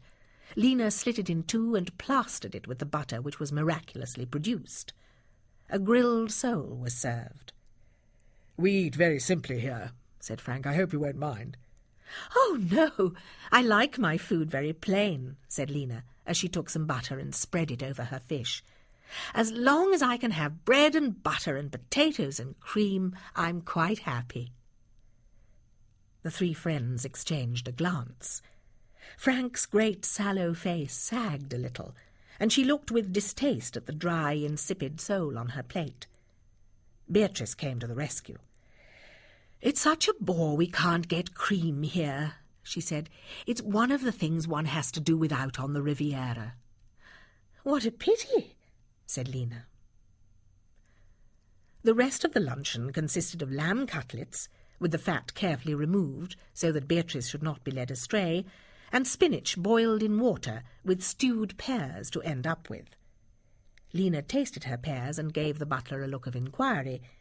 That resourceful man understood her at once, and though powdered sugar had never been served at that table before, handed her without a moment's hesitation a bowl of it. She helped herself liberally. The other three pretended not to notice. Coffee was served, and Lena took 3 lumps of sugar in hers. "You have a very sweet tooth," said Arrow, in a tone which she struggled to keep friendly. "We think saccharin so much more sweetening," said Frank, as she put a tiny tablet of it into her coffee. disgusting stuff, said Lena. Beatrice's mouth drooped at the corners, and she gave the lump sugar a yearning look. "Beatrice!" boomed Frank sternly. Beatrice stifled a sigh and reached for the saccharin. Frank was relieved when they could sit down to the bridge table. It was plain to her that Arrow and Beatrice were upset. She wanted them to like Lena, and she was anxious that Lena should enjoy her fortnight with them. For the first rubber, Arrow cut with the newcomer. "Do you play Vanderbilt or Culbertson?" she asked her. "Oh, I have no conventions," Lena answered in a happy-go-lucky way. "I play by the light of nature." "I play strict Culbertson," said Arrow acidly. The three fat women braced themselves to the fray. No conventions, indeed. They'd learn her. When it came to bridge, even Frank's family feeling was forgotten, and she settled down with the same determination as the others to trim the stranger in their midst. But the light of nature served Lena very well. She had a natural gift for the game and great experience. She played with imagination, quickly, boldly, and with assurance. The other players were in too high a class not to realize very soon that Lena knew what she was about, and since they were all thoroughly good-natured, generous women, they were gradually mollified. This was real bridge. They all enjoyed themselves. Arrow and Beatrice began to feel more kindly towards Lena, and Frank, noticing this, heaved a fat sigh of relief. It was going to be a success. After a couple of hours they parted, Frank and Beatrice to have a round of golf, and Arrow to take a brisk walk with a young Prince Roccomare, whose acquaintance she had lately made. He was very sweet and young and good-looking. Lena said she would rest. They met again just before dinner. "I hope you've been all right, Lena dear," said Frank. "I was rather conscience-stricken at leaving you with nothing to do all this time." "Oh, don't apologize. I had a lovely sleep, and then I went down to Juan and had a cocktail. And do you know what I discovered? You'll be so pleased. I found a dear little tea shop where they've got the most beautiful, thick, fresh cream. I've ordered 1/2 pint to be sent every day. I thought it would be my little contribution to the household." Her eyes were shining. She was evidently expecting them to be delighted. "How very kind of you," said Frank, with a look that sought to quell the indignation that she saw on the faces of her two friends. "But we never eat cream. In this climate it makes one so bilious." "I shall have to eat it all myself, then," said Lena cheerfully. "Don't you ever think of your figure?" Arrow asked with icy deliberation. "Well, the doctor said I must eat." "Did he say you must eat bread and butter and potatoes and cream?" "Yes, that's what I thought you meant when you said you had simple food." "You'll get simply enormous," said Beatrice. Lena laughed gaily. "No, I shan't. You see, nothing ever makes me fat. I've always eaten everything I wanted to, and it's never had the slightest effect on me." The stony silence that followed this speech was only broken by the entrance of the butler. "Mademoiselle est servie," he announced. They talked the matter over late that night, after Lena had gone to bed in Frank's room. During the evening they'd been furiously cheerful, and they had chaffed one another with a friendliness that would have taken in the keenest observer. But now they dropped the mask. Beatrice was sullen, Arrow was spiteful, and Frank was unmanned.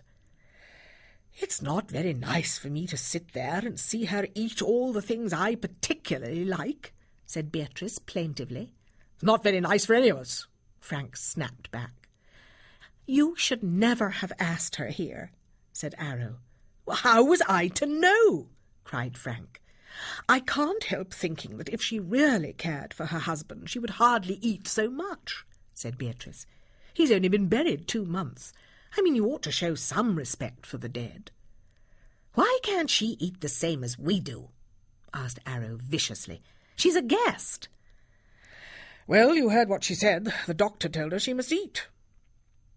Then she ought to go to a sanatorium. Oh, it's more than flesh and blood can stand, Frank, moaned Beatrice. If I can stand it, you can stand it. She's your cousin. She's not our cousin, said Arrow. I'm not going to sit there for 14 days and watch that woman make a hog of herself. It's so vulgar to attach all this importance to food, Frank boomed, and her voice was deeper than ever. After all, the only thing that counts really is spirit. Are you calling me vulgar, Frank? Asked Arrow with flashing eyes. No, of course she isn't, interrupted Beatrice. I wouldn't put it past you to go down in the kitchen when we're all in bed and have a good square meal on the sly. Frank sprang to her feet. How dare you say that, Arrow? I'd never ask anybody to do what I'm not prepared to do myself. Have you known me all these years, and do you think me capable of such a mean thing? How is it you never take off any weight, then? Frank gave a gasp and burst into a flood of tears.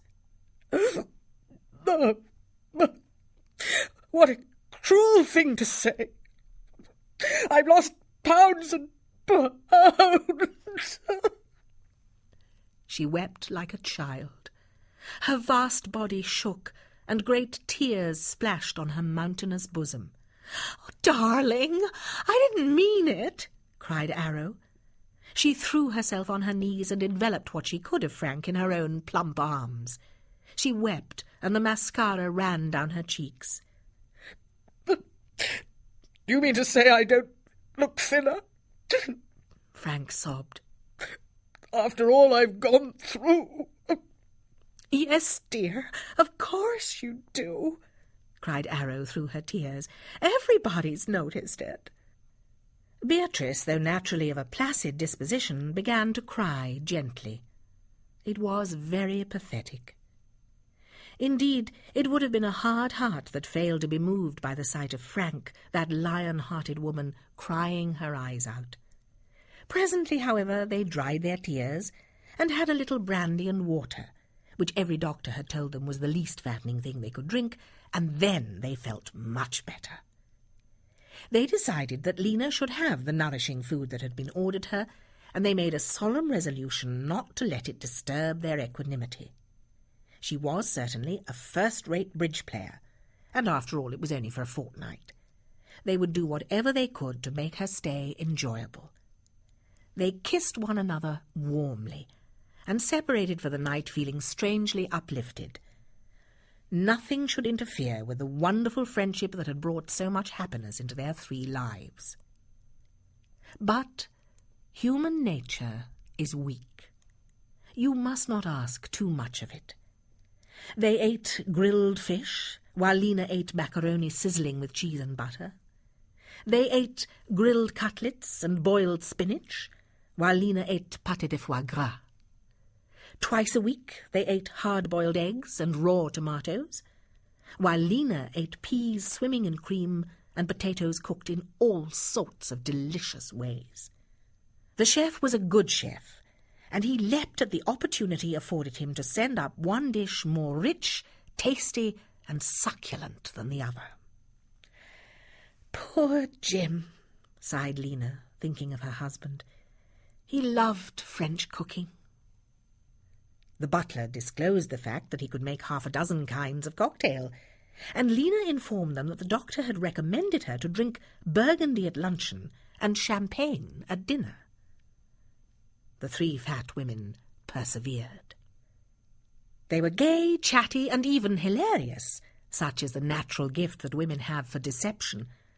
But Beatrice grew limp and forlorn, and Arrow's tender blue eyes acquired a steely glint. Frank's deep voice grew more raucous.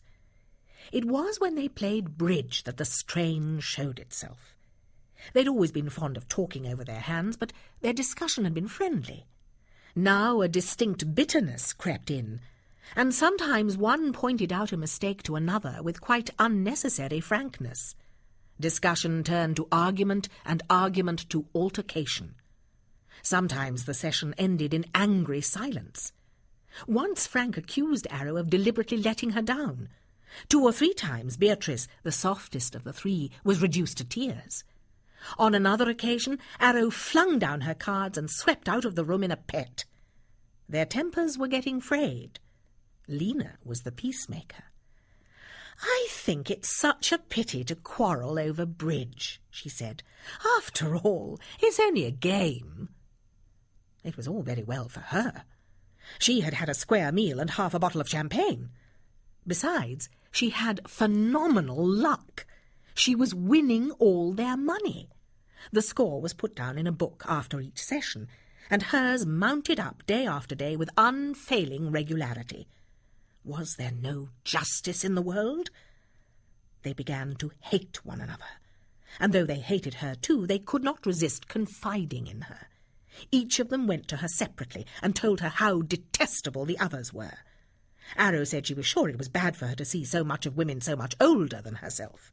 She had a good mind to sacrifice her share of the lease and go to Venice for the rest of the summer. Frank told Lena that with her masculine mind, it was too much to expect that she could be satisfied with anyone so frivolous as Arrow and so frankly stupid as Beatrice. "I must have intellectual conversation," she boomed. "When you have a brain like mine, you've got to consort with your intellectual equals." Beatrice only wanted peace and quiet. "Really, I hate women," she said. "They're so unreliable. They're so malicious." By the time Lena's fortnight drew to its close, the three fat women were barely on speaking terms. They kept up appearances before Lena, but when she was not there, made no pretences. They had got past quarrelling. They ignored one another, and when this was not possible, treated each other with icy politeness.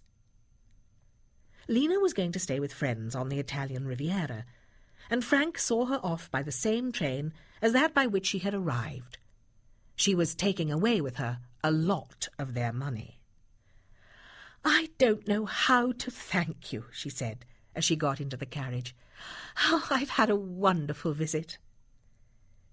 If there was one thing that Frank Hickson prided herself on more than on being a match for any man, it was that she was a gentlewoman, and her reply was perfect in its combination of majesty and graciousness. "We've all enjoyed having you here, Lena," she said. "It's been a real treat." But when she turned away from the departing train, she heaved such a vast sigh of relief that the platform shook beneath her. She flung back her massive shoulders and strode home to the villa. "Oof!" she roared at intervals. "Oof!" She changed into her one-piece bathing suit, put on her espadrilles and a man's dressing gown, no nonsense about it, and went to Eden Rock. There was still time for a bathe before luncheon. She passed through the monkey house, looking about her to say good morning to anyone she knew, for she felt on a sudden at peace with mankind, and then stopped dead still. She couldn't believe her eyes. Beatrice was sitting at one of the tables by herself. She wore the pyjamas she'd bought at Molyneux's a day or two before. She had a string of pearls round her neck, and Frank's quick eyes saw that she had just had her hair waved. Her cheeks, her eyes, her lips were made up. Fat, nay, vast as she was, none could deny that she was an extremely handsome woman. But what was she doing? With the slouching gait of the Neanderthal man, which was Frank's characteristic walk, she went up to Beatrice. In her black bathing dress, Frank looked like the huge cetacean which the Japanese catch in the Torres Straits, and which the vulgar call a sea cow. "Beatrice, what are you doing?" she cried in her deep voice. It was like the roll of thunder in the distant mountains. Beatrice looked at her coolly. "Eating," she answered. "Damn it, I can see you're eating." In front of Beatrice was a plate of croissants and a plate of butter, a pot of strawberry jam, coffee, and a jug of cream. Beatrice was spreading butter thick on the delicious hot bread, covering this with jam, and then pouring the thick cream over all. "You'll kill yourself," said Frank. "I don't care," mumbled Beatrice with her mouth full. "You'll put on pounds and pounds." "Go to hell!" She actually laughed in Frank's face. My God, how good those croissants smelt. "I'm disappointed in you, Beatrice. I thought you had more character." "Well, it's your fault. That blasted woman. You would have her down. For a fortnight I watched her gorge like a hog. It's more than flesh and blood can stand. I'm going to have one square meal if I bust." The tears welled up to Frank's eyes. Suddenly she felt very weak and womanly. She would have liked a strong man to take her on his knee and pet her and cuddle her and call her little baby names. Speechless, she sank down on a chair by Beatrice's side. A waiter came up. With a pathetic gesture she waved towards the coffee and croissants. "I'll have the same," she sighed. She listlessly reached out her hand to take a roll, but Beatrice snatched away the plate. "No, you don't," she said. "You wait till you get your own." Frank called her a name which ladies seldom apply to one another in affection. In a moment the waiter brought her croissants, butter, jam, and coffee. "Where's the cream, you fool?" she roared like a lioness at bay. She began to eat. She ate gluttonously. The place was beginning to fill up with bathers coming to enjoy a cocktail or two after having done their duty by the sun and the sea.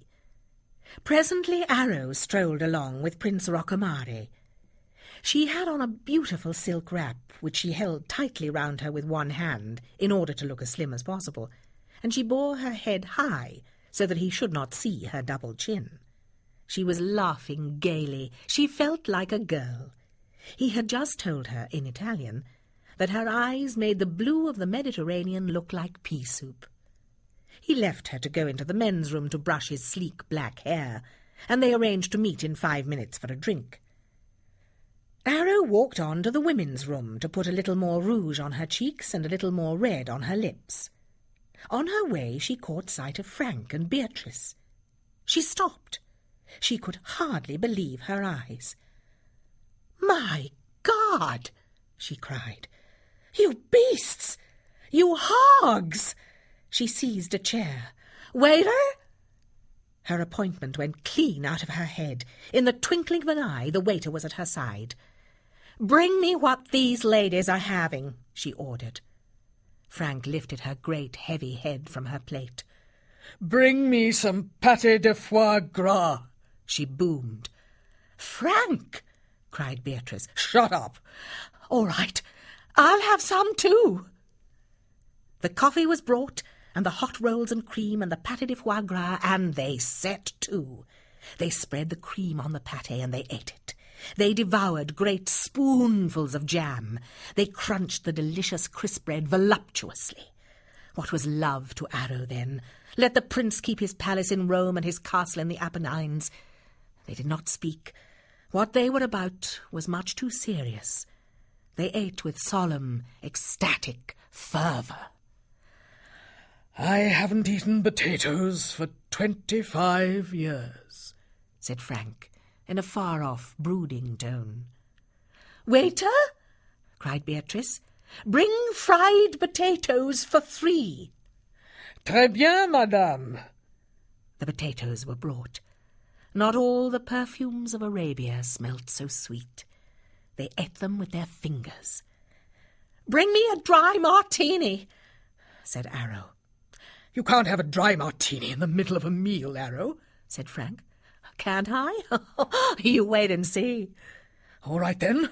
Bring me a double dry martini," said Frank. "Bring 3 double dry martinis," said Beatrice. They were brought and drunk at a gulp. The women looked at one another and sighed. The misunderstandings of the last fortnight dissolved, and the sincere affection each had for the others welled up again in their hearts. They could hardly believe that they had ever contemplated the possibility of severing a friendship that had brought them so much solid satisfaction. They finished the potatoes. "I wonder if they've got any chocolate eclairs," said Beatrice. Of course they have. And of course they had. Frank thrust one whole into her huge mouth, swallowed it, and seized another. But before she ate it, she looked at the other two and plunged a vindictive dagger into the heart of the monstrous Lena. You can say what you like, but the truth is she played a damned rotten game of bridge, really. Lousy, agreed Arrow. But Beatrice suddenly thought she would like a meringue. That was Miriam Margolyes reading The 3 Fat Women of Antibes, and Mr. Noel was read by Martin Jarvis.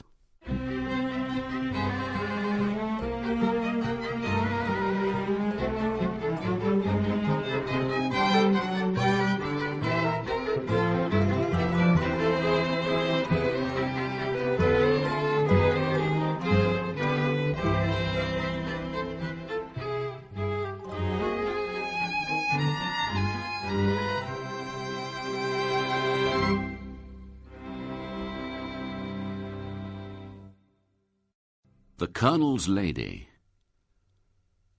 The Peregrines were having breakfast. Though they were alone, and the table was long, they sat at opposite ends of it. From the walls, George Peregrine's ancestors, painted by the fashionable painters of the day, looked down upon them. The butler brought in the Morning Post. There were several letters for the Colonel, business letters, the Times, and a small parcel for his wife Evie. He looked at his letters, and then, opening the Times, began to read it.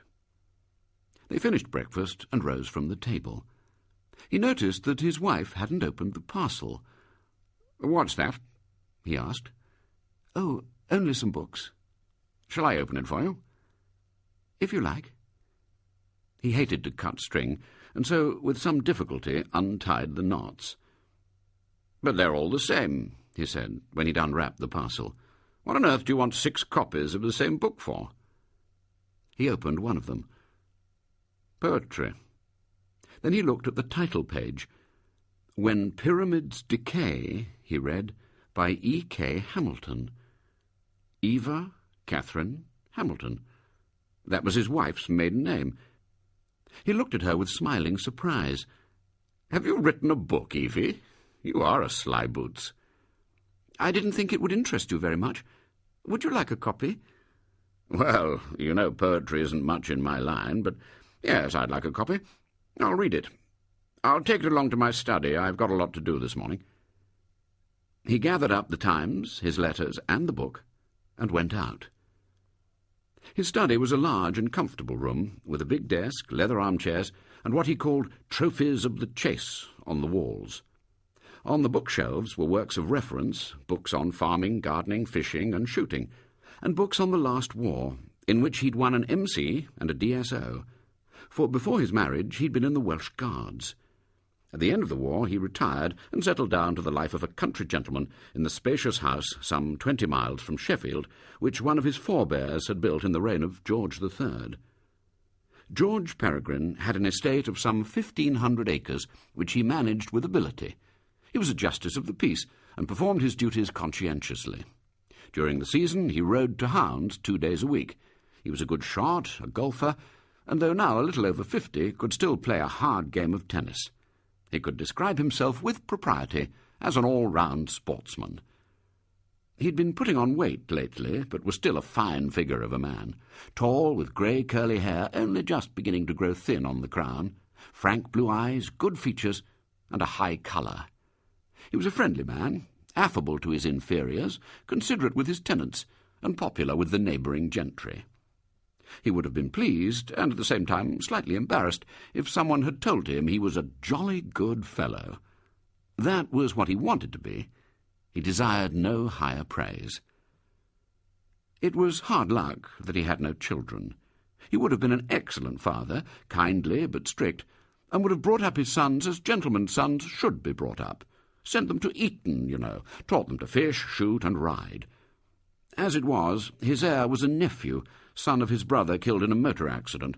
Not a bad boy, but not a chip off the old block. No, sir, far from it. And would you believe it, his fool of a mother was sending him to a co-educational school. Evie had been a sad disappointment to him. Of course, she was a lady, and she had a bit of money of her own. She managed the house uncommonly well, and she was a good hostess. The village people adored her. She'd been a pretty little thing when he married her, with a creamy skin, light brown hair, and a trim figure. Healthy, too, and not a bad tennis player. He couldn't understand why she'd had no children. Of course, she was faded now. She must be getting on for 45. Her skin was drab, her hair had lost its sheen, and she was as thin as a rail. She was always neat and suitably dressed, but she didn't seem to bother how she looked. She wore no makeup and didn't even use lipstick. Sometimes, at night, when she dolled herself up for a party, you could tell that once she'd been quite attractive, but ordinarily she was, well, the sort of woman you simply didn't notice. A nice woman, of course, a good wife, and it wasn't her fault if she was barren, but it was tough on a fellow who wanted an heir of his own loins. She hadn't any vitality. That's what was the matter with her. He supposed he'd been in love with her when he asked her to marry him, at least sufficiently in love for a man who wanted to marry and settle down. But with time he discovered that they had nothing much in common. She didn't care about hunting, and fishing bored her. Naturally, they'd drifted apart. He had to do her the justice to admit that she'd never bothered him. There'd been no scenes, they had no quarrels. She seemed to take it for granted that he should go his own way.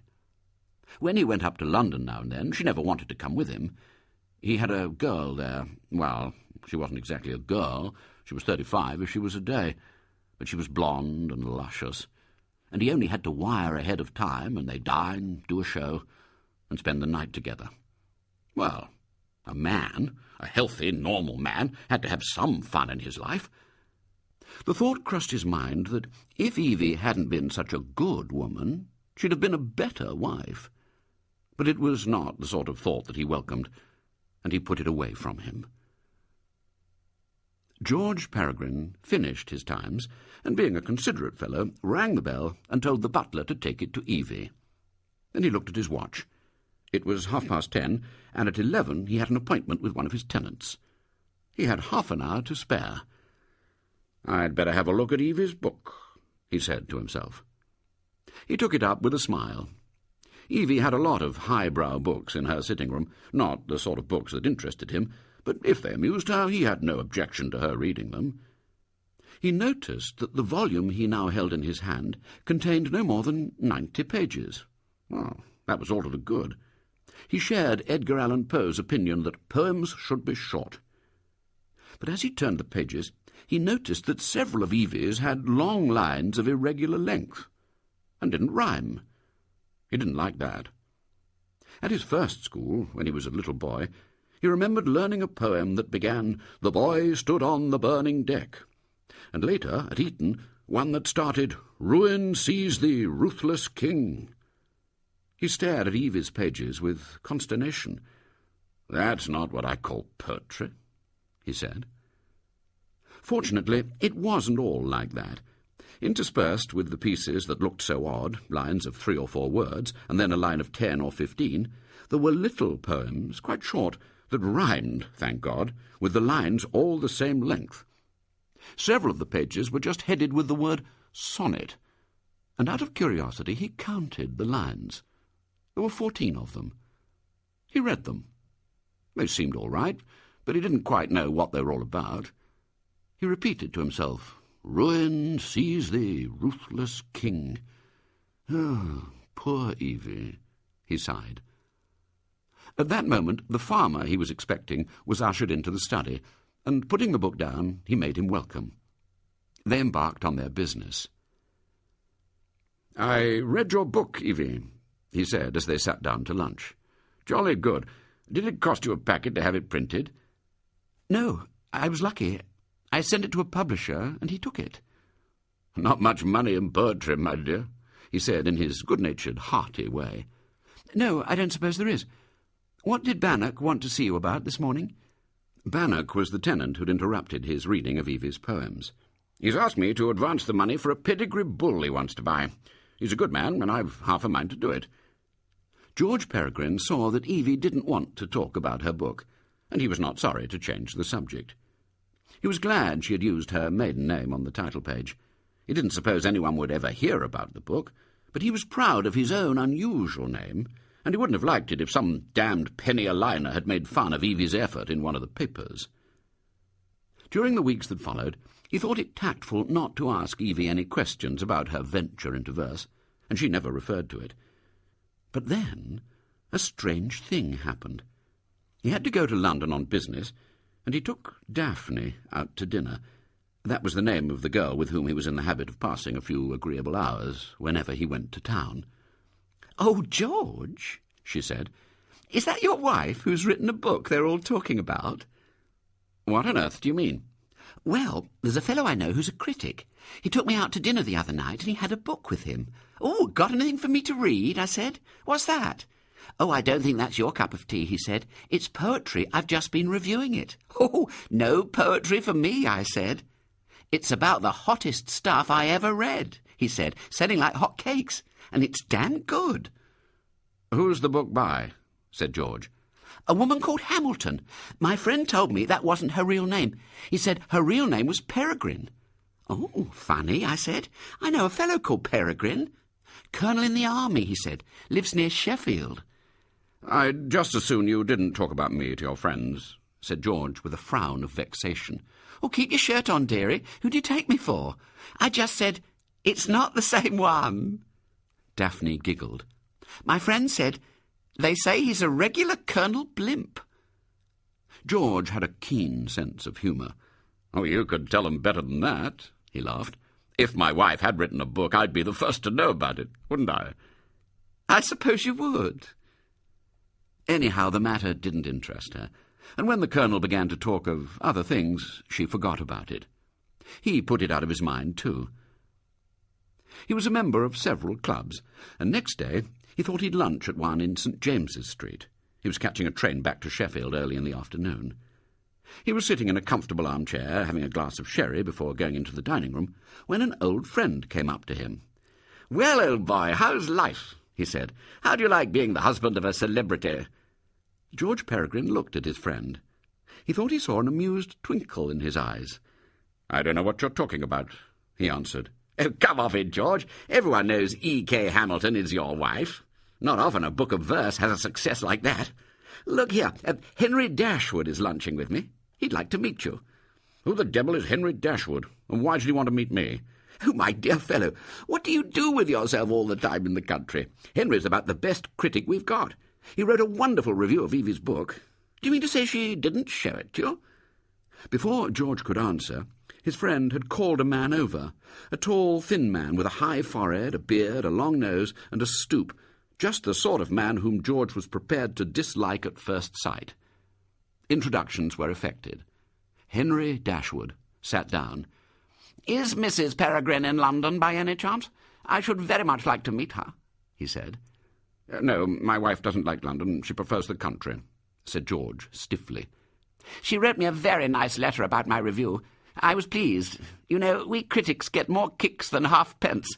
I was simply bowled over by her book. It's so fresh and original, very modern without being obscure.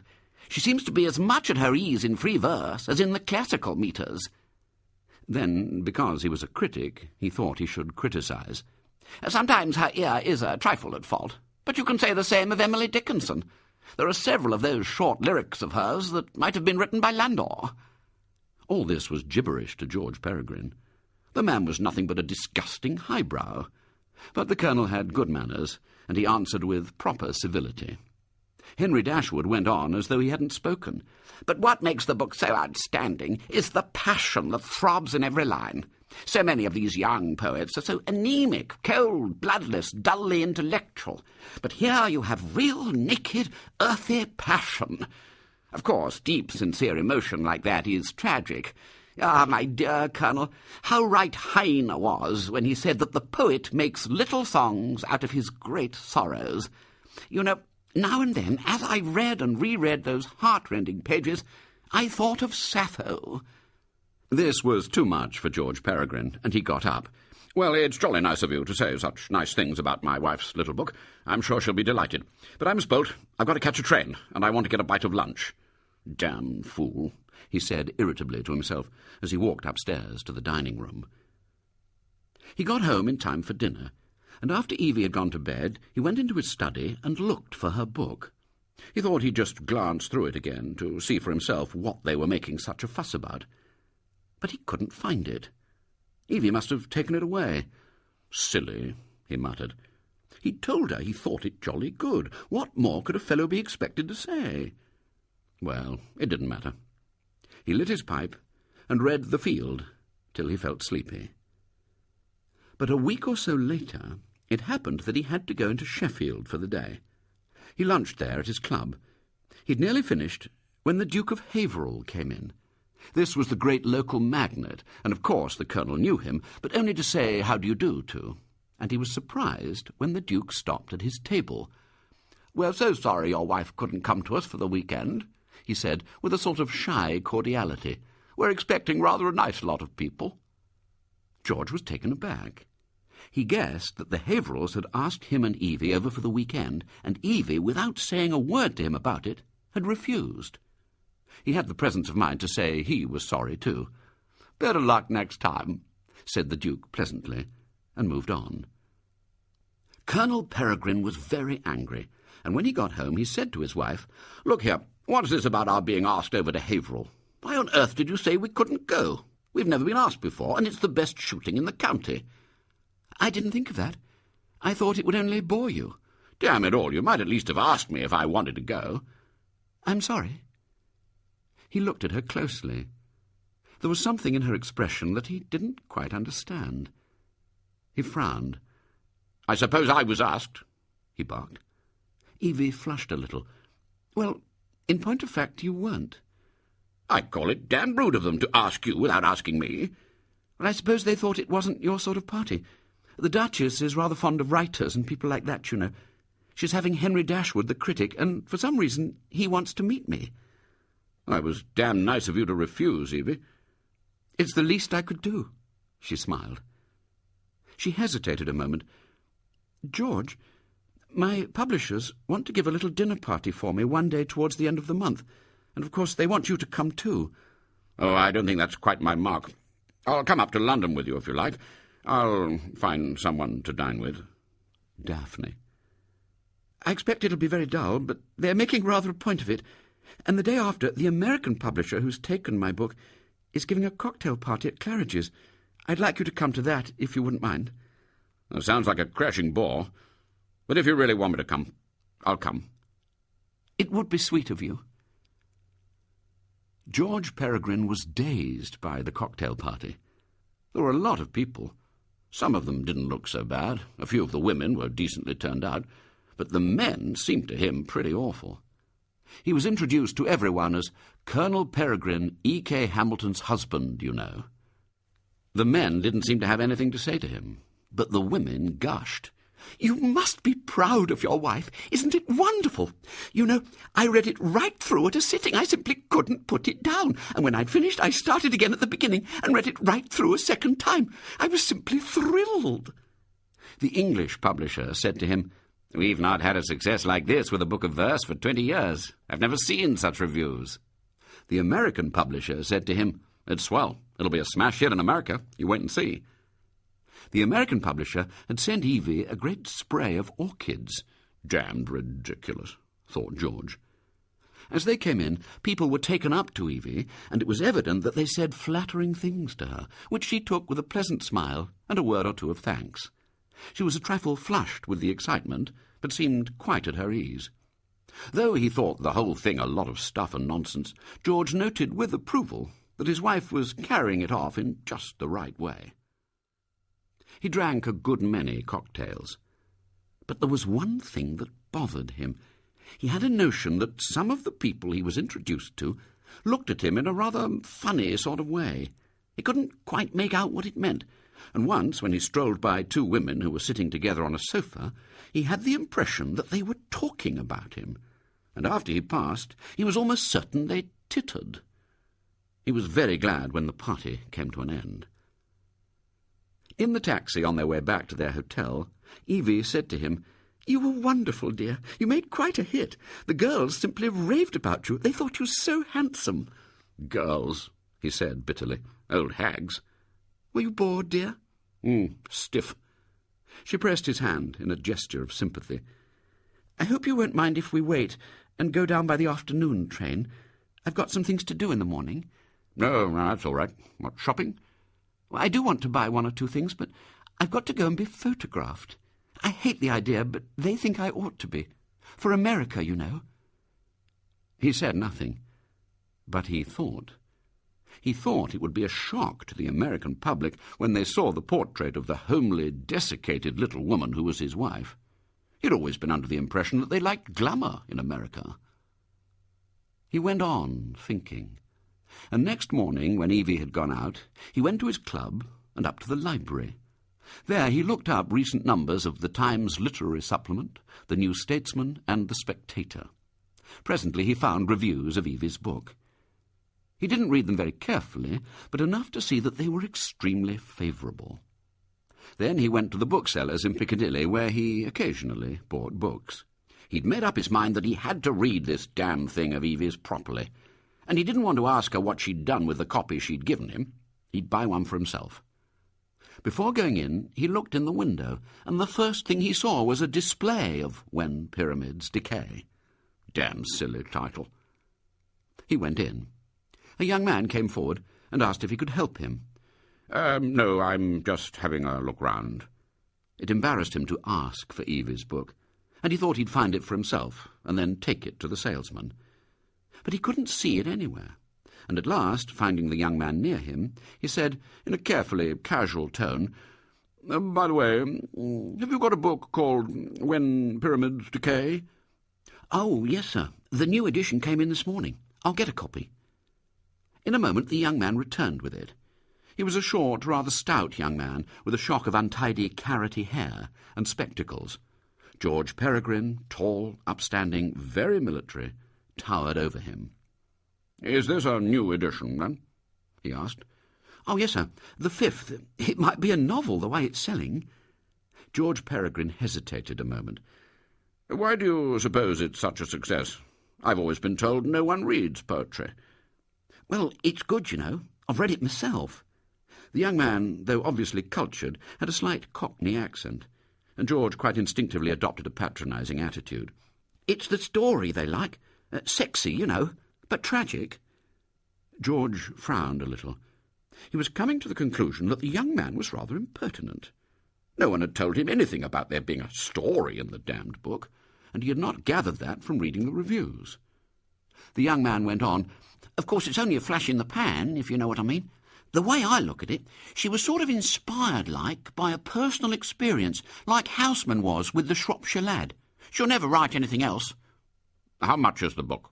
Said George coldly, to stop his chatter. You needn't wrap it up. I'll just slip it into my pocket. The November morning was raw, and he was wearing a greatcoat. At the station, he bought the evening papers and magazines, and he and Evie settled themselves comfortably in opposite corners of a first-class carriage and read. At 5 o'clock, they went along to the restaurant car to have tea and chatted a little. They arrived. They drove in the car which was waiting for them. They bathed, dressed for dinner, and after dinner, Evie, saying she was tired out, went to bed. She kissed him, as was her habit, on the forehead. Then he went into the hall, took Evie's book out of his greatcoat pocket, and going into the study, began to read it. He didn't read verse very easily, and though he read with attention every word of it, the impression he received was far from clear. Then he began at the beginning again, and read it a second time. He read with increasing malaise, but he was not a stupid man, and when he had finished, he had a distinct understanding of what it was all about. Part of the book was in free verse, part in conventional metres, but the story it related was coherent and plain to the meanest intelligence. It was the story of a passionate love affair between an older woman, married, and a young man. George Peregrine made out the steps of it as easily as if he'd been doing a sum in simple addition. Written in the first person, it began with the tremulous surprise of the woman past her youth when it dawned upon her that the young man was in love with her. She hesitated to believe it. She thought she must be deceiving herself, and she was terrified when, on a sudden, she discovered that she was passionately in love with him. She told herself it was absurd. With the disparity of age between them, nothing but unhappiness could come to her if she yielded to her emotion. She tried to prevent him from speaking, but the day came when he told her that he loved her, and forced her to tell him that she loved him too. He begged her to run away with him. She couldn't leave her husband, her home, and what life could they look forward to? She, an aging woman, he, so young. How could she expect his love to last?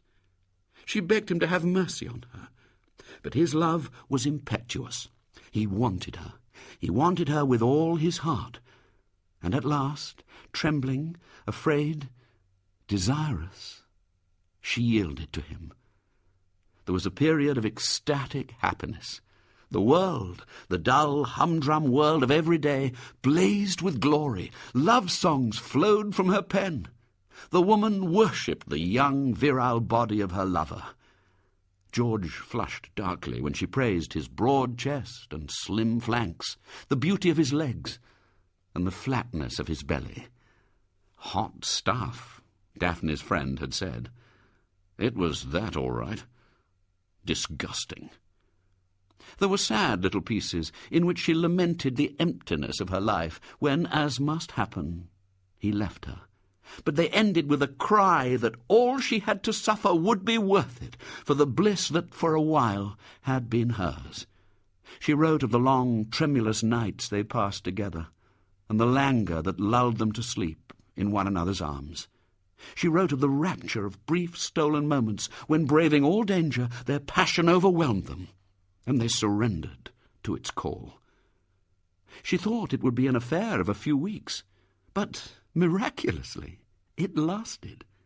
One of the poems referred to 3 years having gone by without lessening the love that filled their hearts. It looked as though he continued to press her to go away with him, far away, to a hill town in Italy, a Greek island, a walled city in Tunisia, so that they could be together always. For in another of the poems she besought him to let things be as they were. Their happiness was precarious.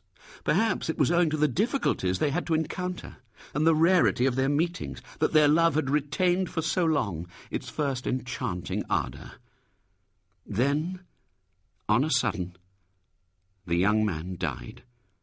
How, when, or where, George could not discover. There followed a long, heartbroken cry of bitter grief, grief she could not indulge in, grief that had to be hidden. She had to be cheerful, give dinner parties and go out to dinner, behave as she had always behaved, though the light had gone out of her life, and she was bowed down with anguish. The last poem of all was a set of 4 short stanzas in which the writer, sadly resigned to her loss, thanked the dark powers that rule man's destiny that she had been privileged, at least for a while, to enjoy the greatest happiness that we poor human beings can ever hope to know. It was 3 o'clock in the morning when George Peregrine finally put the book down. It had seemed to him that he heard Evie's voice in every line. Over and over again he came upon turns of phrase he had heard her use. There were details that were as familiar to him as to her. There was no doubt about it. It was her own story she had told, and it was as plain as anything could be, that she had had a lover, and her lover had died. It was not anger so much that he felt, nor horror or dismay, though he was dismayed and he was horrified, but amazement. It was as inconceivable that Evie should have had a love affair, and a wildly passionate one at that, as that the trout in a glass case over the chimney-piece in his study, the finest he had ever caught, should suddenly wag its tail. He understood now the meaning of the amused look he'd seen in the eyes of that man he had spoken to at the club. He understood why Daphne, when she was talking about the book, had seemed to be enjoying a private joke, and why those 2 women at the cocktail party had tittered when he strolled past them. He broke out into a sweat. Then, suddenly, he was seized with fury, and he jumped up to go and awake Evie and ask her sternly for an explanation. But he stopped at the door. After all, what proof had he? A book. He remembered that he'd told Evie he thought it jolly good. True, he hadn't read it, but he'd pretended he had. He would look a perfect fool if he had to admit that. "I must watch my step," he muttered. He made up his mind to wait for 2 or 3 days and think it all over. Then he'd decide what to do. He went to bed, but he couldn't sleep for a long time. "Evie," he kept on saying to himself. "Evie, of all people." They met at breakfast next morning, as usual. Evie was, as she always was, quiet, demure, and self-possessed, a middle-aged woman who made no effort to look younger than she was, a woman who had nothing of what he still called it. He looked at her as he hadn't looked at her for years. She had her usual placid serenity. Her pale blue eyes were untroubled. There was no sign of guilt on her candid brow. She made the same little casual remarks she always made. "It's nice to get back to the country again after those 2 hectic days in London. What are you going to do this morning?" It was incomprehensible. 3 days later, he went to see his solicitor. Harry Blaine was an old friend of George's as well as his lawyer. He had a place not far from Peregrine's, and for years they had shot over one another's preserves. For 2 days a week he was a country gentleman, and for the other 5 a busy lawyer in Sheffield. He was a tall, robust fellow, with a boisterous manner and a jovial laugh, which suggested that he liked to be looked upon essentially as a sportsman and a good fellow, and only incidentally as a lawyer. But he was shrewd and worldly wise.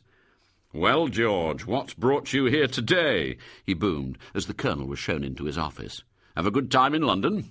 I'm taking my missus up for a few days next week. How's Evie?" "It's about Evie I've come to see you," said Peregrine, giving him a suspicious look. "Have you read her book?" His sensitivity had been sharpened during those last days of troubled thought, and he was conscious of a faint change in the lawyer's expression. It was as though he were suddenly on his guard. "Yes, I've read it. Great success, isn't it? Fancy Evie breaking out into poetry. Wonders will never cease." George Peregrine was inclined to lose his temper. "It's made me look a perfect damn fool." "Oh, what nonsense, George. There's no harm in Evie's writing a book. You ought to be jolly proud of her. Don't talk such rot. It's her own story. You know it and everyone else knows it. And I suppose I'm the only one who doesn't know who her lover was. Oh, there is such a thing as imagination, old boy. There's no reason to suppose the whole thing isn't made up. Look here, Harry. We've known one another all our lives. We've had all sorts of good times together. Be honest with me. Can you look me in the face and tell me you believe it's a made-up story?"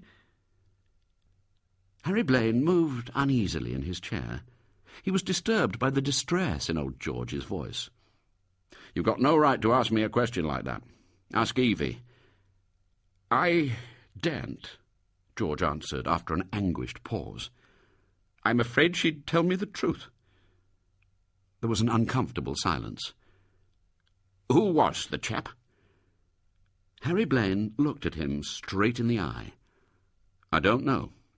And if I did, I wouldn't tell you." "You swine! Don't you see what a position I'm in?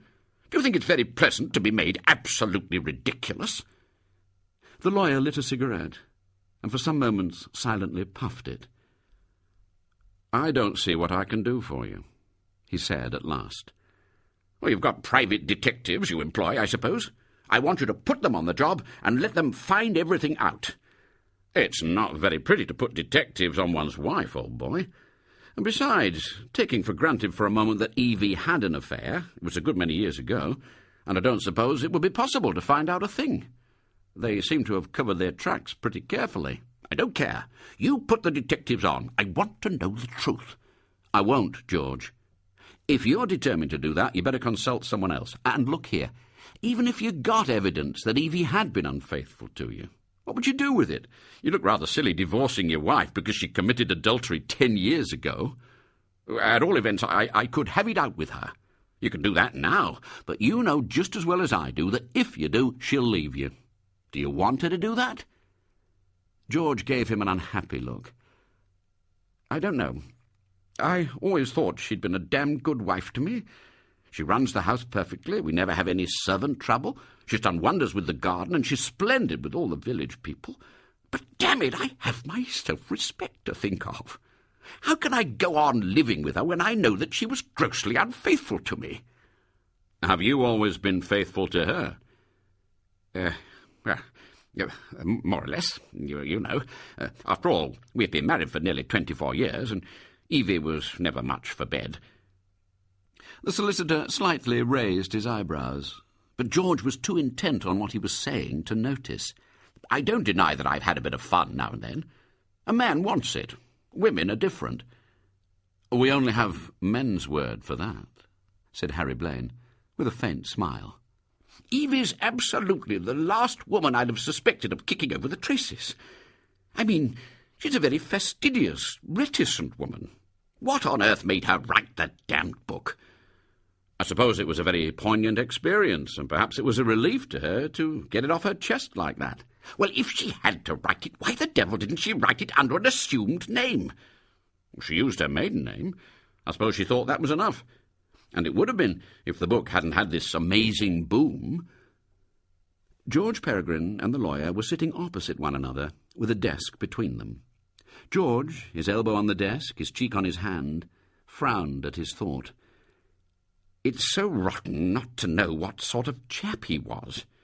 One can't even tell if he was by way of being a gentleman. I mean, for all I know, he may have been a farmhand or a clerk in a lawyer's office." Harry Blaine did not permit himself to smile, and when he answered, there was in his eyes a kindly, tolerant look. "Knowing Evie so well, I think the probabilities are that he was all right. Anyhow, I'm sure he wasn't a clerk in my office." "It's been a shock to me," the Colonel sighed. "I thought she was fond of me. She couldn't have written that book unless she hated me." "Oh, I don't believe that. I don't think she's capable of hatred." "Well, you're not going to pretend that she loves me?" "No." "Well, what does she feel for me?" Harry Blaine leaned back in his swivel chair and looked at George reflectively. "Indifference, I should say." The Colonel gave a little shudder and reddened. "After all, you're not in love with her, are you?" George Peregrine did not answer directly.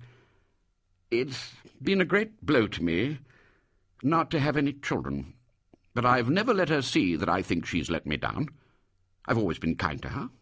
Within reasonable limits, I've tried to do my duty by her." The lawyer passed a large hand over his mouth to conceal the smile that trembled on his lips. "It's been such an awful shock to me," Peregrine went on. "Damn it all, even 10 years ago Evie was no chicken. God knows she wasn't much to look at. It's so ugly." He sighed deeply. "What would you do in my place?" "Nothing." George Peregrine drew himself bolt upright in his chair, and he looked at Harry with the stern, set face that he must have worn when he inspected his regiment. "I can't overlook a thing like this. I've been made a laughingstock.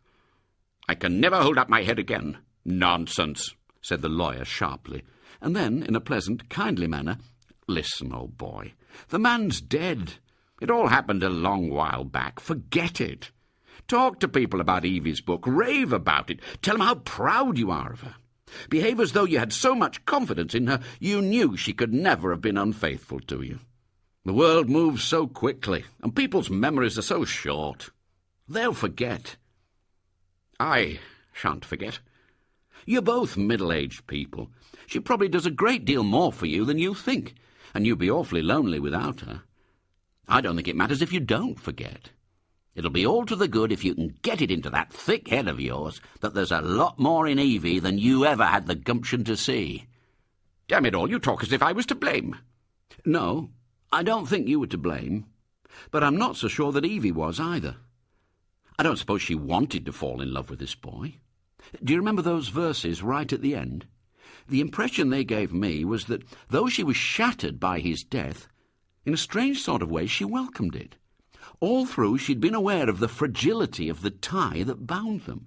He died in the full flush of his first love, and had never known that love so seldom endures. He'd only known its bliss and beauty. In her own bitter grief, she found solace in the thought that he'd been spared all sorrow. All that's a bit above my head, old boy. I see more or less what you mean. George Peregrine stared unhappily at the inkstand on the desk. He was silent, and the lawyer looked at him with curious yet sympathetic eyes. Do you realise what courage she must have had, never by a sign, to show how dreadfully unhappy she was? He said gently. Colonel Peregrine sighed. I'm broken. I suppose you're right. It's no good crying over spilt milk, and it would only make things worse if I made a fuss. Well? George Peregrine gave a pitiful little smile. I'll take your advice. I'll do nothing. Let them think me a damned fool, and to hell with them. The truth is, I don't know what I'd do without Evie. But I'll tell you what, there's one thing I shall never understand till my dying day. What in the name of heaven did the fellow ever see in her?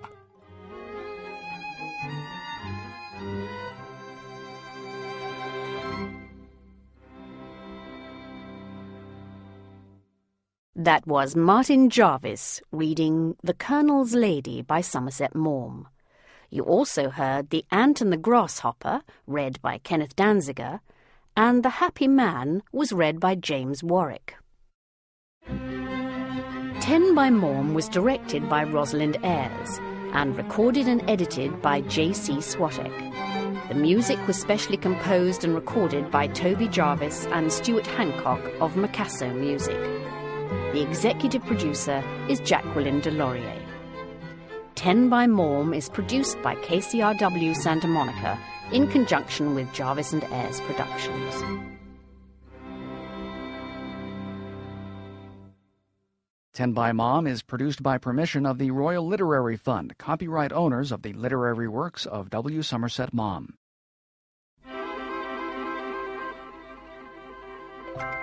10 by Maugham. Short stories by W. Somerset Maugham. In the next hour, Simon Templeman reads Flotsam and Jetsam.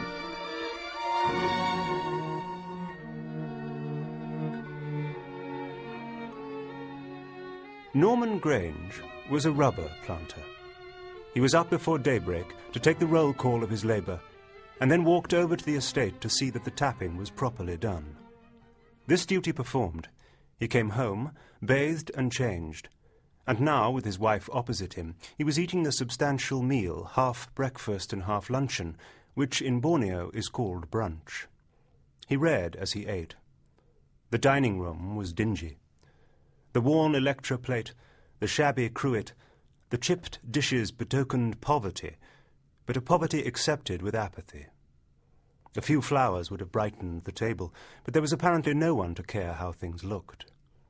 When Grange had finished, he belched, filled his pipe and lit it, rose from the table, and went out onto the veranda. He took no more notice of his wife than if she had not been there. He lay down in a long rattan chair and went on reading. Mrs. Grange reached over for a tin of cigarettes and smoked while she sipped her tea. Suddenly she looked out, for the houseboy came up the steps and, accompanied by 2 men, went up to her husband.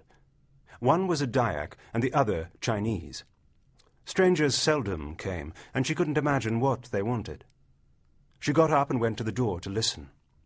Though she had lived in Borneo for so many years, she knew no more Malay than was necessary to get along with the boys, and she only vaguely understood what was said. She gathered from her husband's tone that something had happened to annoy him. He seemed to be asking questions first of the Chinese and then of the Dyak.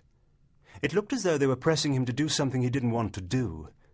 At length, however, with a frown on his face, he raised himself from his chair and, followed by the men, walked down the steps. Curious to see where he was going, she slipped out onto the veranda. He had taken the path that led down to the river. She shrugged her thin shoulders and went to her room. Presently she gave a violent start, for she heard her husband call her. "Vesta!" She came out. "Get her bed ready. There's a white man in a prahu at the landing stage. He's damned ill." "Who is he?" "How the hell should I know? They're just bringing him up." "We can't have anyone to stay here." "Shut up! Do as I tell you." He left her on that, and again went down to the river. Mrs. Grange called the boy, and told him to put sheets on the bed in the spare room. Then she stood at the top of the steps and waited. In a little while she saw her husband coming back, and behind him a huddle of Dyaks carrying a man on a mattress. She stood aside to let them pass, and caught a glimpse of a white face. "What shall I do?" she asked her husband. "Get out and keep quiet." "Polite, aren't you?" The sick man was taken into the room, and in 2 or 3 minutes the Dyaks and Grange came out. "I'm going to have to see about his kit. I'll have it brought up. His boys are looking after him, and there's no cause for you to butt in." "What's the matter with him?" "Malaria. His boatmen are afraid he's going to die and won't take him on. His name's Skelton." "He isn't going to die, is he?" "If he does, we'll bury him." But Skelton didn't die.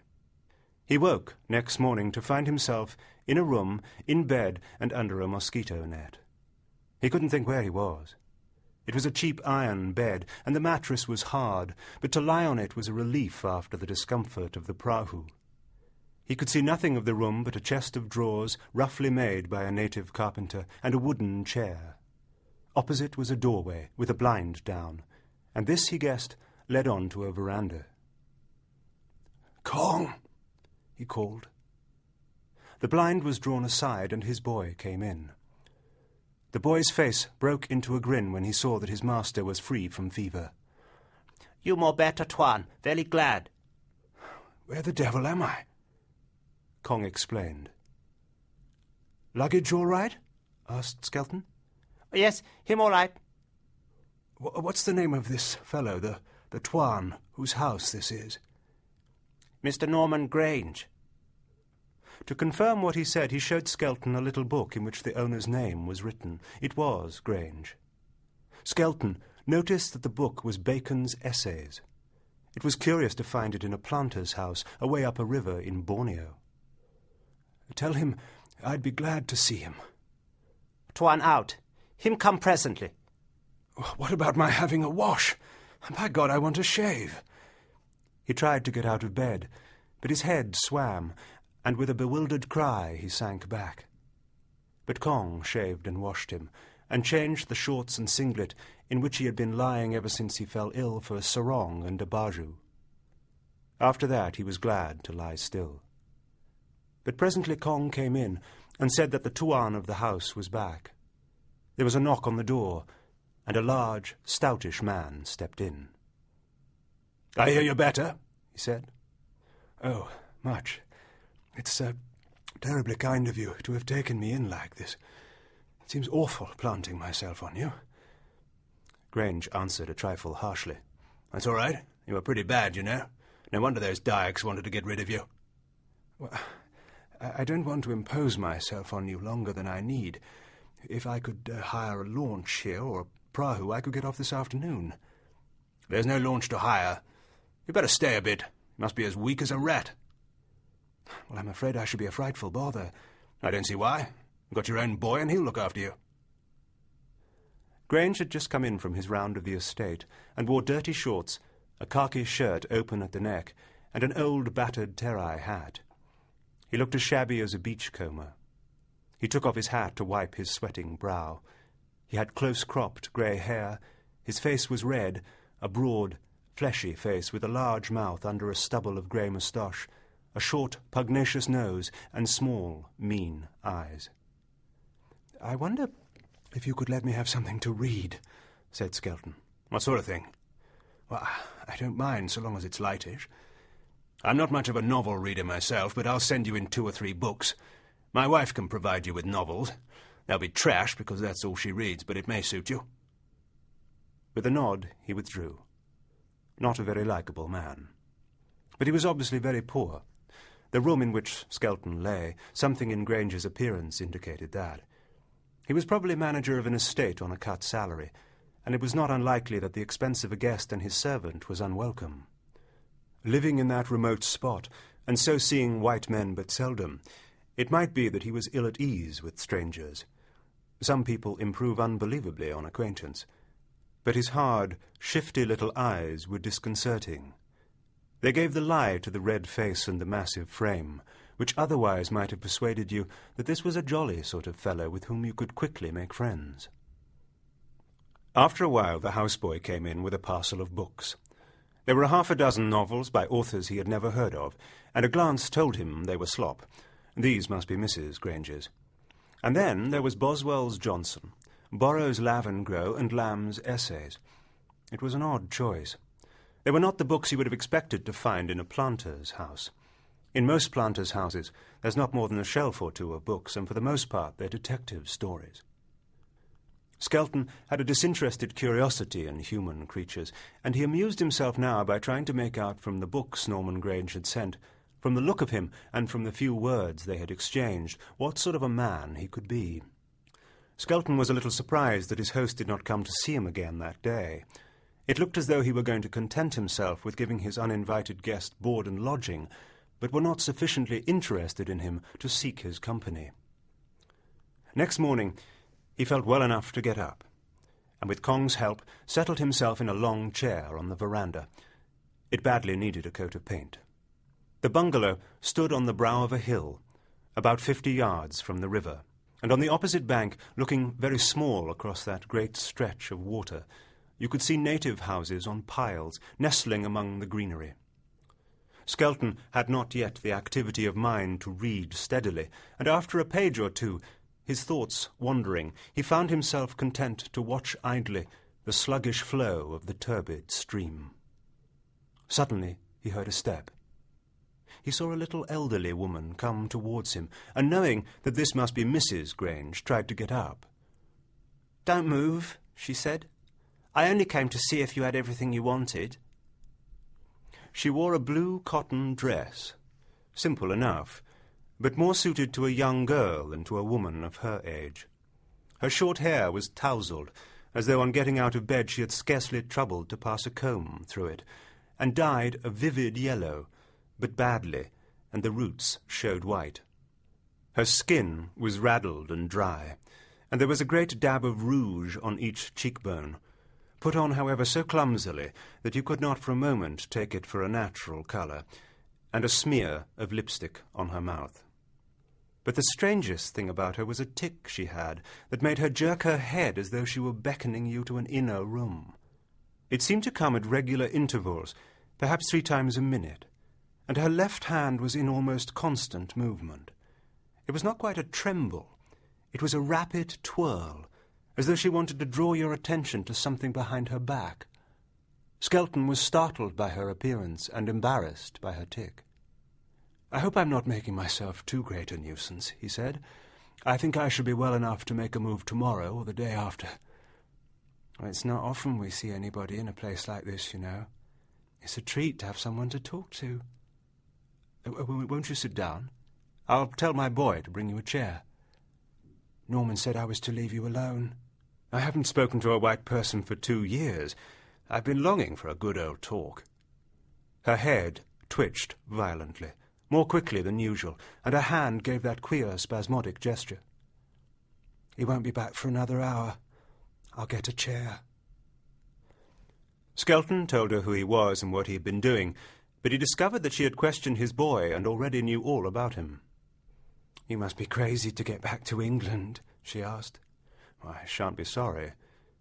Suddenly, Mrs. Grange seemed to be attacked by what one could only describe as a nerve storm. Her head twitched so madly, her hand shook with such fury that it was disconcerting. You could only look away. "I haven't been to England for 16 years, she said. "We don't mean that. Why, I thought all you planters went home every 5 years at the longest." "We can't afford it. We're broke to the wide. Norman put all the money he had into this plantation, and it hasn't really paid for years. It only just brings in enough to keep us from starvation. Of course, it doesn't matter to Norman. He isn't English, really. Well, he looks English enough. He was born in Sarawak. His father was in the government service.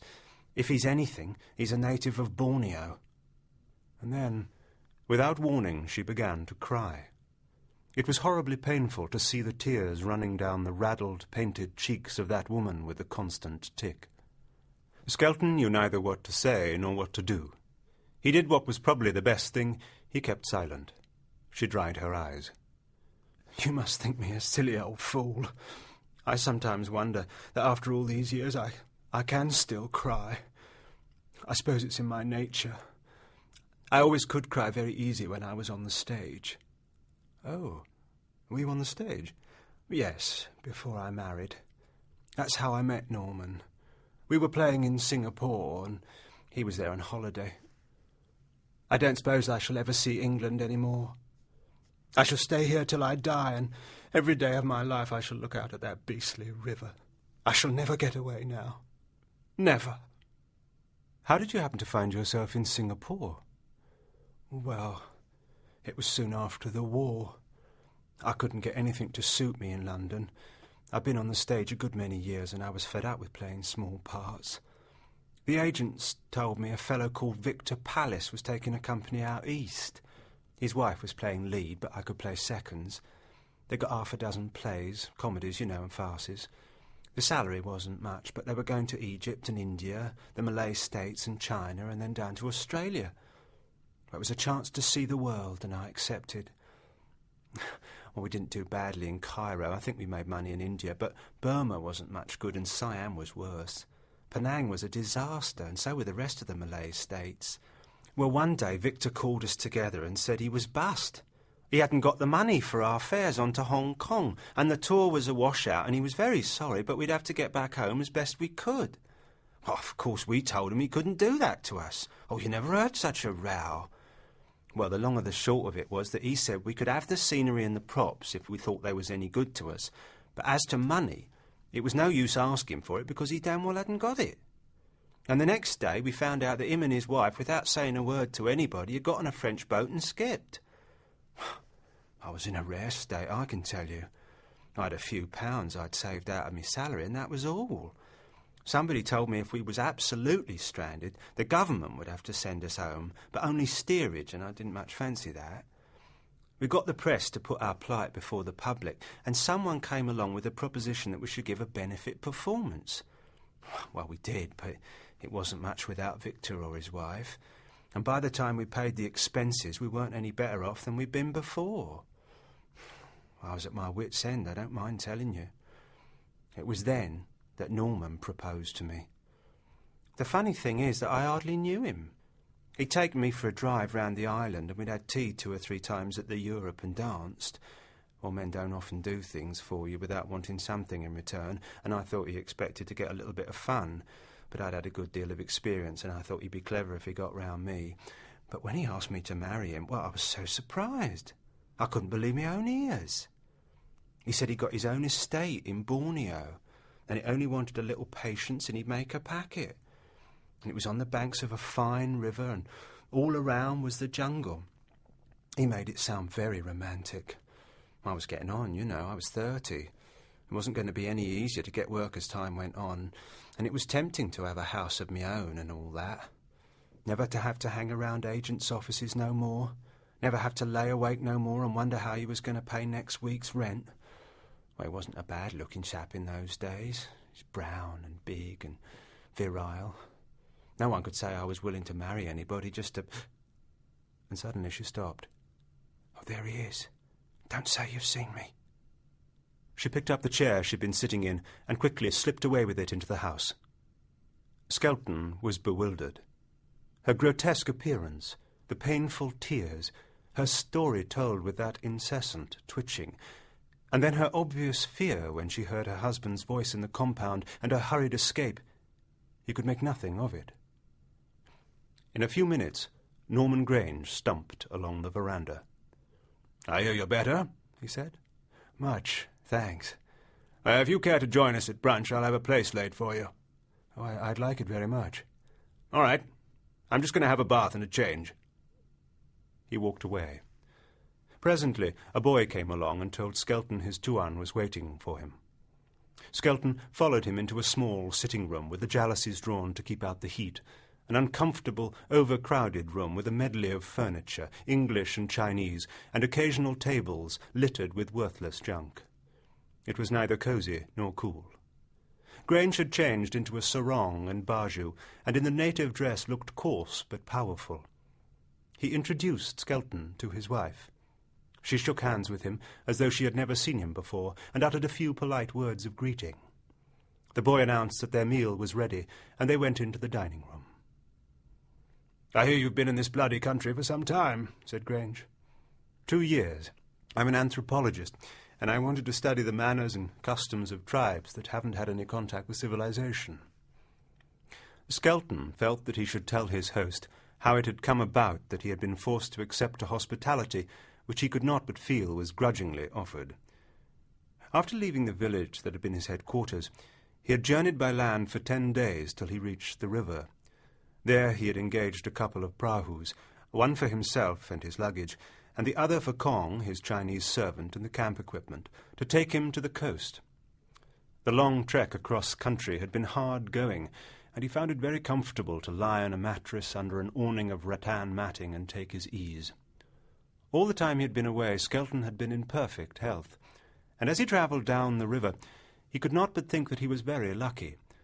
But even as the thought passed through his mind, it occurred to him that if he happened just then to congratulate himself on his good fortune in this respect, it was because he did not feel quite so well as usual.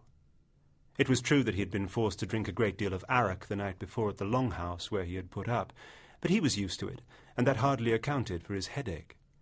He had a general sense of malaise. He was wearing nothing but shorts and a singlet, and he felt chilly. It was curious because the sun was shining fiercely, and when he put his hand on the gunwale of the prahu, the heat was hardly bearable. If he had a coat handy, he would have put it on. He grew colder, and presently his teeth began to chatter. He huddled up on his mattress, shivering all over in a desperate effort to get warm. He could not fail to guess what was the matter. "Christ," he groaned. "Malaria." He called the headman, who was steering the prahu. "Get Kong." The headman shouted to the second prahu and ordered his own paddlers to stop. In a moment the 2 boats were side by side, and Kong stepped in. "I've got fever, Kong," gasped Skelton. "Give me the medicine chest, and for God's sake, blankets. I'm freezing to death." Kong gave his master a big dose of quinine and piled on him what coverings they had. They started off again. Skelton was too ill to be taken ashore when they tied up for the night, and so passed it in the prahu. All next day and the day after he was very ill. Sometimes one or other of the crew came and looked at him, and often the headman stayed for quite a long while staring at him thoughtfully. "How many days to the coast?" Skelton asked the boy. 4, 5. He paused for a minute. "Headman, he no go coast. He say he wants you go home." "What time to go to hell?" "Headman say you very sick. You die. If you die and he go coast, he catch he trouble." "I'm not thinking of dying," said Skelton. "I shall be all right. It's just an ordinary go of malaria." Kong did not answer. The silence irritated Skelton. He knew that the Chinese had something in mind that he didn't like to say. "Spit it out, you fool!" he cried. Skelton's heart sank when Kong told him the truth. When they reached their resting place that night, the headman was going to demand his money and slip away with the 2 prahus before dawn. He was too frightened to carry a dying man farther. Skelton had no strength to take the determined attitude that might have availed him. He could only hope by the offer of more money to persuade the headman to carry out his agreement. The day passed in long arguments between Kong and the headman, but when they tied up for the night, the headman came to Skelton and told him sulkily that he would go no further. There was a longhouse nearby where he might get lodging till he grew better. He began to unload the baggage. Skelton refused to move. He got Kong to give him his revolver and swore to shoot anyone who came near him. Kong, the crew and the headman went up to the long-house, and Skelton was left alone. Hour after hour he lay there, the fever burning his body and his mouth parched, while muddled thoughts hammered away in his brain. Then there were the lights and the sound of men talking. The Chinese boy came with the headman and another man whom Skelton had not yet seen from the neighbouring long-house. He did his best to understand what Kong was telling him. It appeared that a few hours downstream there lived a white man, and to his house, if that would satisfy Skelton, the headman was willing to take him. "More better you say yes," said Kong. "Maybe white man has launched, then we go down to coast chop chop." "Well, who is he?" "Planter," said Kong. "This fellow say him have rubber estate." Skelton was too tired to argue further. All he wanted just then was to sleep. He accepted the compromise. "To tell you the truth," he finished, "I don't remember much more till I woke up yesterday morning to find myself an uninvited guest in your house." "I don't blame those Dyaks, you know," said Grange. "When I came down to the Prahu and saw you, I thought you were for it." Mrs. Grange sat silent while Skelton told his story, her head and hand twitching regularly, as though by the action of some invisible clockwork. But when her husband addressed her, asking for the Worcester sauce, and that was the only time he spoke to her, she was seized with such a paroxysm of involuntary movements that it was horrible to see. She passed him what he asked for without a word. Skelton got an uncomfortable impression that she was terrified of Grange. It was odd, because to all appearance he was not a bad sort. He was knowledgeable and far from stupid, and though you could not have said that his manner was cordial, it was plain that he was ready to be of what service he could. They finished their meal and separated to rest through the heat of the day. "I'll see you again at 6 for a sundowner," said Grange. When Skelton had had a good sleep, a bath, and a read, he went out onto the veranda. Mrs. Grange came up to him. It looked as though she had been waiting. "He's back from the office. Don't think it's funny if I don't speak to you. If he thought I liked having you here, he'd turn you out tomorrow." She said these words in a whisper and slipped back into the house. Skelton was startled. It was a strange house he had come into in a strange manner. He went into the overcrowded sitting-room and there found his host. He had been worried by the evident poverty of the establishment, and he felt that the Granges could ill afford even the small expense he must be putting them to. But he had already formed the impression that Grange was a quick-tempered, susceptible man, and he did not know how he would take an offer to help. He made up his mind to risk it. "Look here," he said to him, "it looks as though I might have to inflict myself on you for several days.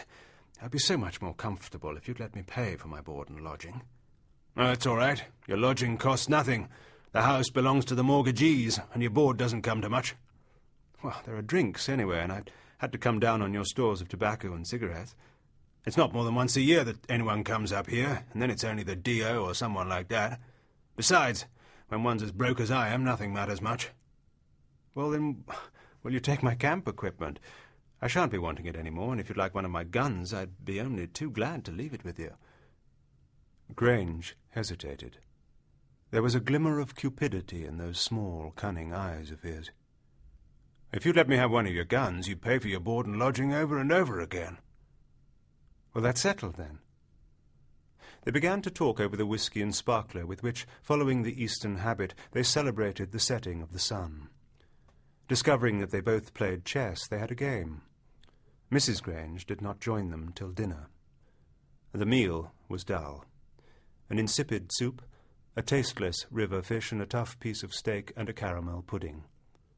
Norman Grange and Skelton drank beer, Mrs. Grange water. She never of her own will uttered a word.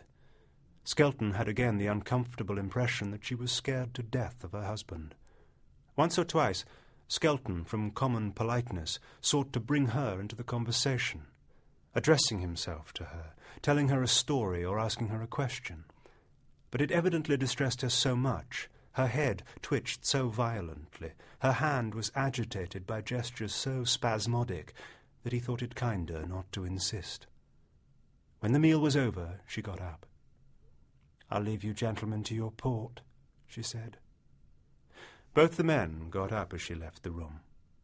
It was rather absurd and somehow sinister to see this social pretense in those poverty-stricken surroundings on a Borneo river. I may add that there is no port. There might be a little Benedictine left. Oh, don't bother. They talked for a while, and Grange began to yawn. He got up every morning before sunrise, and by 9 o'clock at night could hardly keep his eyes open. "I'm going to turn in," he said. He nodded to Skelton, and without further ceremony left him. Skelton went to bed, but he could not sleep. Though the heat was oppressive, it was not the heat that kept him awake. There was something horrible about that house and those two people who lived in it. He didn't know what it was that affected him with this peculiar uneasiness, but this he knew, that he would be heartily thankful to be out of it and away from them. Grange had talked a good deal about himself, but he knew no more of him than he had learned at the first glance. To all appearances, he was just the commonplace planter who had fallen upon evil days. He had bought his land immediately after the war and had planted trees, but by the time they were bearing, the slump had come, and since then it had been a constant struggle to keep going. The estate and the house were heavily mortgaged, and now that the rubber was once more selling profitably, all he made went to the mortgagees. That was an old story in Malaya. What made Grange somewhat unusual was that he was a man without a country. Born in Borneo, he had lived there with his parents till he was old enough to go to school in England. At 17 he had come back, and had never left it since except to go to Mesopotamia during the war. England meant nothing to him. He had neither relations nor friends there. Most planters, like civil servants, have come from England, go back on leave now and then, and look forward to settling down there when they retire. But what had England to offer Norman Grange? "I was born here," he said, "and I shall die here. I'm a stranger in England.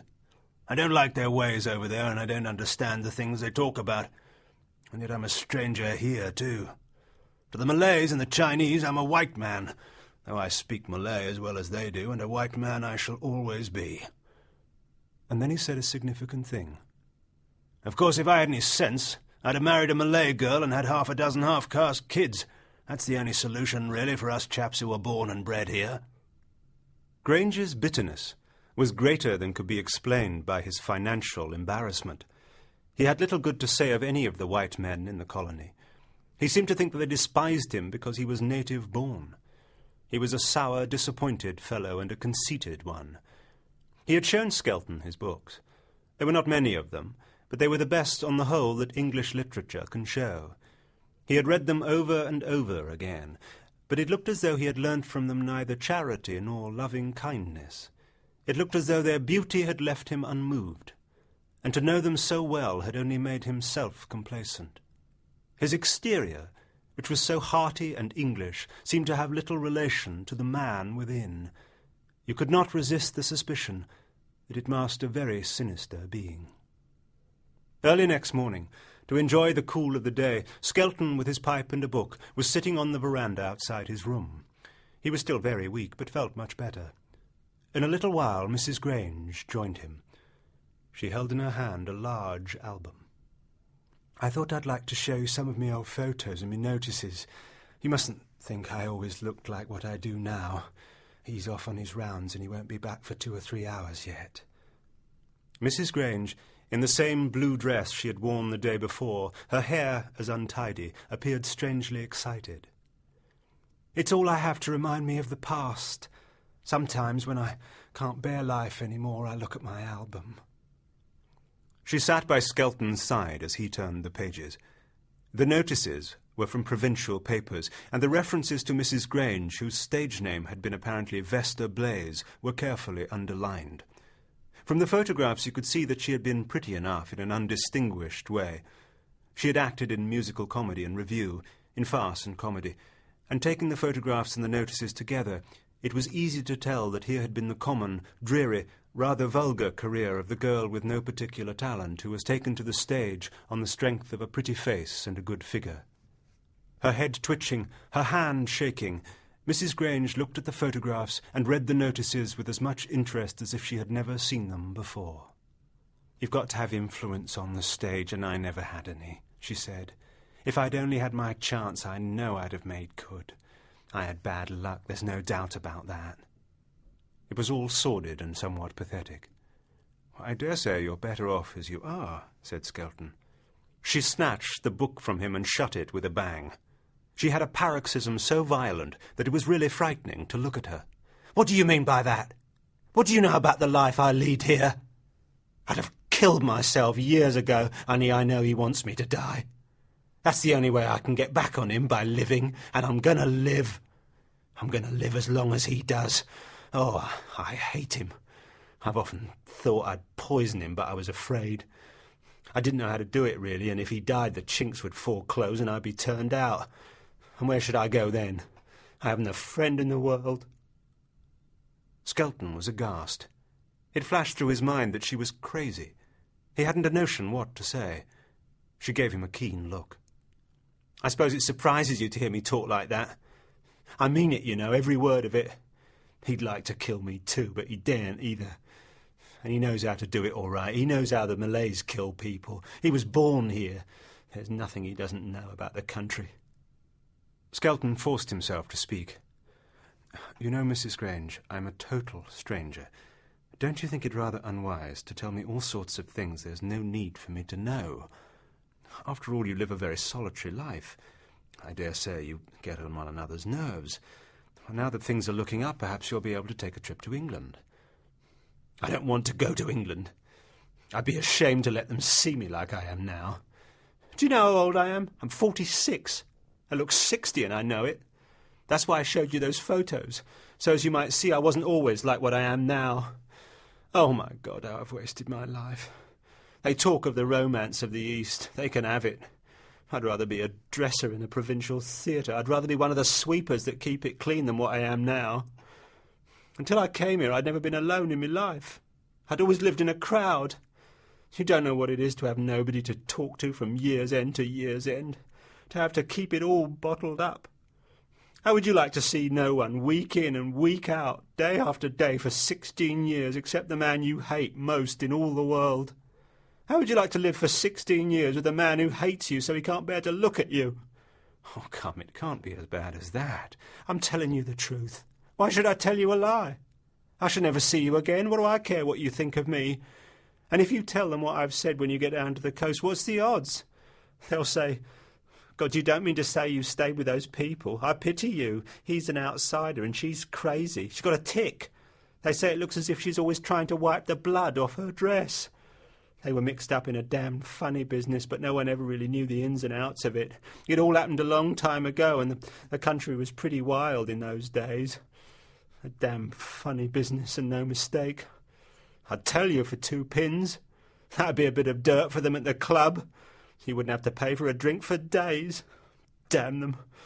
Oh, Christ, how I hate this country. I hate the river, I hate this house, I hate that damned rubber. I loathe the filthy natives, and that's all I've got to look forward to till I die. Till I die without a doctor to take care of me, without a friend to hold me hand. She began to cry hysterically. Mrs. Grange had spoken with a dramatic intensity of which Skelton would have never thought her capable. Her coarse irony was as painful as her anguish. Skelton was young, he was not yet 30, and he did not know how to deal with the difficult situation. But he could not keep silent. I'm terribly sorry, Mrs. Grange. I wish I could do something to help you. I'm not asking for your help. No one can help me. Skelton was distressed. From what she said, he could not but suspect that she had been concerned in a mysterious and perhaps dreadful occurrence, and it might be that to tell him about it without fear of the consequences was just the relief she needed. I don't want to butt into what's no business of mine, but, Mrs. Grange, if you think it would ease your mind to tell me what you were referring to just now, I mean, what you said was a damned funny business, I promise you on my word of honour that I'll never repeat it to a living soul. She stopped crying quite suddenly and gave him a long, intent look. She hesitated. He had an impression that the desire to speak was almost irresistible. But she shook her head and sighed. It wouldn't do any good. Nothing can do me any good. She got up and abruptly left him. The 2 men sat down to brunch by themselves. My wife asked you to excuse her, said Grange. She's got one of her sick headaches and she's staying in bed today. Oh, I'm sorry. Skelton had a notion that in the searching look that Grange gave him was mistrust and animosity. It flashed through his mind that somehow he had discovered that Mrs. Grange had been talking to him and perhaps had said things that should have been left unsaid. Skelton made an effort at conversation, but his host was taciturn, and they ended the meal in silence that was only broken by Grange when he got up. You seem pretty fit today, and I don't suppose you want to stay in this God-forsaken place longer than you must. I've sent over to the river to arrange for a couple of prahus to take you down to the coast. They'll be here at 6 tomorrow morning. Skelton felt sure then that he was right. Grange knew or guessed that his wife had spoken too freely, and he wanted to be rid as soon as possible of the dangerous visitor. "That's terribly kind of you," Skelton answered, smiling. "I'm as fit as a fiddle." But in Grange's eyes was no answering smile. They were coldly hostile. "We might have another game of chess later on," said he. "All right. When do you get back from your office?" "I haven't got much to do there today. I shall be about the house." Skelton wondered if it were only his fancy that there was something very like a threat in the tone which Grange uttered these words. It looked as though he were going to make sure that his wife and Skelton should not again be left alone. Mrs. Grange did not come to dinner. They drank their coffee and smoked their cheroots. Then Grange, pushing back his chair, said, "We've got to make an early start tomorrow. I dare say you'd like to turn in. I shall have started out on my rounds by the time you go, so I'll say goodbye to you now." "Well, let me get my guns. I want you to take the one you like best." "I'll tell the boy to fetch them." The guns were brought, and Grange made his choice. He gave no sign that he was pleased with the handsome gift. "You quite understand that this gun's worth a damn sight more than what your food and drink and smoke have run me into," he said. "Well, for all I know, you saved my life. I don't think an old gun is an over-generous return for that." "Oh, well, if you like to look at it that way, I suppose it's your own business. Thank you very much, all the same." They shook hands and parted. Next morning, while the baggage was being stowed away in the prahus, Skelton asked the houseboy whether, before starting, he could say goodbye to Mrs. Grange. The houseboy said he'd go and see. He waited a little while. Mrs. Grange came out of her room and onto the veranda. She was wearing a pink dressing gown, shabby, rumpled and none too clean of Japanese silk, heavily trimmed with cheap lace. The powder was thick on her face, her cheeks were rouged, and her lips scarlet with lipstick. Her head seemed to twitch more violently than usual, and her hand was agitated by that strange gesture. When first Skelton saw it, he had thought that it suggested a wish to call attention to something behind her back. But now, after what she had told him yesterday, it did indeed look as though she were constantly trying to brush something off her dress. Blood, she had said. "I didn't want to go without thanking you for all your kindness to me," he said. "Oh, that's all right." "Well, goodbye." "I'll walk down with you to the landing stage." They hadn't far to go. The boatman was still arranging the luggage. Skelton looked across the river where you could see some native houses. "I suppose these men come from over there. Looks quite a village." "No, only those few houses.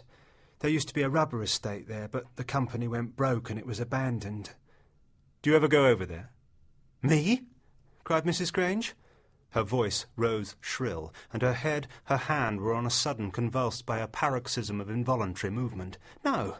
Why should I?" Skelton could not imagine why that simple question, asked merely for something to say, should so greatly upset her. But by now all was in order, and he shook hands with her. He stepped into the boat and comfortably settled down. They pushed off. He waved to Mrs. Grange. As the boat slid into the current, she cried out with a harsh, strident scream, "Give my regards to Leicester Square." Skelton heaved a great sigh of relief, as with their powerful strokes the paddlers took him farther and farther away from that dreadful house and from those two unhappy and yet repellent people. He was glad now that Mrs. Grange had not told him the story that was on the tip of her tongue to tell. He did not want some tragic tale of sin or folly to connect him with them in recollections that he could not escape. He wanted to forget them as one forgets a bad dream. But Mrs. Grange watched the 2 prahus till a bend of the river took them out of sight. She walked slowly up to the house and went into her bedroom. The light was dim because the blinds were drawn to keep out the heat, but she sat down at her dressing-table and stared at herself in the glass. Norman had had the dressing-table made for her soon after they were married. It had been made by a native carpenter, of course, and they had had the mirror sent from Singapore, but it was made to her own design of the exact size and shape she wanted, with plenty of room for all her toilet things and her makeup.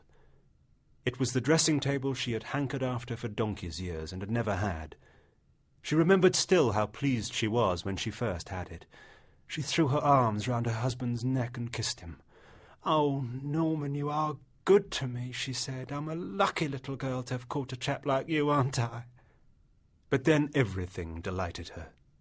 She was amused by the river life and the life of the jungle, the teeming growth of the forests, the birds with their gay plumage and the brilliant butterflies. She set about giving the house a woman's touch. She put out all her own photographs, and she got vases to put flowers in. She rooted around and got a lot of knick-knacks to place here and there. "They make a room look homey," she said. She wasn't in love with Norman, but she liked him all right. And it was lovely to be married. It was lovely to have nothing to do from morning till night except play the gramophone or Patience or read novels. It was lovely to think one hadn't got to bother about one's future. Of course it was a bit lonely sometimes, but Norman said she'd get used to that, and he promised that in a year or 2 at the outside he'd take her to England for 3 months. It'd be a lark to show him off to her friends. She felt that what had caught him was the glamour of the stage, and she'd made herself out a good deal more successful than she really had been. She wanted him to realize that she'd made a sacrifice when she'd thrown up her career to become a planter's wife. She'd claimed acquaintance with a good many stars that in point of fact she'd never even spoken to. That would need a bit of handling when they went home, but she'd manage it. After all, poor Norman knew no more about the stage than a babe unborn. If she couldn't cod a simple fellow like that after 12 years on the stage, well, she'd wasted her time, that's all she could say. Things went all right the first year. At one moment she thought she was going to have a baby. They were both disappointed when it turned out not to be true. Then she began to grow bored. It seemed to her that she'd done the same damn thing day after day forever and ever, and it frightened her to think that she'd have to go on doing the same damn thing day after day forevermore. Norman said he couldn't leave the plantation that year. They had a bit of a scene. It was then that he said something that scared her. "I hate England," he said. "If I had my way, I'd never set foot in the damn country again." Living this lonely life, Mrs. Grange got into the habit of talking out loud to herself. Shut up in her room, she could be heard chattering away hour after hour, and now, dipping the puff in her powder and plastering her face with it, she addressed her reflection in the mirror exactly as though she were talking to another person. "That ought to have warned me. I should have insisted on going by myself, and who knows, I might have got a job when I got to London, with all the experience I had and everything, and then I'd have written to him and I'd have said I wasn't coming back." Her thoughts turned to Skelton. "It's a pity I didn't tell him," she continued. "I had half a mind to. Perhaps he was right. Perhaps it would have eased my mind. I wonder what he'd have said." She imitated his Oxford accent. "Oh, I'm so terribly sorry, Mrs. Grange. I wish I could help you." She gave a chuckle, which was almost a sob. "I'd have liked to have told him about Jack. Oh, Jack." It was when they had been married for 2 years that they got a neighbour. The price of rubber at that time was so high that new estates were being put under cultivation, and one of the big companies had bought a great tract of land on the opposite bank of the river. It was a rich company, and everything was done on a lavish scale. The manager they had put in had a launch at his disposal, so that it was no trouble for him to pop over and have a drink whenever he felt inclined. Jack Carr, his name was. He was quite a different sort of chap from Norman. For one thing, he was a gentleman. He'd been to a public school and a university. He was about 35, tall, not beefy like Norman, but slight. He had the sort of figure that looked lovely in evening dress, and he had crisply curling hair and a laughing look in his eyes. Just her type. She took to him at once. It It was a treat having someone you could talk about London to in the theatre. He was gay and easy. He made the sort of jokes you would understand. In a week or two she felt more at home with him than she did with her husband after 2 years. There'd always been something about Norman that she hadn't quite been able to get to the bottom of. He was crazy about her, of course, and he told her a lot about himself. But she had a funny feeling that there was something he kept from her. Not because he wanted to, but, well, you couldn't hardly explain it, because it was so alien, you might say, that he couldn't put it into words. Later, when she knew Jack better, she mentioned it to him, and Jack said it was because he was country-born. Even though he hadn't a drop of native blood in his veins, something of the country had gone to the making of him, so that he wasn't white, really. He had an Eastern streak in him. However hard he tried, he could never be quite English. She chattered away aloud in that empty house. For the 2 boys, the cook and the houseboy were in their own quarters, and the sound of her voice, ringing along the wooden floors, piercing the wooden walls, was like the uncanny, unhuman gibber of new wine fermenting in a vat. She spoke just as though Skelton were there, but so incoherently that if he had been, he would have had difficulty in following the story she told. It did not take her long to discover that Jack Carr wanted her. She was excited. She'd never been promiscuous, but in all those years she'd been on the stage, naturally there had been episodes. You couldn't hardly have put up with being on tour month after month if you didn't have a bit of fun sometimes. Of course now she wasn't going to give in too easily. She didn't want to make herself cheap, but what with the life she led, she'd be a fool if she missed the chance. And as far as Norman was concerned, well, what the eye didn't see, the heart didn't grieve over. They understood one another all right, Jack and her. They knew it was bound to happen sooner or later. It was only a matter of waiting for the opportunity. And the opportunity came. But then something happened that they hadn't bargained for. They fell madly in love with one another.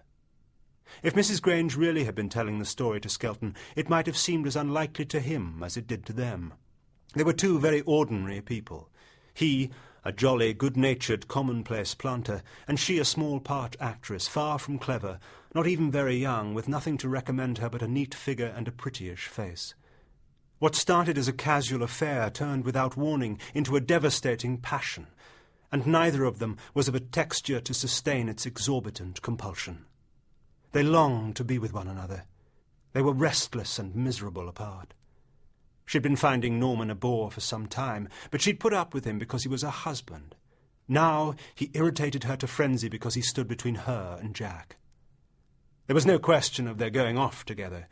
Jack Carr had nothing but his salary, and he couldn't throw up a job he'd been only too glad to get. It was difficult for them to meet.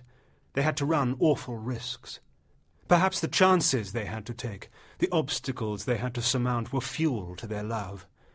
A year passed, and it was as overwhelming as at the beginning. It was a year of agony and bliss, of fear and thrill. And then she discovered that she was pregnant. She had no doubt that Jack Carr was the father, and she was wildly happy. It was true life was difficult, so difficult sometimes that she felt she just couldn't cope with it. But there'd be a baby, his baby, and that would make everything easy. She was going to Kuching for her confinement.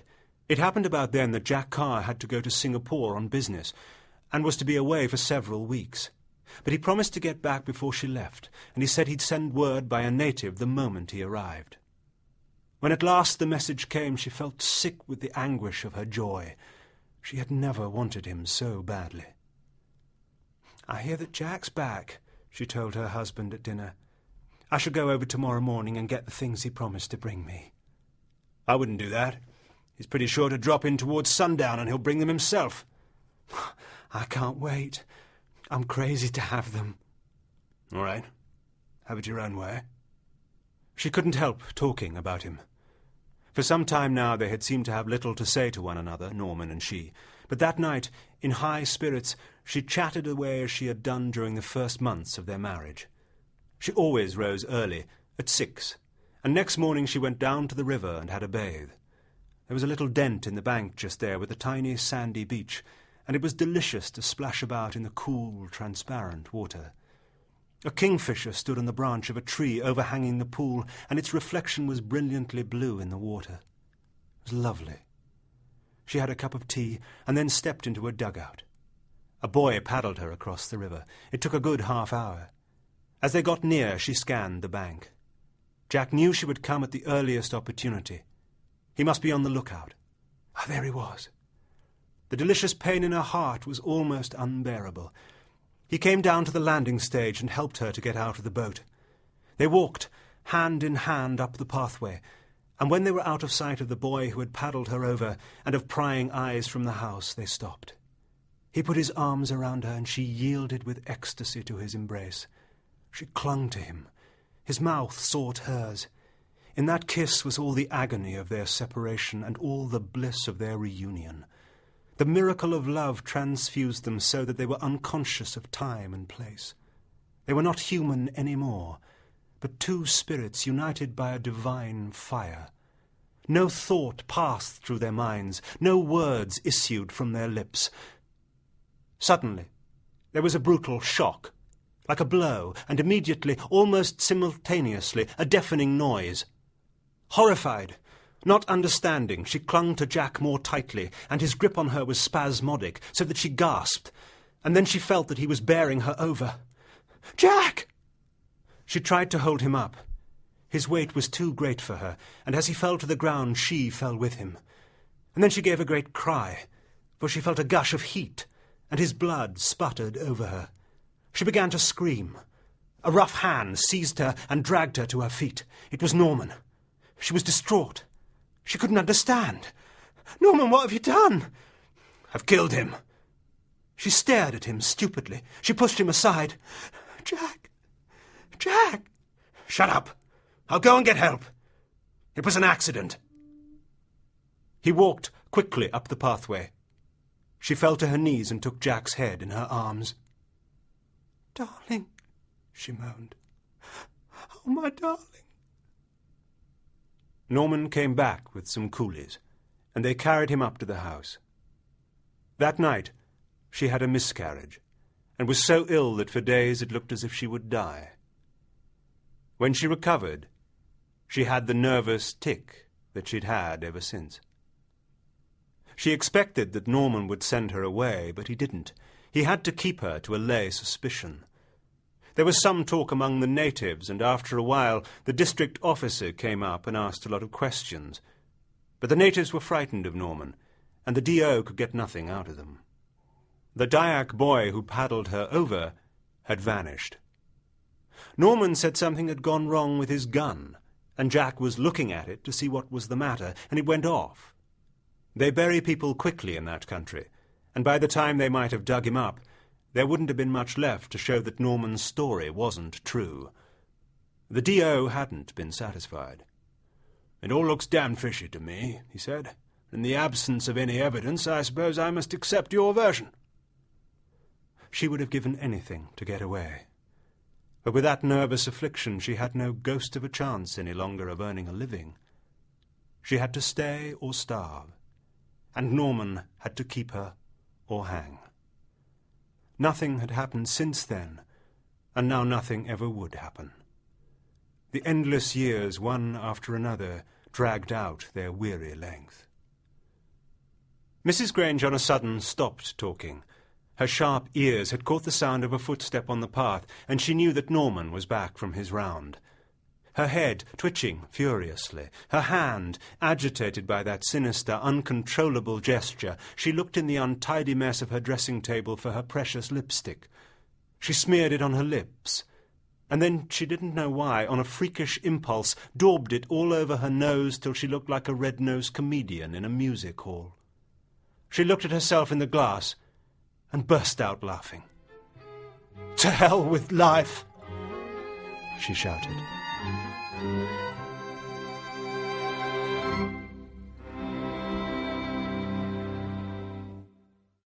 That was Simon Templeman reading Flotsam and Jetsam by Somerset Maugham.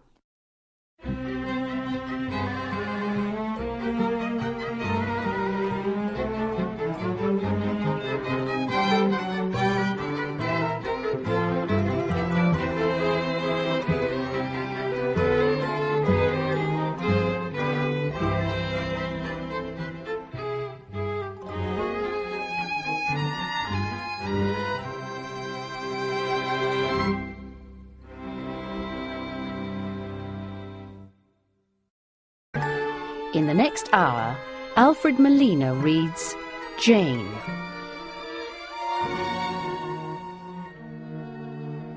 Jane. I remember very well the occasion on which I first saw Jane Fowler.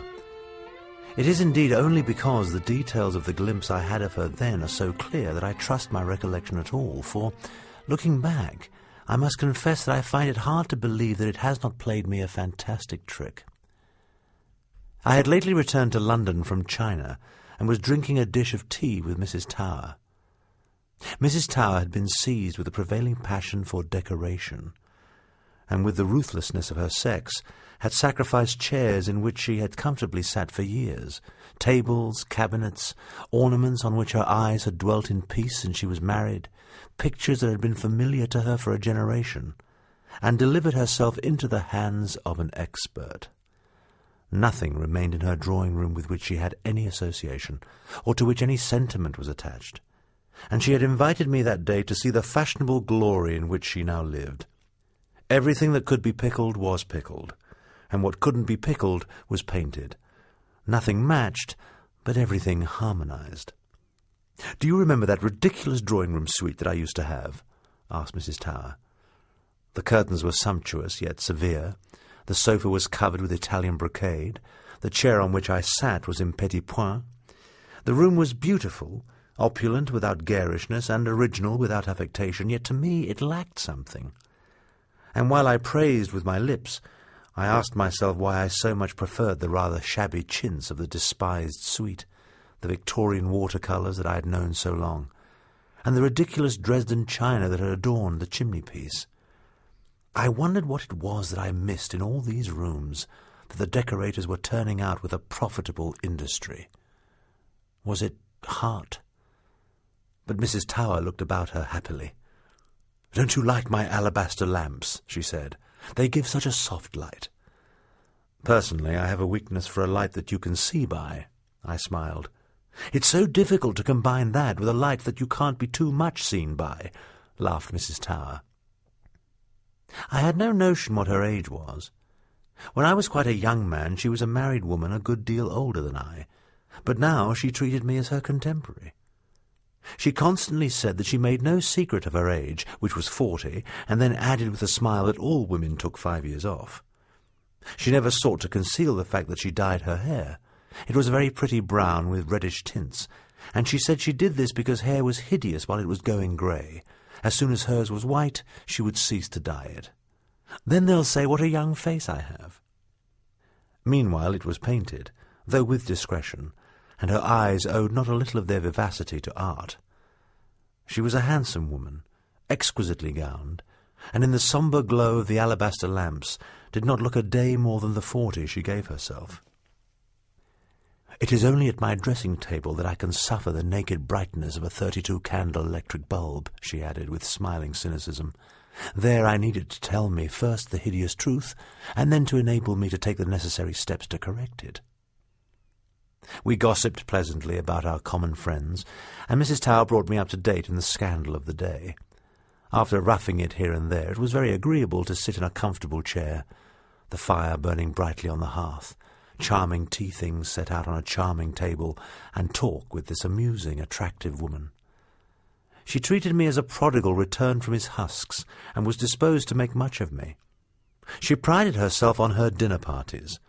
She took no less trouble to have her guests suitably assorted than to give them excellent food, and there were few persons who did not look upon it as a treat to be bidden to one of them. Now she fixed a date, and asked me whom I would like to meet. "There's only one thing I must tell you. If Jane Fowler is still here, I shall have to put it off." "Who is Jane Fowler?" I asked. Mrs. Tower gave a rueful smile. "Jane Fowler is my cross." "Oh? Do you remember a photograph that I used to have on the piano before I had my room done, of a woman in a tight dress with tight sleeves and a gold locket, with her hair drawn back from a broad forehead, and her ears showing, and spectacles on a rather blunt nose? Well, that was Jane Fowler." "You had so many photographs about the room in your unregenerate days," I said vaguely. "It makes me shudder to think of them. I've made them into a huge brown paper parcel and hidden them in an attic." "Well, who is Jane Fowler?" I asked again, smiling. "She's my sister-in-law. She was my husband's sister, and she married a manufacturer in the north. She's been a widow for many years, and she's very well-to-do." "And why is she your cross?" "She's worthy, she's dowdy, she's provincial. She looks 20 years older than I do, and she's quite capable of telling anyone she meets that we were at school together. She has an overwhelming sense of family affection, and because I am her only living connection, she's devoted to me. When she comes to London, it never occurs to her that she should stay anywhere but here. She thinks it would hurt my feelings, and she'll pay me visits of 3 or 4 weeks. We sit here, and she knits and reads, and sometimes she insists on taking me to dine at Claridge's, and she looks like a funny old charwoman, and everyone I particularly don't want to be seen by is sitting at the next table. When we're driving home, she says she loves giving me a little treat. With her own hands she makes me tea cosies that I am forced to use when she is here, and doilies and centerpieces for the dining-room table." Mrs. Tower paused to take breath. "I should have thought a woman of your tact would find a way to deal with a situation like that." "Ah, but don't you see, I haven't a chance. She's so immeasurably kind. She has a heart of gold. She bores me to death, but I wouldn't for anything let her suspect it." "And when does she arrive?" "Tomorrow." But the answer was hardly out of Mrs. Tower's mouth when the bell rang. There were sounds in the hall of a slight commotion, and in a minute or two the butler ushered in an elderly lady. "Mrs. Fowler," he announced. "Jane!" cried Mrs. Tower, springing to her feet. "I wasn't expecting you today." "So your butler has just told me. I certainly said today in my letter." Mrs. Tower recovered her wits. "Well, it doesn't matter. I'm very glad to see you whenever you come. Fortunately, I'm doing nothing this evening." "You mustn't let me give you any trouble. If I can have a boiled egg for my dinner, that's all I shall want." A faint grimace for a moment distorted Mrs. Tower's handsome features. "A boiled egg? Oh, I think we can do a little better than that." I chuckled inwardly when I recollected that the two ladies were contemporaries. Mrs. Fowler looked a good 55. She was a rather big woman. She wore a black straw hat with a wide brim, and from it a black lace veil hung over her shoulders, a cloak that oddly combined severity with fussiness, a long black dress voluminous as though she wore several petticoats under it, and stout boots. She was evidently short-sighted, for she looked at you through large gold-rimmed spectacles. "Won't you have a cup of tea?" asked Mrs. Tower. "If it wouldn't be too much trouble, I'll take off my mantle." She began by stripping her hands of the black gloves she wore, and then took off her cloak. Round her neck was a solid gold chain from which hung a large gold locket in which I felt certain was a photograph of her deceased husband. Then she took off her hat and placed it neatly with her gloves and cloak on the sofa corner. Mrs. Tower pursed her lips. Certainly those garments did not go very well with the austere but sumptuous beauty of Mrs. Tower's redecorated drawing-room. I wondered where on earth Mrs. Fowler had found the extraordinary clothes she wore. They were not old, and the materials were expensive. It was astounding to think that dressmakers still made things that had not been worn for a quarter of a century. Mrs. Fowler's grey hair was very plainly done, showing all her forehead and her ears, with a parting in the middle. It had evidently never known the tongs of Monsieur Marcel. Now her eyes fell on the tea-table with its teapot of Georgian silver and its cups in old Worcester. "What have you done with the tea-cosy I gave you last time I came up, Marion?" she asked. "Don't you use it?" "Yes, I use it every day, Jane," answered Mrs. Tower glibly. "Unfortunately, we had an accident with it a little while ago. It got burnt." "But the last one I gave you got burnt." "I'm afraid you'll think us very careless." "It doesn't really matter," smiled Mrs. Fowler. "I shall enjoy making you another. I'll go to Liberty's tomorrow and buy some silks." Mrs. Tower kept her face bravely. "I don't deserve it, you know. Doesn't your vicar's wife need one?" "Oh, I've just made her one," said Mrs. Fowler brightly. I noticed that when she smiled she showed white, small and regular teeth. They were a real beauty. Her smile was certainly very sweet. But I felt it high time for me to leave the two ladies to themselves, so I took my leave. Early next morning, Mrs. Tower rang me up, and I heard at once from her voice that she was in high spirits. "I've got the most wonderful news for you," she said. "Jane is going to be married." "Nonsense. Her fiancé is coming to dine here tonight to be introduced to me, and I want you to come too." "Oh, but I shall be in the way." "No, you won't. Jane suggested herself that I should ask you. Do come." She was bubbling over with laughter. "Who is he?" "I don't know. She tells me he's an architect. Can you imagine the sort of man Jane would marry?" I had nothing to do, and I could trust Mrs. Tower to give me a good dinner. When I arrived, Mrs. Tower, very splendid in a tea gown a little too young for her, was alone. "Jane is putting the finishing touches to her appearance. I'm longing for you to see her. She's all in a flutter. She says he adores her. His name is Gilbert, and when she speaks of him her voice gets all funny and tremulous. It makes me want to laugh. I wonder what he's like. Oh, I'm sure I know. Very big and massive, with a bald head and an immense gold chain across an immense tummy, a large, fat, clean-shaven, red face, and a booming voice." Mrs. Fowler came in. She wore a very stiff black silk dress with a wide skirt and a train.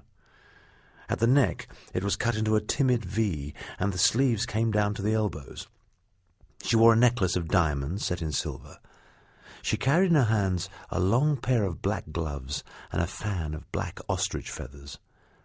She managed, as so few people do, to look exactly what she was. You could never have thought her anything in the world but the respectable relict of a north country manufacturer of ample means. "You've really got quite a pretty neck, Jane," said Mrs. Tower with a kindly smile. It was indeed astonishingly young when you compared it with her weather-beaten face. It was smooth and unlined, and the skin was white. And I noticed then that her head was very well placed on her shoulders. "Has Marian told you my news?" she said, turning to me with that really charming smile of hers, as if we were already old friends. "I must congratulate you," I said. "Wait to do that till you've seen my young man." "I think it's too sweet to hear you talk of your young man," smiled Mrs. Tower. Mrs. Fowler's eyes certainly twinkled behind her preposterous spectacles. "Don't expect anyone too old. You wouldn't like me to marry a decrepit old gentleman with one foot in the grave, would you?" This was the only warning she gave us. Indeed, there was no time for any further discussion, for the butler flung open the door and in a loud voice announced, "Mr. Gilbert Napier." There entered a youth in a very well-cut dinner jacket. He was slight, not very tall, with fair hair in which there was a hint of a natural wave, clean-shaven and blue-eyed. He was not particularly good-looking, but he had a pleasant, amiable face. In 10 years he would probably be wizened and sallow, but now, in extreme youth, he was fresh and clean and blooming. For he was certainly no more than 24. My first thought was that this was the son of Jane Fowler's fiancé. I had not known he was a widower. Come to say that his father was prevented from dining by a sudden attack of gout. But his eyes fell immediately on Mrs. Fowler. His face lit up, and he went towards her with both hands outstretched. Mrs. Fowler gave him hers, a demure smile on her lips, and turned to her sister-in-law. "This is my young man, Marian," she said. He held out his hand. "I hope you'll like me, Mrs. Tower," he said. "Jane tells me you're the only relation she has in the world." Mrs. Tower's face was wonderful to behold. I saw then to admiration how bravely good breeding and social usage could combat the instincts of the natural woman. For the astonishment, and then the dismay that for an instant she could not conceal, were quickly driven away, and her face assumed an expression of affable welcome. But she was evidently at a loss for words.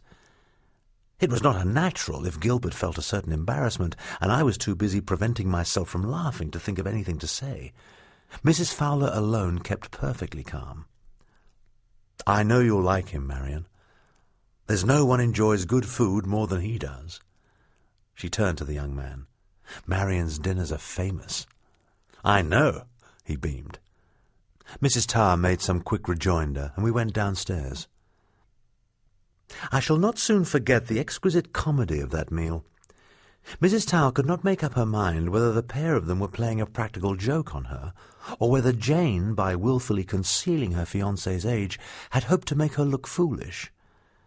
But then Jane never jested, and she was incapable of doing a malicious thing. Mrs. Tower was amazed, exasperated, and perplexed. But she had recovered her self-control, and for nothing would she have forgotten that she was a perfect hostess whose duty it was to make her party go. She talked vivaciously, but I wondered if Gilbert Napier saw how hard and vindictive was the expression of her eyes behind the mask of friendliness that she turned to him. She was measuring him. She was seeking to delve into the secret of his soul. I could see that she was in a passion, for under her rouge her cheeks glowed with an angry red. "You've got a very high colour, Marion," said Jane, looking at her amiably through her great round spectacles. "I dressed in a hurry. I dare say I put on too much rouge." "Oh, is it rouge? I thought it was natural. Otherwise I shouldn't have mentioned it." She gave Gilbert a shy little smile. "You know, Marion and I were at school together. You would never think it to look at us now, would you? But of course I've lived a very quiet life." I do not know what she meant by these remarks. It was almost incredible that she made them in complete simplicity, but anyhow they goaded Mrs. Tower to such a fury that she flung her own vanity to the winds. She smiled brightly. "We shall neither of us see 50 again, Jane," she said. If the observation was meant to discomfort the widow, it failed. "Gilbert says I mustn't acknowledge to more than 49 for his sake," she answered blandly. Mrs. Tower's hands trembled slightly, but she found a retort. "There is, of course, a certain disparity of age between you," she smiled. 27 years, said Jane. "Do you think it's too much?" "Gilbert says I'm very young for my age. I told you I shouldn't like to marry a man with one foot in the grave." I was really obliged to laugh, and Gilbert laughed too. His laughter was frank and boyish. It looked as though he were amused at everything Jane said. But Mrs. Tower was almost at the end of her tether, and I was afraid that unless relief came she would for once forget that she was a woman of the world. I came to the rescue as best I could. "I suppose you're very busy buying your trousseau," I said. "No, I wanted to get my things from the dressmaker in Liverpool I've been to ever since I was first married. But Gilbert won't let me. He's very masterful, and of course he has wonderful taste." She looked at him with a little affectionate smile, demurely as though she were a girl of 17. Mrs. Tower went quite pale under her makeup. "We're going to Italy for our honeymoon. Gilbert has never had a chance of studying Renaissance architecture, and of course it's important for an architect to see things for himself, and we shall stop in Paris on the way and get my clothes there." "Do you expect to be away long?" "Gilbert has arranged with his office to stay away for 6 months. It will be such a treat for him, won't it? You see, he's never had more than a fortnight's holiday before." "Why not?" asked Mrs. Tower in a tone that no effort of will could prevent from being icy. "He's never been able to afford it, poor dear." "Ah!" said Mrs. Tower, and into the exclamation put volumes. Coffee was served, and the ladies went upstairs. Gilbert and I began to talk in the desultory way in which men talk who have nothing whatever to say to one another. But in 2 minutes a note was brought in to me by the butler. It was from Mrs. Tower and ran as follows. "Come upstairs quickly, and then go as soon as you can. Take him with you. Unless I have it out with Jane at once, I shall have a fit." I told a facile lie. "Mrs. Tower has a headache, wants to go to bed. I think if you don't mind, we'd better clear out." "Certainly," he answered. We went upstairs, and 5 minutes later were on the doorstep. I called a taxi and offered the young man a lift. "Oh, no, thanks," he answered. "I'll just walk to the corner and jump on a bus." Mrs. Tower sprang to the fray as soon as she heard the front door close behind us. "Are you crazy, Jane?" she cried. "Not more than most people who don't habitually live in a lunatic asylum, I trust," Jane answered blandly. "May I ask why you're going to marry this young man?" asked Mrs. Tower with formidable politeness. "Partly because he won't take no for an answer. He's asked me 5 times. I grew positively tired of refusing him." And why do you think he's so anxious to marry you? I amuse him. Mrs. Tower gave an exclamation of annoyance. He's an unscrupulous rascal. I very nearly told him so to his face. Well, you would have been wrong, and it wouldn't have been very polite. He's penniless and you're rich. You can't be such a besotted fool as not to see that he's marrying you for your money.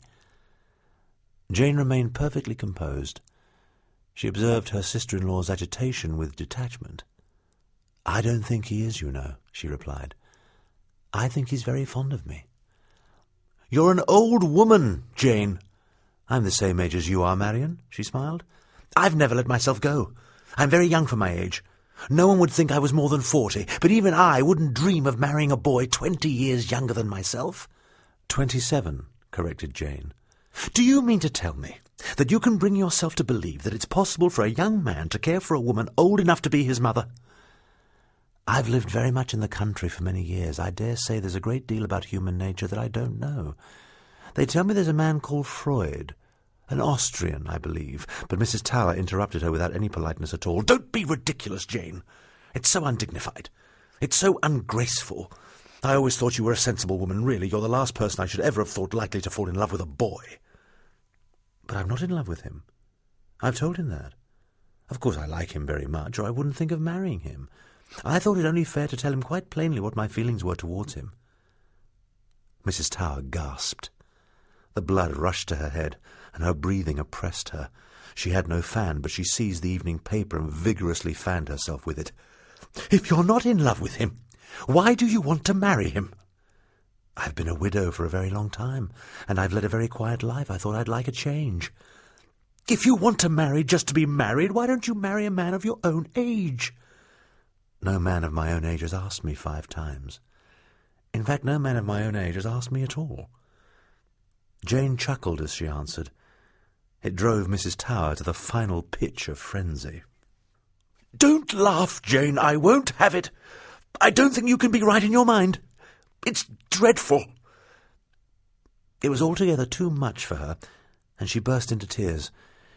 She knew that at her age it was fatal to cry. Her eyes would be swollen for 24 hours, and she would look a sight. But there was no help for it. She wept. Jane remained perfectly calm. She looked at Marion through her large spectacles and reflectively smoothed the lap of her black silk dress. You're going to be so dreadfully unhappy, Mrs. Tower sobbed, dabbing her eyes cautiously in the hope that the black on her lashes would not smudge. I don't think so, you know. Jane answered in those equable, mild tones of hers, as if there were a little smile behind the words. We've talked it over very thoroughly. I always think I'm a very easy person to live with. I think I shall make Gilbert very happy and comfortable. He's never had anyone to look after him properly. We're only marrying after mature consideration, and we've decided that if either of us wants his liberty, the other will place no obstacles in the way of his getting it. Mrs. Tower had by now recovered herself sufficiently to make a cutting remark. How much has he persuaded you to settle on him? I wanted to settle 1,000 a year on him, but he wouldn't hear of it. He was quite upset when I made the suggestion. He says he can earn quite enough for his own needs. He's more cunning than I thought, said Mrs. Tower acidly. Jane paused a little and looked at her sister-in-law with kindly but resolute eyes. You see, my dear, it's different for you, she said. You've never been so very much a widow, have you? Mrs. Tower looked at her. She blushed a little. She even felt slightly uncomfortable, but of course Jane was much too simple to intend an innuendo. Mrs. Tower gathered herself together with dignity. I'm so upset that I really must go to bed, she said. We'll resume the conversation tomorrow morning. I'm afraid that won't be very convenient, dear. Gilbert and I are going to get the license tomorrow morning. Mrs. Tower threw up her hands in a gesture of dismay, but she found nothing more to say. The marriage took place at a registrar's office. Mrs. Tower and I were the witnesses. Gilbert, in a smart blue suit, looked absurdly young, and he was obviously nervous. It is a trying moment for any man. But Jane kept her admirable composure. She might have been in the habit of marrying as frequently as a woman of fashion. Only a slight colour on her cheeks suggested that beneath her calm was some faint excitement. It is a thrilling moment for any woman.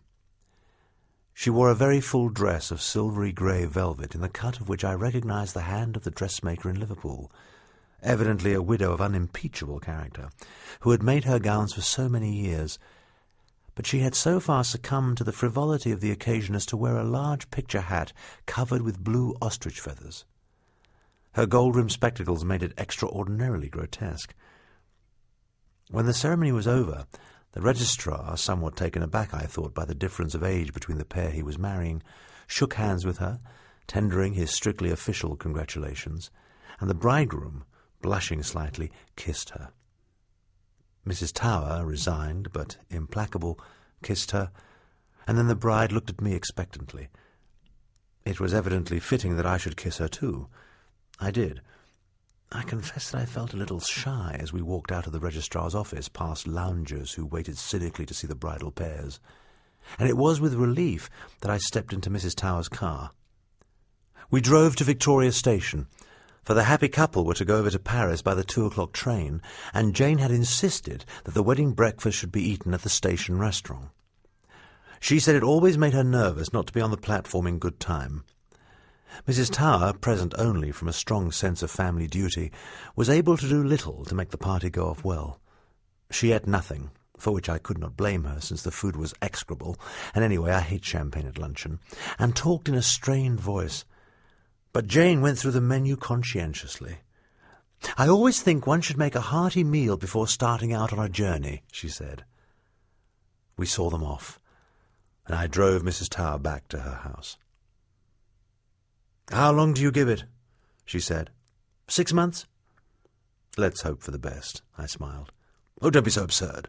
There can be no best. You don't think he's marrying her for anything but her money, do you? Of course it can't last. My only hope is that she won't have to go through as much suffering as she deserves." I laughed. The charitable words were spoken in such a tone as to leave me in small doubt of Mrs. Tower's meaning. "Well, if it doesn't last, you'll have the consolation of saying, 'I told you so,'" I said. "I promise you I'll never do that." "Then you'll have the satisfaction of congratulating yourself on your self-control in not saying, 'I told you so.'" "She's old and dowdy and dull." "Are you sure she's dull?" I said. "It's true she doesn't say very much, but when she says anything, it's very much to the point. I've never heard her make a joke in my life." I was once more in the Far East, when Gilbert and Jane returned from their honeymoon, and this time I remained away for nearly 2 years. Mrs. Tower was a bad correspondent, and though I sent her an occasional picture postcard, I received no news from her. But I met her within a week of my return to London. I was dining out, and found that I was seated next to her. It was an immense party. I think we were 24, like the blackbirds in the pie, and arriving somewhat late, I was too confused by the crowd in which I found myself to notice who was there. But when we sat down, looking round the long table, I saw that a good many of my fellow guests were well known to the public from their photographs in the illustrated papers. Our hostess had a weakness for the persons technically known as celebrities, and this was an unusually brilliant gathering. When Mrs. Tower and I had exchanged the conventional remarks that two people make when they have not seen one another for a couple of years, I asked about Jane. "She's very well," said Mrs. Tower with a certain dryness. "How has the marriage turned out?" Mrs. Tower paused a little and took a salted almond from the dish in front of her. "It appears to be quite a success." "You were wrong, then." "I said it wouldn't last, and I still say it won't last.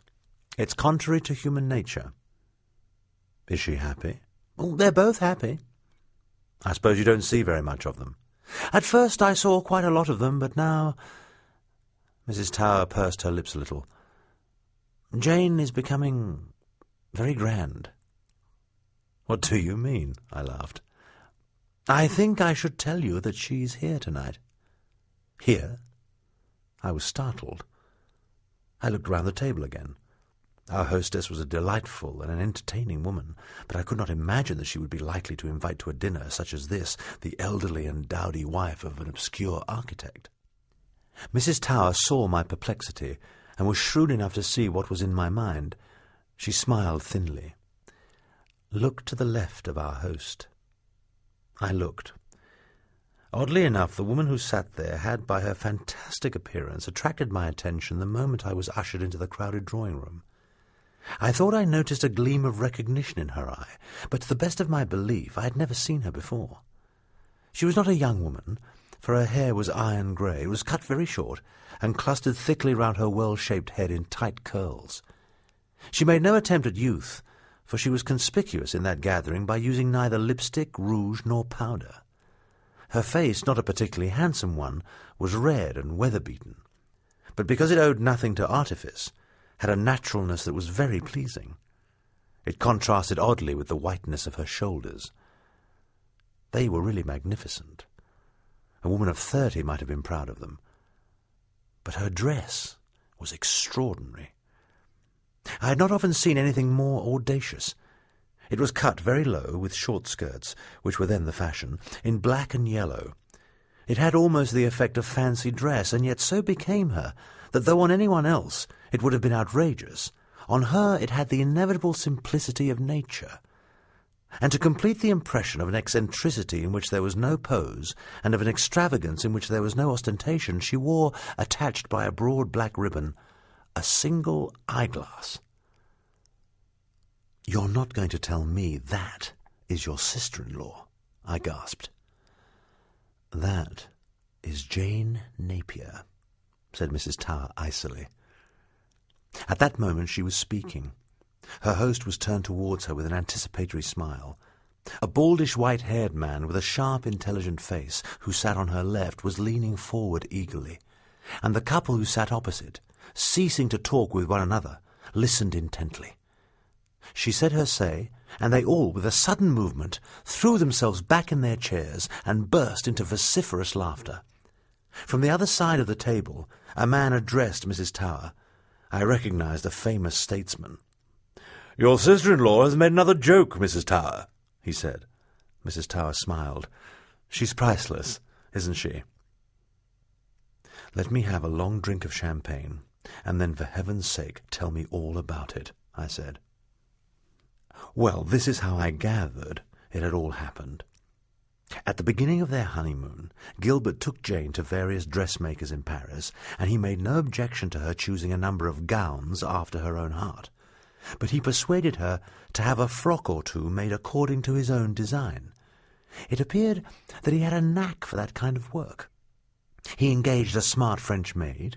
Jane had never had such a thing before.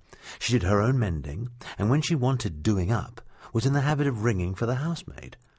The dresses Gilbert had devised were very different from anything she had worn before, but he had been careful not to go too far too quickly, and because it pleased him, she persuaded herself, though not without misgivings, to wear them in preference to those she had chosen herself. Of course she could not wear them with the voluminous petticoats she had been in the habit of using, and these, though it cost her an anxious moment, she discarded. "Now, if you please," said Mrs. Tower, with something very like a sniff of disapproval, "she wears nothing but thin silk tights. It's a wonder to me she doesn't catch her death of cold at her age." Gilbert and the French maid taught her how to wear her clothes, and unexpectedly enough she was very quick at learning. The French maid was in raptures over Madame's arms and shoulders. It was a scandal not to show anything so fine. "Wait a little, Alphonsine," said Gilbert. "The next lot of clothes I design for Madame will make the most of her." The spectacles, of course, were dreadful. No one could look really well in gold-rimmed spectacles. Gilbert tried some with tortoise-shell rims. He shook his head. "They'd look all right on a girl," he said. "You're too old to wear spectacles, Jane." Suddenly he had an inspiration. "By George, I've got it! You must wear an eyeglass." "Oh, Gilbert, I couldn't." She looked at him, and his excitement, the excitement of the artist, made her smile. He was so sweet to her, she wanted to do what she could to please him. "I'll try," she said. When they went to an optician, and, suited with the right size, she placed an eyeglass jauntily in her eye, Gilbert clapped his hands. There and then, before the astonished shopman, he kissed her on both cheeks. "You look wonderful," he cried. So they went down to Italy, and spent happy months studying Renaissance and Baroque architecture. Jane not only grew accustomed to her changed appearance, but found she liked it.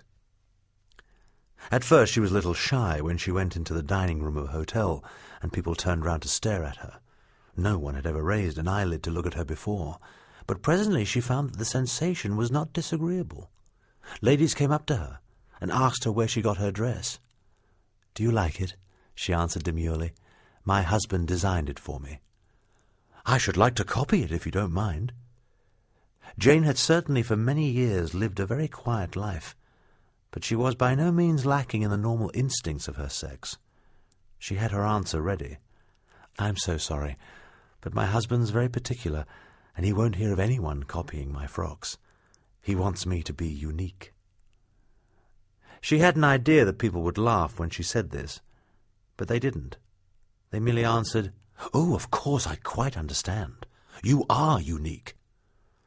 But she saw them making mental notes of what she wore, and for some reason this quite put her about.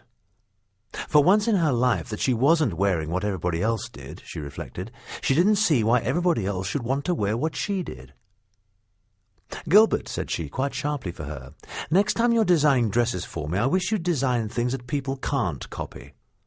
The only way to do that is to design things that only you can wear." "Can't you do that?"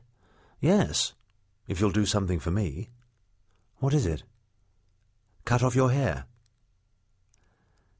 I think this was the first time that Jane jibbed. Her hair was long and thick, and as a girl she had been quite vain of it. To cut it off was a very drastic proceeding. This really was burning her boats behind her. In her case it was not the first step that cost so much, it was the last. But she took it. "I know Marion will think me a perfect fool, and I shall never be able to go to Liverpool again," she said. And when they passed through Paris on their way home, Gilbert led her, she felt quite sick, her heart was beating so fast, to the best hairdresser in the world. She came out of his shop with a jaunty, saucy, impudent head of crisp grey curls. Pygmalion had finished his fantastic masterpiece. Galatea was come to life. "Yes," I said, "but that isn't enough to explain why Jane is here tonight amid this crowd of duchesses, cabinet ministers, and such like, nor why she is sitting on one side of her host with an admiral of the fleet on the other." "Jane is a humorist," said Mrs. Tower.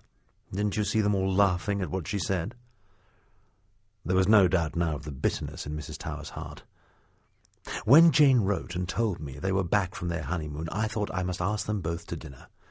I didn't much like the idea, but I felt it had to be done. I knew the party would be deadly, and I wasn't going to sacrifice any of the people who really mattered. On the other hand, I didn't want Jane to think I hadn't any nice friends.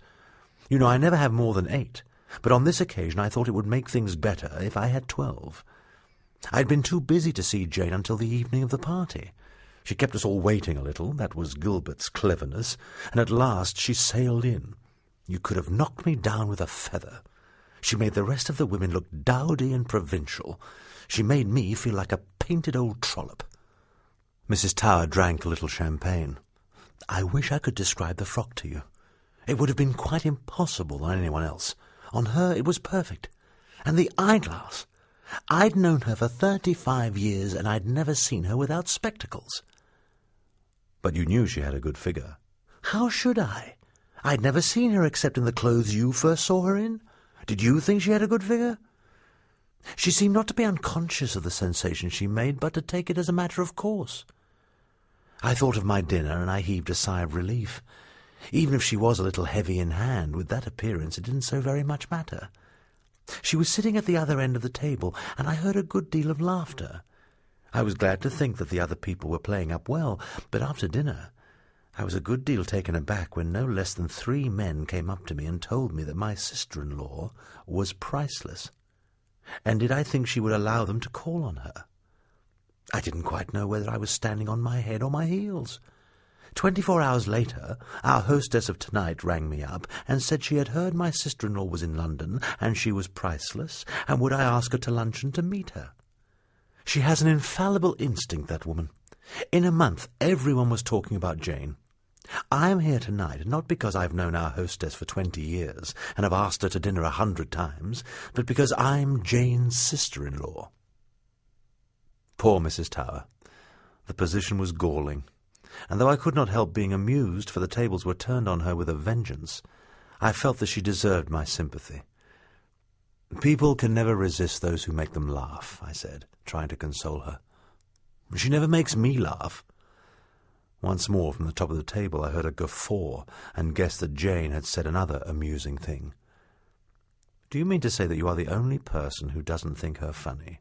I asked, smiling. "Had it struck you that she was a humorist?" "I am bound to say it hadn't. She says just the same things as she said for the last 35 years. I laugh when I see everyone else does, because I don't want to seem a perfect fool. But I am not amused." "Like Queen Victoria," I said. It was a foolish jest, and Mrs. Tower was quite right sharply to tell me so. I tried another tack. "Is Gilbert here?" I asked, looking down the table. "Gilbert was asked because she won't go out without him, but tonight he's at a dinner at the Architects' Institute, or whatever it's called." "I'm dying to renew my acquaintance with her." "Go and talk to her after dinner. She'll ask you to her Tuesdays." "Her Tuesdays?" "She's at home every Tuesday evening. You'll meet there everyone you ever heard of. They're the best parties in London. She's done in 1 year what I've failed to do in 20. "But what you tell me is really miraculous. How has it been done?" Mrs. Tower shrugged her handsome but adipose shoulders. "I shall be glad if you'll tell me," she replied. After dinner, I tried to make my way to the sofa on which Jane was sitting, but I was intercepted, and it was not till a little later that my hostess came up to me and said, "I must introduce you to the star of my party. Do you know Jane Napier? She's priceless. She's much more amusing than your comedies." I was taken up to the sofa. The Admiral, who had been sitting beside her at dinner, was with her still. He showed no sign of moving, and Jane, shaking hands with me, introduced me to him. "Do you know Sir Reginald Frobisher?" We began to chat. It was the same Jane as I had known before. Perfectly simple, homely and unaffected. But her fantastic appearance certainly gave a peculiar savour to what she said. Suddenly I found myself shaking with laughter. She had made a remark, sensible and to the point, but not in the least witty, which her manner of saying and the bland look she gave me through her eyeglass made perfectly irresistible. I felt light-hearted and buoyant. When I left her, she said to me, "If you've got nothing better to do, come and see us on Tuesday evening. Gilbert will be so glad to see you." "When he's been a month in London, he'll know that he can have nothing better to do," said the Admiral. So, on Tuesday, but rather late, I went to Jane's. I confess I was a little surprised at the company. It was quite a remarkable collection of writers, painters and politicians, actors, great ladies and great beauties. Mrs. Tower was right. It was a grand party. I had seen nothing like it in London since Stafford House was sold. No particular entertainment was provided. The refreshments were adequate without being luxurious. Jane, in her quiet way, seemed to be enjoying herself. I could not see that she took a great deal of trouble with her guests, but they seemed to like being there, and the gay, pleasant party did not break up until 2 in the morning. After that I saw much of her. I not only went often to her house, but seldom went out to luncheon or to dinner without meeting her. I am an amateur of humour, and I sought to discover in what lay her peculiar gift. It was impossible to repeat anything she said, for the fun, like certain wines, would not travel. She had no gift for epigram. She never made a brilliant repartee. There was no malice in her remarks, nor sting in her rejoinders. There are those who think that impropriety, rather than brevity, is the soul of wit, but she never said a thing that could have brought a blush to a Victorian cheek. I think her humour was unconscious, and I'm sure it was unpremeditated. It flew like a butterfly from flower to flower, obedient only to its own caprice and perceivant of neither method nor intention. It depended on the way she spoke and on the way she looked. Its subtlety gained by the flaunting and extravagant appearance that Gilbert had achieved for her. But her appearance was only an element in it. Now, of course, she was the fashion, and people laughed if she but opened her mouth. They no longer wondered that Gilbert had married a wife so much older than himself. They saw that Jane was a woman with whom age did not count. They thought him a devilish lucky young fellow. The Admiral quoted Shakespeare to me. "Age cannot wither her, nor custom stale her infinite variety." Gilbert was delighted with her success. As I came to know him better, I grew to like him. It was quite evident that he was neither a rascal nor a fortune hunter. He was not only immensely proud of Jane, but genuinely devoted to her. His kindness to her was touching. He was a very unselfish and sweet-tempered young man. "Well, what do you think of Jane now?" he said to me once, with boyish triumph. "I don't know which of you is more wonderful," I said. "You or she?" "Oh, I'm nothing." "Nonsense. You don't think I'm such a fool as not to see that it's you, and you only, who've made Jane what she is?"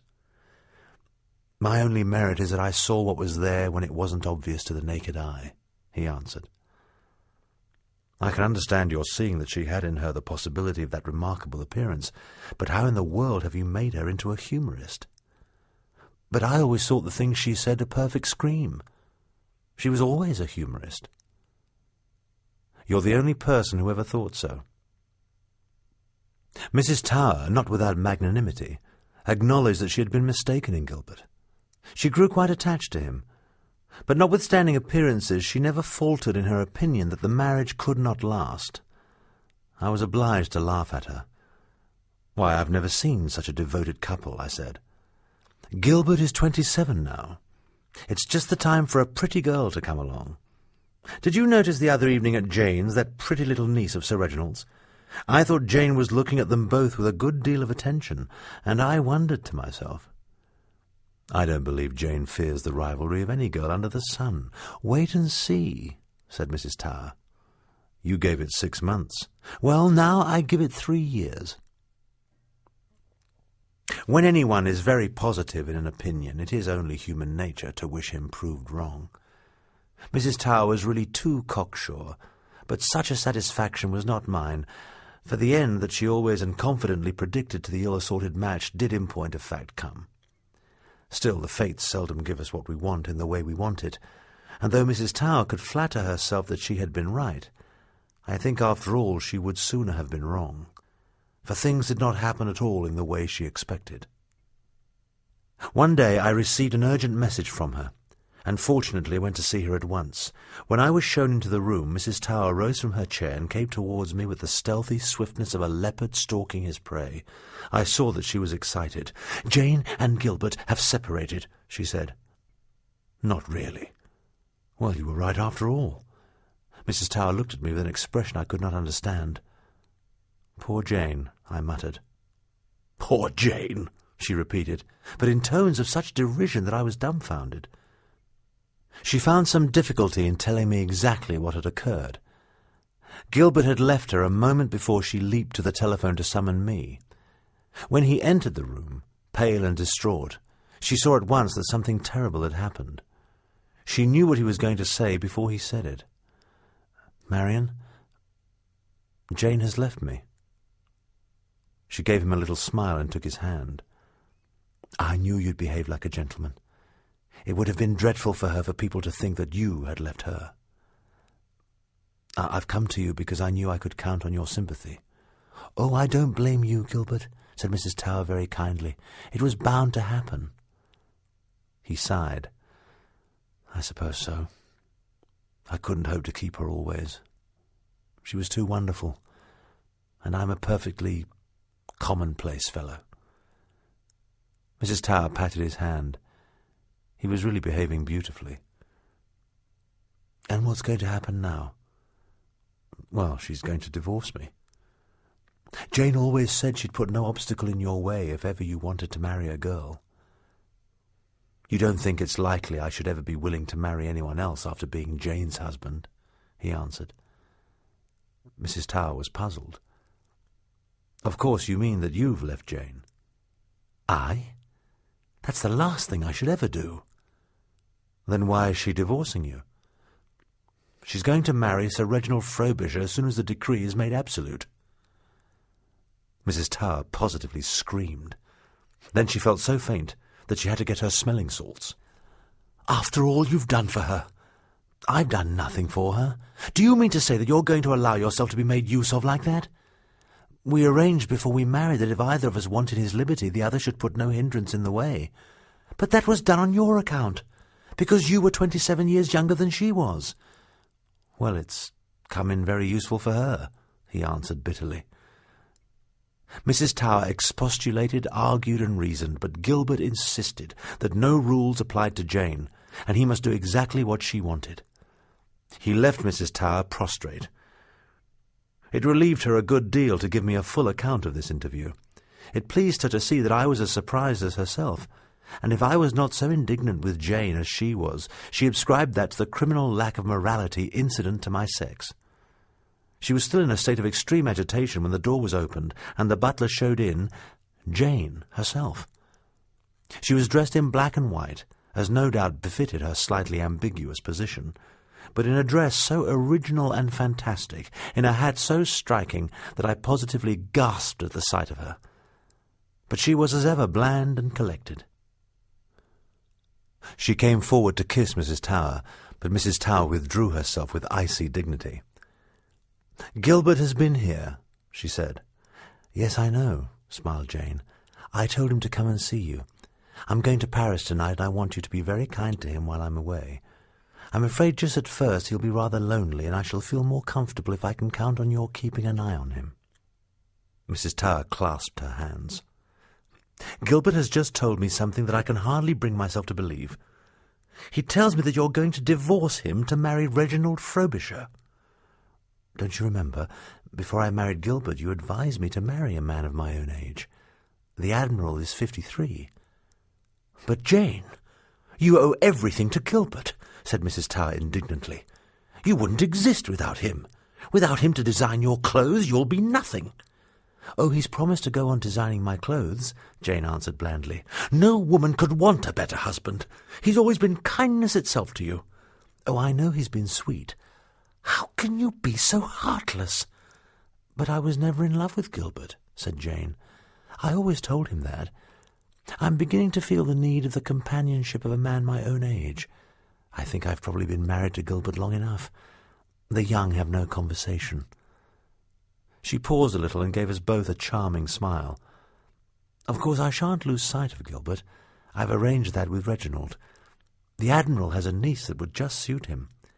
As soon as we're married, we'll ask them to stay with us at Malta. You know that the Admiral is to have the Mediterranean command, and I shouldn't be at all surprised if they fell in love with one another." Mrs. Tower gave a little sniff. "And have you arranged with the Admiral that if you want your liberty, neither should put any hindrance in the way of the other?" "I suggested it," Jane answered with composure, "but the Admiral says he knows a good thing when he sees it, and he won't want to marry anyone else, and if anyone wants to marry me, he has 8 12-inch guns on his flagship, and he'll discuss the matter at short range."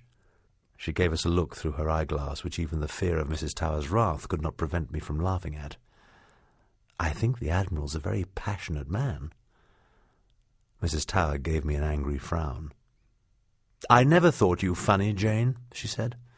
"I never understood why people laughed at the things you said." "I never thought I was funny myself, Marion," smiled Jane, showing her bright, regular teeth. "I am glad to leave London before too many people come round to our opinion." "I wish you'd tell me the secret of your astonishing success," I said. She turned to me with that bland, homely look I knew so well. "You know, when I married Gilbert and settled in London and people began to laugh at what I said, no one was more surprised than I was. I'd said the same things for 30 years, and no one ever saw anything to laugh at. I thought it must be my clothes or my bobbed hair or my eyeglass. Then I discovered it was because I spoke the truth. It was so unusual that people thought it humorous. One of these days someone else will discover the secret, and when people habitually tell the truth, of course there'll be nothing funny in it." "And why am I the only person not to think it funny?" asked Mrs. Tower. Jane hesitated a little, as though she were honestly searching for a satisfactory explanation. "Perhaps you don't know the truth when you see it, Marion dear," she answered in her mild, good-natured way. It certainly gave her the last word. I felt that Jane would always have the last word. She was priceless.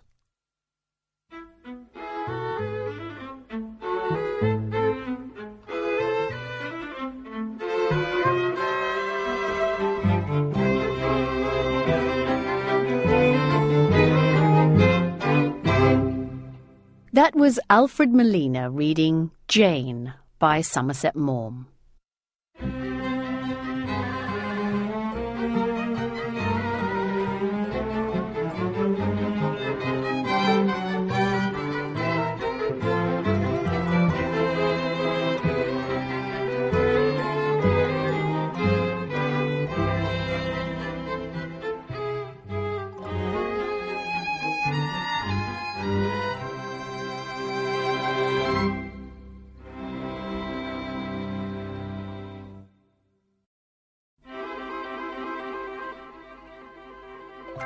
Ten by Maugham.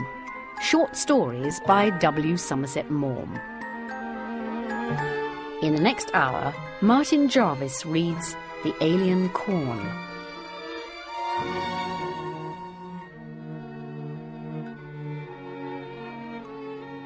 I have known the Blands a long time before I discovered that they had any connection with Ferdy Rabenstein. Ferdy must have been nearly 50 when I first knew him, and at the time of which I write he was well over 70. He had altered little. He had still his fine Semitic profile and the lustrous black eyes that had caused havoc in so many a Gentile breast. He was very tall, lean, with an oval face and a clear skin.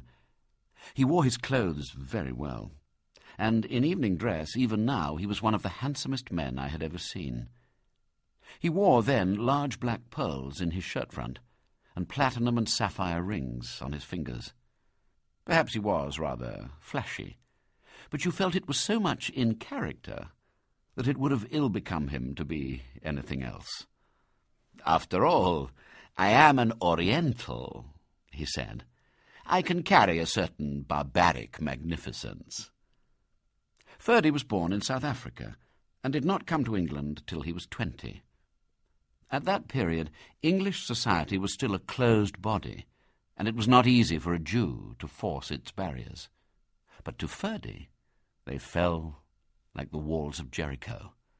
He was handsome, he was rich, he was a sportsman, and he was good company. Often, after dinner, Ferdy was persuaded to play the piano. He only played Viennese waltzes, and the light, tuneful, and sensual music seemed to accord well with his discreet flamboyance. He played without affectation, with a lilt, and he had a graceful touch. He never married.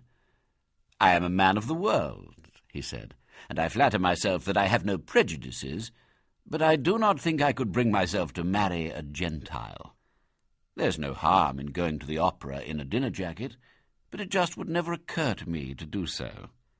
"Then why didn't you marry a Jewess?" I did not hear this conversation, but the lively and audacious creature who thus tackled him told me of it. "Oh, my dear, our women are so prolific. I could not bear the thought of peopling the world with a little Ike, and a little Jacob, and a little Rebecca, and a little Leah, and a little Rachel." But he had had affairs of note, and the glamour of past romance still clung to him.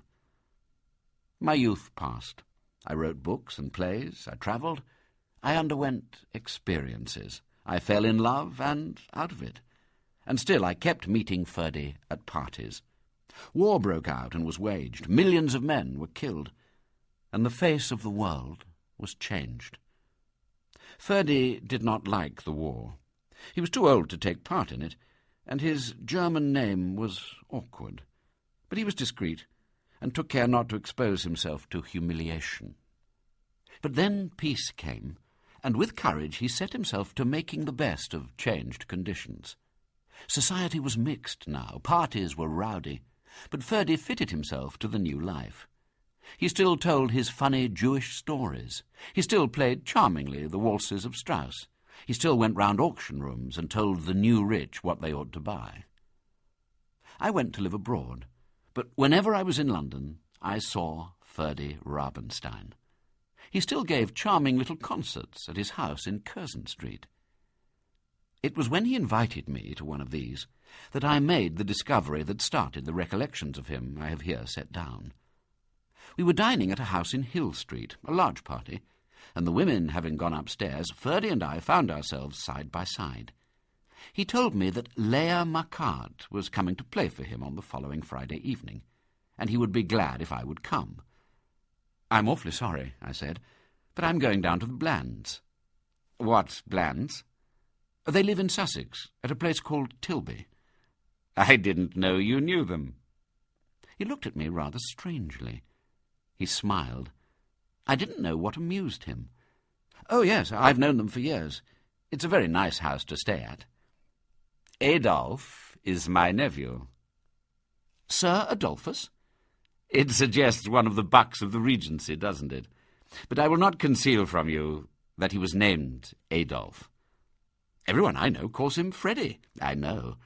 And I understand that Miriam, his wife, only answers to the name of Muriel." "How does he happen to be your nephew?" "Because Hannah Rabenstein, my sister, married Alphonse Bleikogel, who ended life as Sir Alfred Bland, 1st Baronet, and Adolphe, their only son, in due course became Sir Adolphus Bland, 2nd Baronet." "Then Freddie Bland's mother, the Lady Bland who lives in Portland Place, is your sister?" "Yes, my sister Hannah. She was the eldest of the family. She's 80, but in full possession of her faculties, and a remarkable woman." "I've never met her." "I think your friends, the Blands, would just as soon you didn't. She has never lost her German accent." "Do you never see them?" I asked. "I haven't spoken to them for 20 years. I am such a Jew, and they are so English." He smiled. "I could never remember that their names were Freddie and Muriel. I used to come out with an Adolphe or a Miriam at awkward moments. And they didn't like my stories. It was better that we should not meet. When the war broke out and I would not change my name, it was the last straw. It was too late. I could never have accustomed my friends to think of me as anything but Ferdy Rabenstein. I was quite content. I was not ambitious to be a Smith, a Brown, or a Robinson." "Then you don't know the two boys?" I said. "No. The eldest is called George, you know. I don't think he's so clever as Harry, the other one, but he's an engaging youth. I think you'd like him." "Where is he now?" "Well, he's just been sent down from Oxford. I suppose he's at home. Harry's still at Eton." "Why don't you bring George to lunch with me?" "I'll ask him. I should think he'd love to come." "Ring me up. Wednesday would suit me. Or Friday." Next day I went down to Tilby. It was an Elizabethan mansion standing in a spacious park in which roamed fallow deer, and from its windows you had wide views of rolling downs. It seemed to me that as far as the eye could reach, the land belonged to the Blands. The magnificent house, with its steep roofs and mullioned windows, had been restored by the most celebrated architect in England, and furnished by Lady Bland, with taste and knowledge, in a style that perfectly fitted it. "Of course, it's very simple," she said. "Just an English house in the country." It was very beautiful, and a treat to stay there. But though it would have distressed Muriel Bland beyond anything to know it, it entirely missed, oddly enough, the effect she had sought. And yet how comfortable it was, and how well looked after you were, and what a cordial greeting the Blands gave you. Freddie had been at Eton and Oxford. He was now in the early 50s. He was quiet in manner, courtly, very clever, I imagine, but a trifle reserved. He had great elegance, but it was not an English elegance. He had grey hair and a short pointed grey beard, fine dark eyes, and an aquiline nose. He was just above middle height. I don't think you would have taken him for a Jew, but rather for a foreign diplomat of some distinction. His successes had been financial and political. In the world of sport, for all his perseverance, he had never shone. However, George would make up for it. George was scratch at golf, and though tennis was not his game, he played much better than the average. The Blands had had him taught to shoot as soon as he was old enough to hold a gun, and he was a fine shot. They had put him on a pony when he was 2. George was so tall and slim, his curly hair of a palish brown was so fine, his eyes were so blue. He was the perfect type of the young Englishman. He was the apple of his father's eye. He did not like Harry, his second son, so well. He was rather stocky, broad-shouldered and strong for his age, but his black eyes, shining with cleverness, his coarse dark hair, and his big nose revealed his race. Freddie was severe with him, and often impatient, but with George he was all indulgence. Harry would go into the business. He had brains and push, but George was the heir. George would be an English gentleman. The Blands were sitting on the lawn, and tea was laid out under a magnificent cedar. "Oh, by the way," I said presently, "I saw Ferdy Rabenstein the other day, and he wants me to bring George to lunch with him." "Who in God's name is Ferdy Rabenstein?" said George. "He's by way of being your great-uncle," I replied. A glance had passed from father to mother when I first spoke. "He's a horrid old man," said Muriel. "I don't think it's in the least necessary for George to resume relationships that were definitely severed before he was born," said Freddie, with decision. "Anyhow, I've delivered the message," said I, feeling somewhat snubbed. "I don't want to see the old blighter," said George. It was not till next day that the matter was referred to again. Muriel and I had been alone on the terrace, chatting desultorily. "I hope you didn't think it rather horrid of us to refuse to let George lunch with Ferdy," she said suddenly. "He's such a fearful snob, isn't he?" "Oh, do you think so? He's always been very nice to me." "Of course, you know that Freddie has Jewish blood in him," she said. I answered discreetly, "So many people have nowadays." "I know, but there's no reason to dwell on it, is there?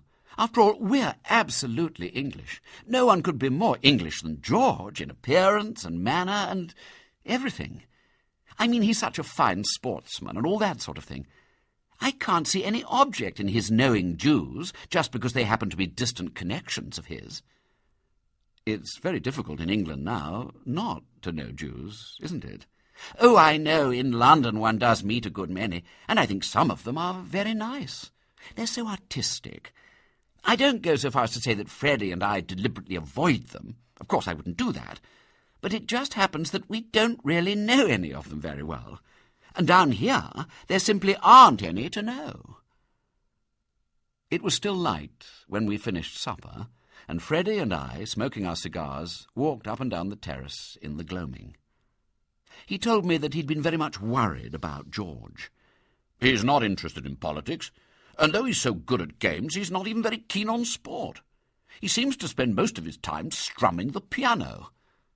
"Well, that's a harmless amusement." "Oh, yes, I don't mind that, but he can't go on loafing indefinitely. You see, all this will be his one day." Freddie gave a sweeping gesture that seemed to embrace the whole county, but I knew that he did not own it all yet. "I'm very anxious that he should be fit to assume his responsibilities. His mother is very ambitious for him, but I only want him to be an English gentleman." Freddie gave me a sidelong glance, as though he wanted to say something, but hesitated in case I thought it ridiculous. He thought he would risk it. "You know, I've got an idea that nowhere in the world now is the Greek ideal of life so perfectly cultivated as by the English country gentleman living on his estates. I think his life has the beauty of a work of art." I could not but smile when I reflected that it was impossible for the English country gentleman in these days to do anything of the sort without a packet of money safely invested in American bonds. But I smiled with sympathy. I thought it rather touching that this Jewish financier should cherish so romantic a dream. I said, "Well, what are your plans for George now?" "I think he has a fancy for the diplomatic service. He suggested going to Germany to learn the language. A very good idea, I should have thought. Well, for some reason he's got it into his head that he wants to go to Munich." A nice place. Next day I went back to London, and shortly after my arrival rang up Ferdy. I'm sorry, but George isn't able to come to lunch on Wednesday. What about Friday? Well, Friday's no good either. I thought it useless to beat about the bush. The fact is, his people aren't keen on his lunching with you. There was a moment's silence. Then, I see. Well, will you come on Wednesday anyway? Yes, I'd like to, I answered. So, on Wednesday at 1:30, I strolled round to Curzon Street. Ferdy received me with the somewhat elaborate graciousness that he cultivated. He made no reference to the Blands. We sat in the drawing-room, and I could not help reflecting what an eye for beautiful objects that family had. Suddenly the door opened, and George was announced. Ferdy saw my surprise, and gave me a little smile of triumph. "I'm very glad you were able to come after all," he said, as he shook George's hand.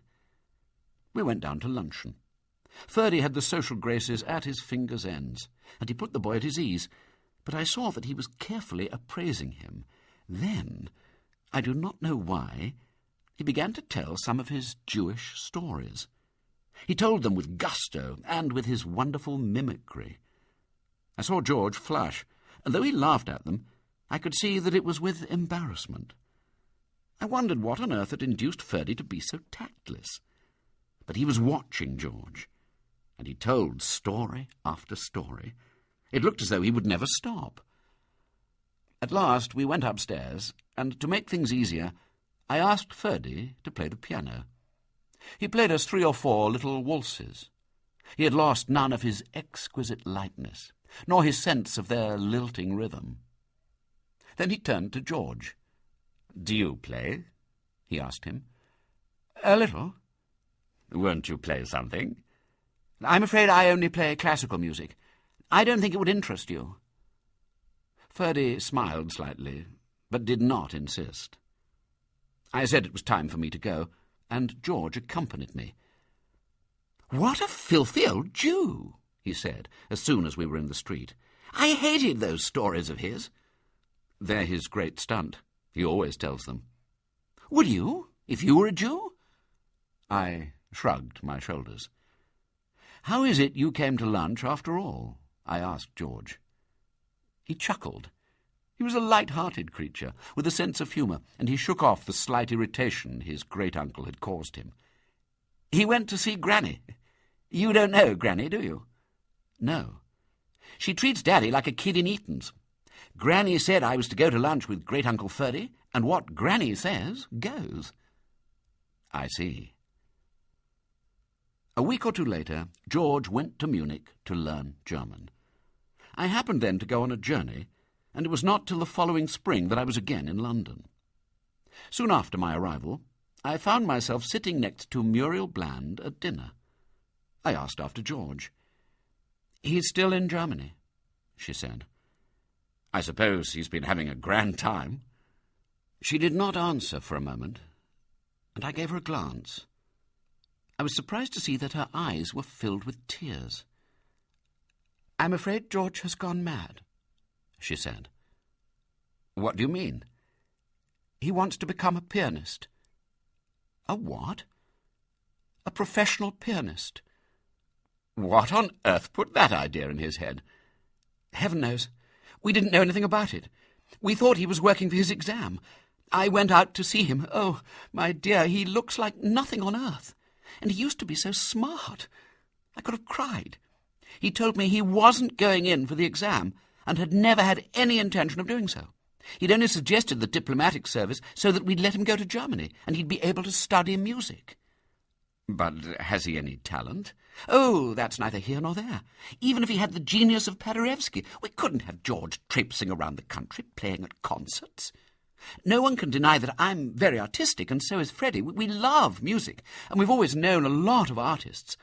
But George will have a very great position. It's out of the question. We've set our hearts on his going into Parliament. He'll be very rich one day. There's nothing he can't aspire to." "Did you point all that out to him?" "Of course I did. He laughed at me. I told him he'd break his father's heart. He said his father could always fall back on Harry. He said that if his father would settle £5 a week on him, he would resign everything in Harry's favour, and Harry could be his father's heir, and succeed to the baronetcy and everything. Oh, it's too ridiculous. He can't do that. Nothing can prevent him from being 3rd baronet, and, if Freddie should be granted a peerage, from succeeding to it at Freddie's death. Do you know, he even wants to drop the name of Bland and take some horrible German name. I could not help asking what. Bleichhokel, or something like that, she answered. That was a name I recognized. It was all very strange. I wondered what had happened to the charming and so typically English boy whom I had seen only a few months before. Of course, when I came home and told Freddie, he was furious. I've never seen him so angry. He foamed at the mouth.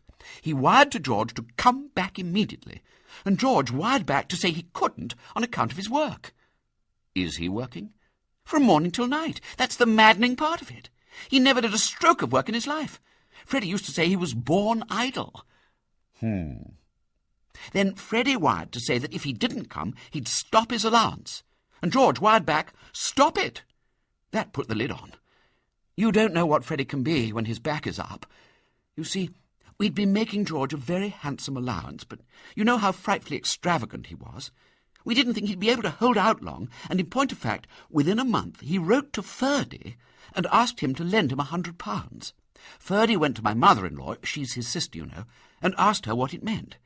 Though they hadn't spoken for 20 years, Freddie went to see him and begged him not to send George a penny, and he promised he wouldn't. I don't know how George has been making both ends meet. Oh, it'll do him no harm to go short for a bit. We were in an awful hole, you know. We'd made all sorts of preparations for his coming of age, and I'd issued hundreds of invitations. And suddenly George said he wouldn't come. I was simply frantic. Then my mother-in-law stepped in. You don't know her, do you? She's an extraordinary old woman. You'd never think she was Freddie's mother. She was German originally, but of a very good family. Oh? To tell you the truth, I'm rather frightened of her. She wrote to George herself. She said that if he'd come home for his 21st birthday, she'd pay any debts he had in Munich, and we'd all give a patient hearing to anything he had to say. He agreed to that, and we're expecting him one day next week, but I'm not looking forward to it, I can tell you. The Blands had a discreet apprehension of the uses of advertisement, and I gathered from the papers that the celebrations at Tilby of George's 21st birthday were conducted in accordance with the usage of English county families. From Ferdy's presence at these festivities, I concluded that George's unaccountable vagary had effected a reconciliation between uncle and nephew. I was right. Ferdy did not at all like the notion of his great-nephew becoming a professional pianist. At the first hint of danger to its prestige, the family drew together, and a united front was presented to oppose George's designs. They seemed to take it for granted that he had no intention of going back to Germany, and in conversation included him in all their plans. George did not say very much. He seemed to be enjoying himself. He did not open a piano. Things looked as though they were going very well. Peace descended on the troubled house. Then, one day at luncheon, when they were discussing a garden party to which they had all been asked for one day of the following week, George said pleasantly, "Don't count on me. I shan't be here." "Oh, George, why not?" asked his mother. "I must get back to my work. I'm leaving for Munich on Monday." There was an awful pause. Everyone looked for something to say, but was afraid of saying the wrong thing, and at last it seemed impossible to break it. Luncheon was finished in silence. Then George went into the garden, and the others, old Lady Bland and Ferdy, Muriel and Sir Adolphus, into the morning-room. There was a family council. Muriel wept. Freddie flew into a temper. Presently, from the drawing-room, they heard the sound of someone playing a nocturne of Chopin. It was George. It was as though, now he had announced his decision, he had gone for comfort, rest, and strength to the instrument he loved. Freddie sprang to his feet. "Stop that noise!" he cried. "I won't have him play the piano in my house."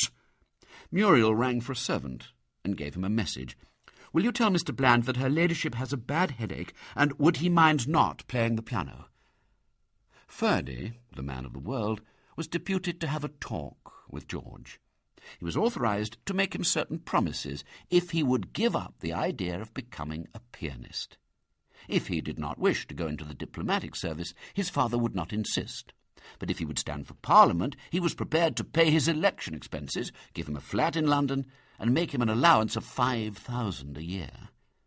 I must say it was a handsome offer. It availed nothing.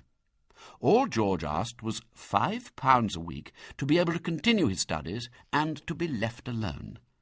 He was indifferent to the position that he might some day enjoy. Ferdy left him defeated and in a state of considerable exasperation. After dinner that evening there was a battle royal. Freddie was a quick-tempered man, unused to opposition, and he gave George the rough side of his tongue. I gather that it was very rough indeed. He forbade George to go back to Germany. George answered that he was 21 and his own master. He would go where he chose. Freddie swore he would not give him a penny. "All right, I'll earn money." You've never done a stroke of work in your life. What do you expect to do to earn money?" "Sell old clothes," grinned George. There was a gasp from all of them. Muriel was so taken aback that she said a stupid thing. "Like a Jew?" "Well, aren't I a Jew? And aren't you a Jewess? And isn't Daddy a Jew? We're all Jews, the whole gang of us, and everyone knows it. And what the hell's the good of pretending we're not?" Then a very dreadful thing happened. Freddie burst suddenly into tears. I'm afraid he didn't behave very much like Sir Adolphus Bland, Baronet, MP, and the good old English gentleman he so much wanted to be, but like an emotional Adolf Bleikogle, who loved his son and wept with mortification because the great hopes he had set on him were brought to nothing, and the ambition of his life was frustrated. He cried noisily with great loud sobs, and pulled his beard and beat his breast and rocked to and fro. Then they all began to cry, old Lady Bland and Muriel and Ferdy, who sniffed and blew his nose and wiped the tears streaming down his face, and even George cried. Of course it was very painful, but to our rough Anglo-Saxon temperament I'm afraid it must seem also a trifle ridiculous. No one tried to console anybody else. They just sobbed and sobbed. It broke up the party. But it had no result on the situation. George remained obdurate. His father would not speak to him. It was old Lady Bland, however, who at last found a way out. She made George acknowledge that it was no use to throw away all the beautiful things the world laid at his feet unless he had talent. Of course he thought he had, but he might be mistaken. It was not worthwhile to be a second-rate pianist. His only excuse, his only justification was genius. If he had genius, his family had no right to stand in his way. "Well, you can't expect me to show genius already," said George. "I shall have to work for years." "Are you sure you are prepared for that?" "It's my only wish in the world. I'll work like a dog. I only want to be given my chance." This was the proposition she made. His father was determined to give him nothing, and obviously they could not let the boy starve. He had mentioned £5 a week. Well, she was willing to give him that herself. He could go back to Germany and study for 2 years. At the end of that time, he must come back, and they would get some competent and disinterested person to hear him play. And if then that person said he showed promise of becoming a first-rate pianist, no further obstacles would be placed in his way. He would be given every advantage, help and encouragement. If, on the other hand, that person decided that his natural gifts were not such as to ensure ultimate success, he must promise faithfully to give up all thoughts of making music his profession and in every way accede to his father's wishes. George could hardly believe his ears. "Do you mean that, Granny?" "I do." "But will Daddy agree?" "I will see that he does," she answered. George seized her in his arms and impetuously kissed her on both cheeks. "Darling!" he cried. "Ah, but the promise?" He gave her his solemn word of honour that he would faithfully abide by the terms of the arrangement. 2 days later, he went back to Germany. George had stipulated that during his 2 years of study his family should not visit him, so that when Muriel heard, some months before he was due to come home, that I was passing through Munich on my way to Vienna, whither business called me, it was not unnatural that she should ask me to look him up. I went to the address she gave me. He lived on the second floor of a large block of flats, and when I came to his door, I heard the sound of piano playing. It stopped when I rang, and George opened the door for me. I hardly recognized him. He had grown very fat. His hair was extremely long. It curled all over his head in picturesque confusion, and he had certainly not shaved for 3 days. He wore a grimy pair of Oxford bags, a tennis shirt, and slippers. He was not very clean, and his fingernails were rimmed with black. The studio was large and bare. On the walls were 3 or 4 unframed canvases of a highly cubist nature. There were several armchairs, much the worse for wear, and a grand piano. Books were littered about, and old newspapers, and art magazines. It was pleasant to discover that he was very glad to see me. He seemed in great spirits and extremely happy. He asked after his relations, and we talked of one thing and another. He had a lesson twice a week, and for the rest of the time practised. He told me that he worked 10 hours a day. "Oh, that's a change," I said. He laughed. I asked him how he was getting on with the piano.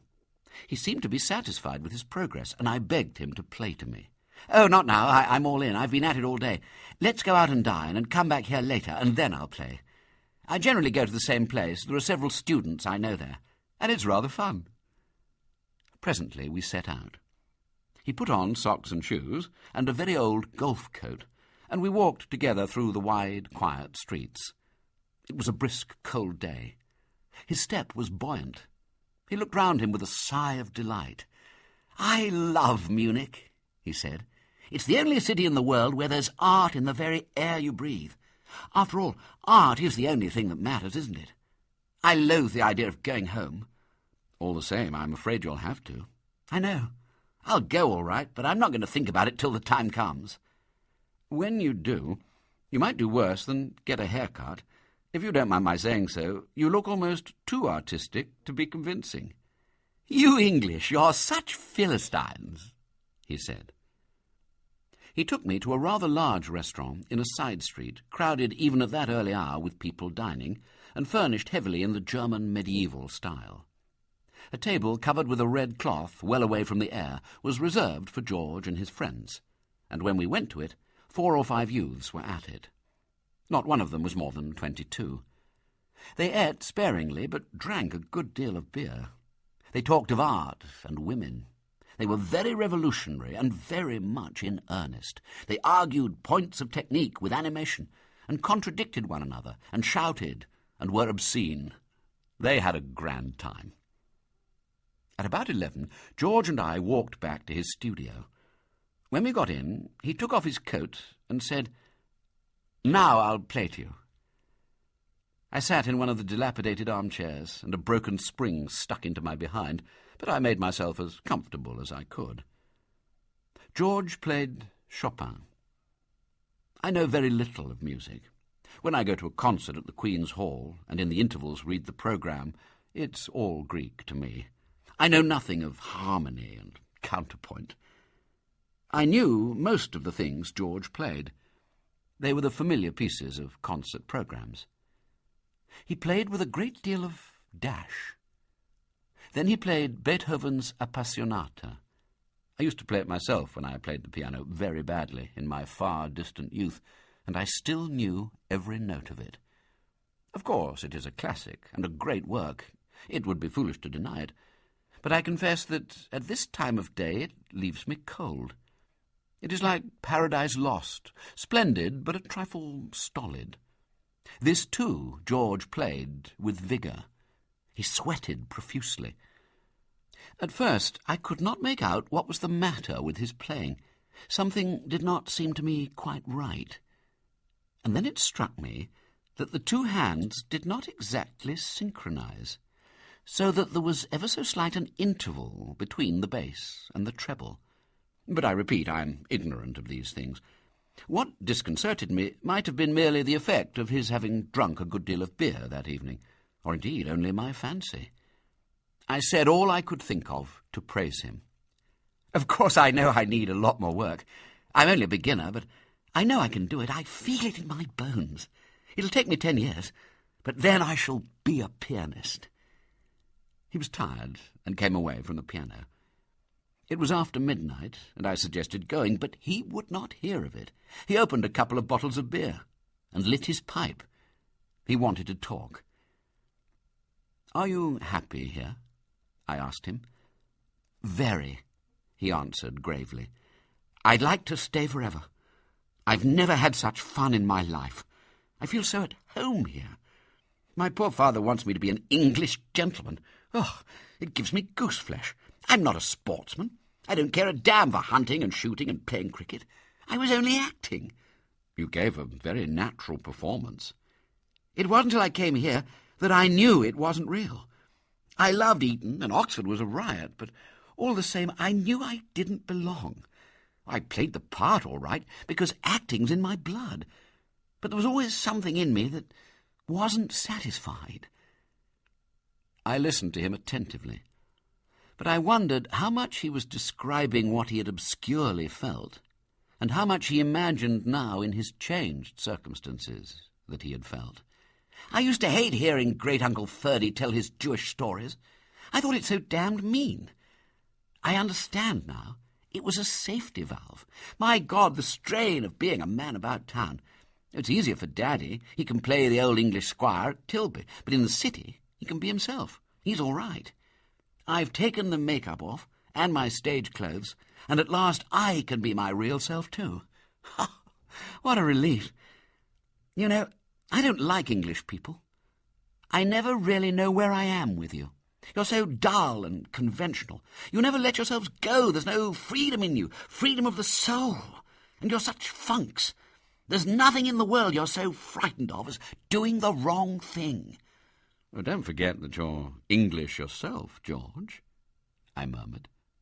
He laughed. I'm not English. I haven't a drop of English blood in me. I'm a Jew, and you know it, and a German Jew into the bargain. I don't want to be English. I want to be a Jew. My friends are Jews. You don't know how much more easy I feel with them. I can be myself. We did everything we could to avoid Jews at home. Mummy, because she was blonde, thought she could get away with it and pretend she was a Gentile. What rot! Do you know, I have a lot of fun wandering about the Jewish parts of Munich and looking at the people. I like the smell of the ghetto and the sense of life and the mystery and the dust and the squalor and the romance. I shall never get the longing for it out of my head now. That's the real thing. All the rest is only pretence. "Well," I said, "the fact remains that you gave your solemn word of honour to go back after 2 years." "I'll go back all right," he said sullenly. "Leah Macart has promised to come and hear me play." "What'll you do if she says you're no good?" "Shoot myself," he said gaily. "Oh, what nonsense," I answered in the same tone. "Do you feel at home in England?" "No," I said, "but then I don't feel at home anywhere else." But he was quite naturally not interested in me. "I loathe the idea of going back. Now that I know what life has to offer, I wouldn't be an English country gentleman for anything in the world. My God, the boredom of it." I did not tell Muriel on my return to London what George had said to me, or what he looked like, but contented myself with assuring her that he was well and happy, working very hard, and seemed to be leading a virtuous and sober life. 6 months later, he came home. Muriel had asked me to go down to Tilby for the weekend. Ferdy was bringing Leah Macart to hear George play, and he particularly wished me to be there. I accepted. Muriel met me at the station. "How did you find George?" I asked. "He's very fat, but he seems in great spirits. I think he's pleased to be back again. He's been very sweet to his father." "I'm glad of that." "Oh, my dear, I do hope Leah Macart will say he's no good. It'll be such a relief to all of us." "I'm afraid it'll be a terrible disappointment to him." "Life is full of disappointments," said Muriel crisply, "but one learns to put up with them."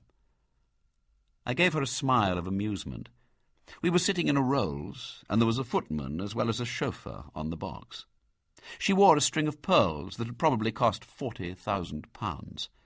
I recollected that in the birthday honours Sir Adolphus Bland had not been one of the 3 gentlemen on whom the King had been pleased to confer a peerage. Leah Macquart was able to make only a flying visit. She was playing that evening at Brighton, and would motor over to Tilby on the Sunday morning for luncheon. She was returning to London the same day because she had a concert in Manchester on the Monday. George was to play in the course of the afternoon. "He's practising very hard," his mother told me. "That's why he didn't come with me to meet you."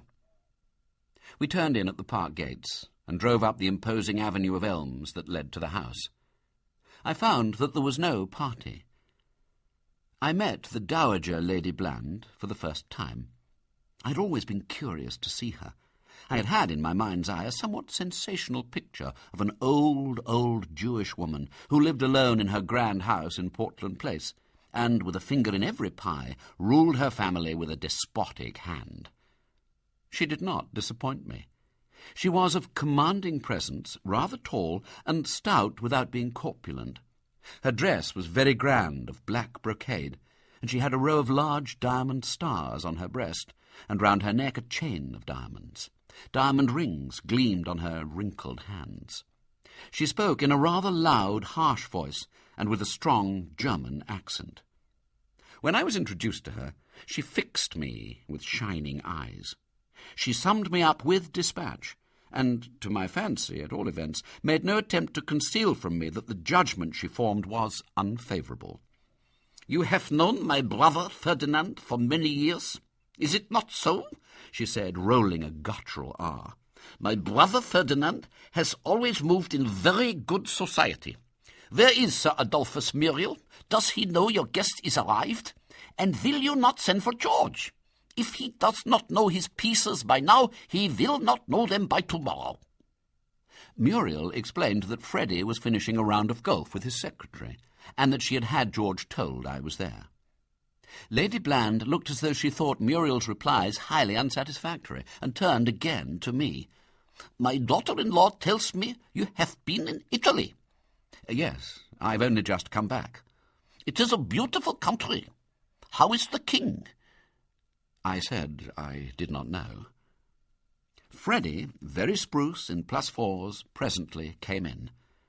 It was amusing and yet a little touching to see this grey-bearded man, as a rule somewhat domineering, so obviously on his best behaviour with the old lady.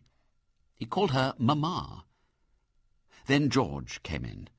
He was as fat as ever, but he had taken my advice and had his hair cut. He was losing his boyish looks, but he was a powerful and well-set-up young man. It was good to see the pleasure he took in his tea. He ate quantities of sandwiches and great hunks of cake. He had still a boy's appetite. His father watched him with a tender smile, and as I looked at him, I could not be surprised at the attachment which they all so obviously felt for him. He had an ingenuousness, a charm, and an enthusiasm which was certainly very pleasant. I do not know whether it was owing to a hint from his grandmother, or merely of his own good nature, but it was plain that he was going out of his way to be nice to his father. And in his father's soft eyes, in the way he hung upon the boy's words, in his pleased, proud, and happy look, you felt how bitterly the estrangement of the last 2 years had weighed on him. He adored George. We played golf in the morning, a 3-ball match, since Muriel, having to go to Mass, could not join us, and at 1 Ferdy arrived in Leah Macquart's car. We sat down to luncheon. Of course, Leah Macquart's reputation was well known to me. She was acknowledged to be the greatest woman pianist in Europe. She was brisk, businesslike, and somewhat overwhelming. Her vitality lit her with a natural spotlight, as his sanctity surrounds the saint with a halo. She was not interested in anything very much but her own affairs, but since she had humour and knew the world, she was able to invest them with gaiety. She held the conversation, but did not absorb it. George talked little. Every now and then she gave him a glance, but did not try to draw him in. I was the only Gentile at the table. All but old Lady Bland spoke perfect English, yet I could not help feeling that they did not speak like English people. I think they rounded their vowels more than we do. They certainly spoke louder, and the words seemed not to fall but to gush from their lips. I think if I had been in another room where I could hear the tone but not the words of their speech, I should have thought it was in a foreign language that they were conversing. The effect was slightly disconcerting. Leah Macquart wished to set out for London at about 6, so it was arranged that George should play at 4. Whatever the result of the audition, I felt that I, a stranger in the circle, which her departure must render exclusively domestic, would be in the way, and so, pretending an early engagement in town next morning, I asked her if she would take me with her in her car. At a little before 4, we all wandered into the drawing-room. Old Lady Bland sat on a sofa with Ferdy. Freddie, Muriel, and I made ourselves comfortable in armchairs, and Leah Macquart sat by herself. She chose, instinctively, a high-backed Jacobean chair that had somewhat the air of a throne, and in a yellow dress with her olive skin she looked very handsome. She had magnificent eyes. She was very much made up, and her mouth was scarlet. George gave no sign of nervousness. He was already seated at the piano when I went in with his father and mother, and he watched us quietly settling ourselves down. He gave me the shadow of a smile. When he saw that we were all at our ease, he began to play. He played Chopin. He played 2 waltzes that were familiar to me, a polonaise and an étude. He played with a great deal of brio. I wish I knew music well enough to give an exact description of his playing. It had strength and a youthful exuberance, but I felt that he missed what to me is the peculiar charm of Chopin, the tenderness, the nervous melancholy, the wistful gaiety, and the slightly faded romance that reminds me always of an early Victorian keepsake. And again I had the vague sensation, so slight that it almost escaped me, that the 2 hands did not quite synchronize. I looked at Ferdy, and saw him give his sister a look of faint surprise. Muriel's eyes were fixed on the pianist, but presently she dropped them, and for the rest of the time stared at the floor.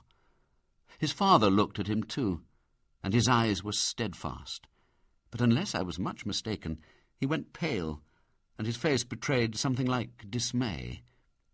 Music was in the blood of all of them. All their lives they had heard the greatest pianist in the world, and they judged with instinctive precision. The only person whose face betrayed no emotion was Leah Macquart. She listened very attentively. She was as still as an image in a niche. At last he stopped, and turning round on his seat, faced her. He did not speak. "What is it you want me to tell you?" she asked. They looked into one another's eyes. "I want you to tell me whether I have any chance of becoming, in time, a pianist in the first rank." "Not in 1,000 years." For a moment there was dead silence.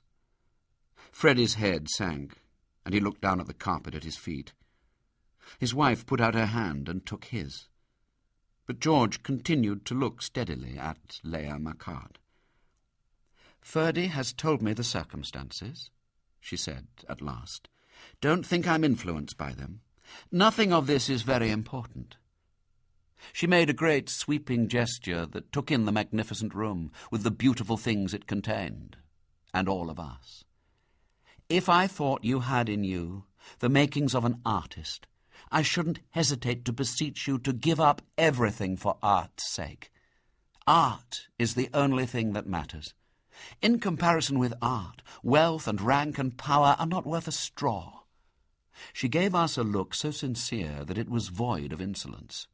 "We are the only people who count. We give the world significance. You are only our raw material." I was not too pleased to be included with the rest under that heading, but that is neither here nor there. "Of course, I can see that you've worked very hard. Don't think it's been wasted. It will always be a pleasure to you to be able to play the piano, and it will enable you to appreciate great playing as no ordinary person can hope to do. Look at your hands. They're not a pianist's hands." Involuntarily I glanced at George's hands. I'd never noticed them before. I was astounded to see how podgy they were, and how short and stumpy the fingers. "Your ear is not quite perfect. I don't think you can ever hope to be more than a very competent amateur. In art, the difference between the amateur and the professional is immeasurable." George did not reply. Except for his pallor, no one would have known that he was listening to the blasting of all his hopes. The silence that fell was quite awful. Leah Marquardt's eyes suddenly filled with tears. "But don't take my opinion alone," she said. "After all, I'm not infallible. Ask somebody else. You know how good and generous Paderewski is. I'll write to him about you, and you can go down and play to him. I'm sure he'll hear you." George now gave a little smile. He had very good manners, and whatever he was feeling did not want to make the situation too difficult for others. "I don't think that's necessary. I am content to accept your verdict. To tell you the truth, it's not so very different from my master's in Munich." He got up from the piano and lit a cigarette. It eased the strain. The others moved a little in their chairs. Leah Marquardt smiled at George. "Shall I play to you?" she said. "Yes, do." She got up and went to the piano. She took off the rings with which her fingers were laden. She played Bach. I do not know the names of the pieces, but I recognized the stiff ceremonial of the Frenchified little German courts, and the sober, thrifty comfort of the burghers, and the dancing on the village green, the green trees that looked like Christmas trees, and the sunlight on the wide German country, and a tender coziness. And in my nostrils there was a warm scent of the soil, and I was conscious of a sturdy strength that seemed to have its roots deep in Mother Earth, and of an elemental power that was timeless, and had no home in space. She played beautifully, with a soft brilliance that made you think of the full moon shining at dusk in the summer sky.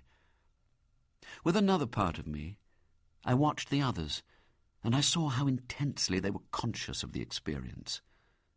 They were rapt. I wished with all my heart that I could get from music the wonderful exaltation that possessed them. She stopped. A smile hovered on her lips, and she put on her rings. George gave a little chuckle. "Oh, that clinches it, I fancy," he said. The servants brought in tea, and after tea Leah Marquardt and I bade the company farewell and got into the car. We drove up to London. She talked all the way, if not brilliantly, at all events with immense gusto. She told me of her early years in Manchester, and of the struggle of her beginnings. She was very interesting. She never even mentioned George. The episode was of no consequence. It was finished, and she thought of it no more. We little knew what was happening at Tilby. When we left, George went out on the terrace, and presently his father joined him. Freddie had won the day, but he was not happy. With his more than feminine sensitiveness, he felt all that George was feeling, and George's anguish simply broke his heart. He had never loved his son more than then. When he appeared, George greeted him with a little smile. Freddie's voice broke. In a sudden and overwhelming emotion, he found it in him to surrender the fruits of his victory. "Look here, old boy," he said. "I can't bear to think that you've had such a disappointment. Would you like to go back to Munich for another year, and then see?" George shook his head. "No, it wouldn't be any good. I've had my chance. Let's call it a day. Try not to take it too hard. You see, the only thing in the world I want is to be a pianist, and there's nothing doing. It's a bit thick, if you come to think of it. George, trying so hard to be brave, smiled wanly. Would you like to go round the world? You can get one of your Oxford pals to go with you, and I'll pay all the expenses. You've been working very hard for a long time. Thanks awfully, Daddy. We'll talk about it. I'm just going for a stroll now. Shall I come with you? I'd rather go alone. Then George did a strange thing. He put his arm round his father's neck and kissed him on the lips. He gave a funny little moved laugh and walked away. Freddie went back to the drawing room. His mother, Ferdy, and Muriel were sitting there. Freddie, why don't you marry the boy? Said the old lady. He is 23. It would take his mind off his troubles, and when he is married and has a baby, he will soon settle down like everybody else. Whom is he to marry, Mamma? Asked Sir Adolphus, smiling. That's not so difficult. Lady Frelinghausen came to see me the other day with her daughter Violet. She is a very nice maiden, and she will have money of her own. Lady Frelinghausen gave me to understand that her Sir Jacob would come down very handsome if Violet made a good match. Muriel flushed. I hate Lady Frelinghausen. George is much too young to marry. He can afford to marry anyone he likes. Old Lady Bland gave her daughter-in-law a strange look. You are a very foolish girl, Miriam, she said, using the name Muriel had long discarded. As long as I am here, I shall not allow you to commit a foolishness. She knew, as well as if Muriel had said it in so many words, that she wanted George to marry a Gentile. But she knew also that so long as she was alive, neither Freddie nor his wife would dare to suggest it. But George did not go for a walk. Perhaps because the shooting season was about to open, he took it into his head to go into the gun-room. He began to clean the gun that his mother had given him on his 20th birthday. No one had used it since he went to Germany. Suddenly the servants were startled by a report. When they went into the gun-room, they found George lying on the floor, shot through the heart. Apparently the gun had been loaded, and George, while playing about with it, had accidentally shot himself. One reads of such accidents in the paper often.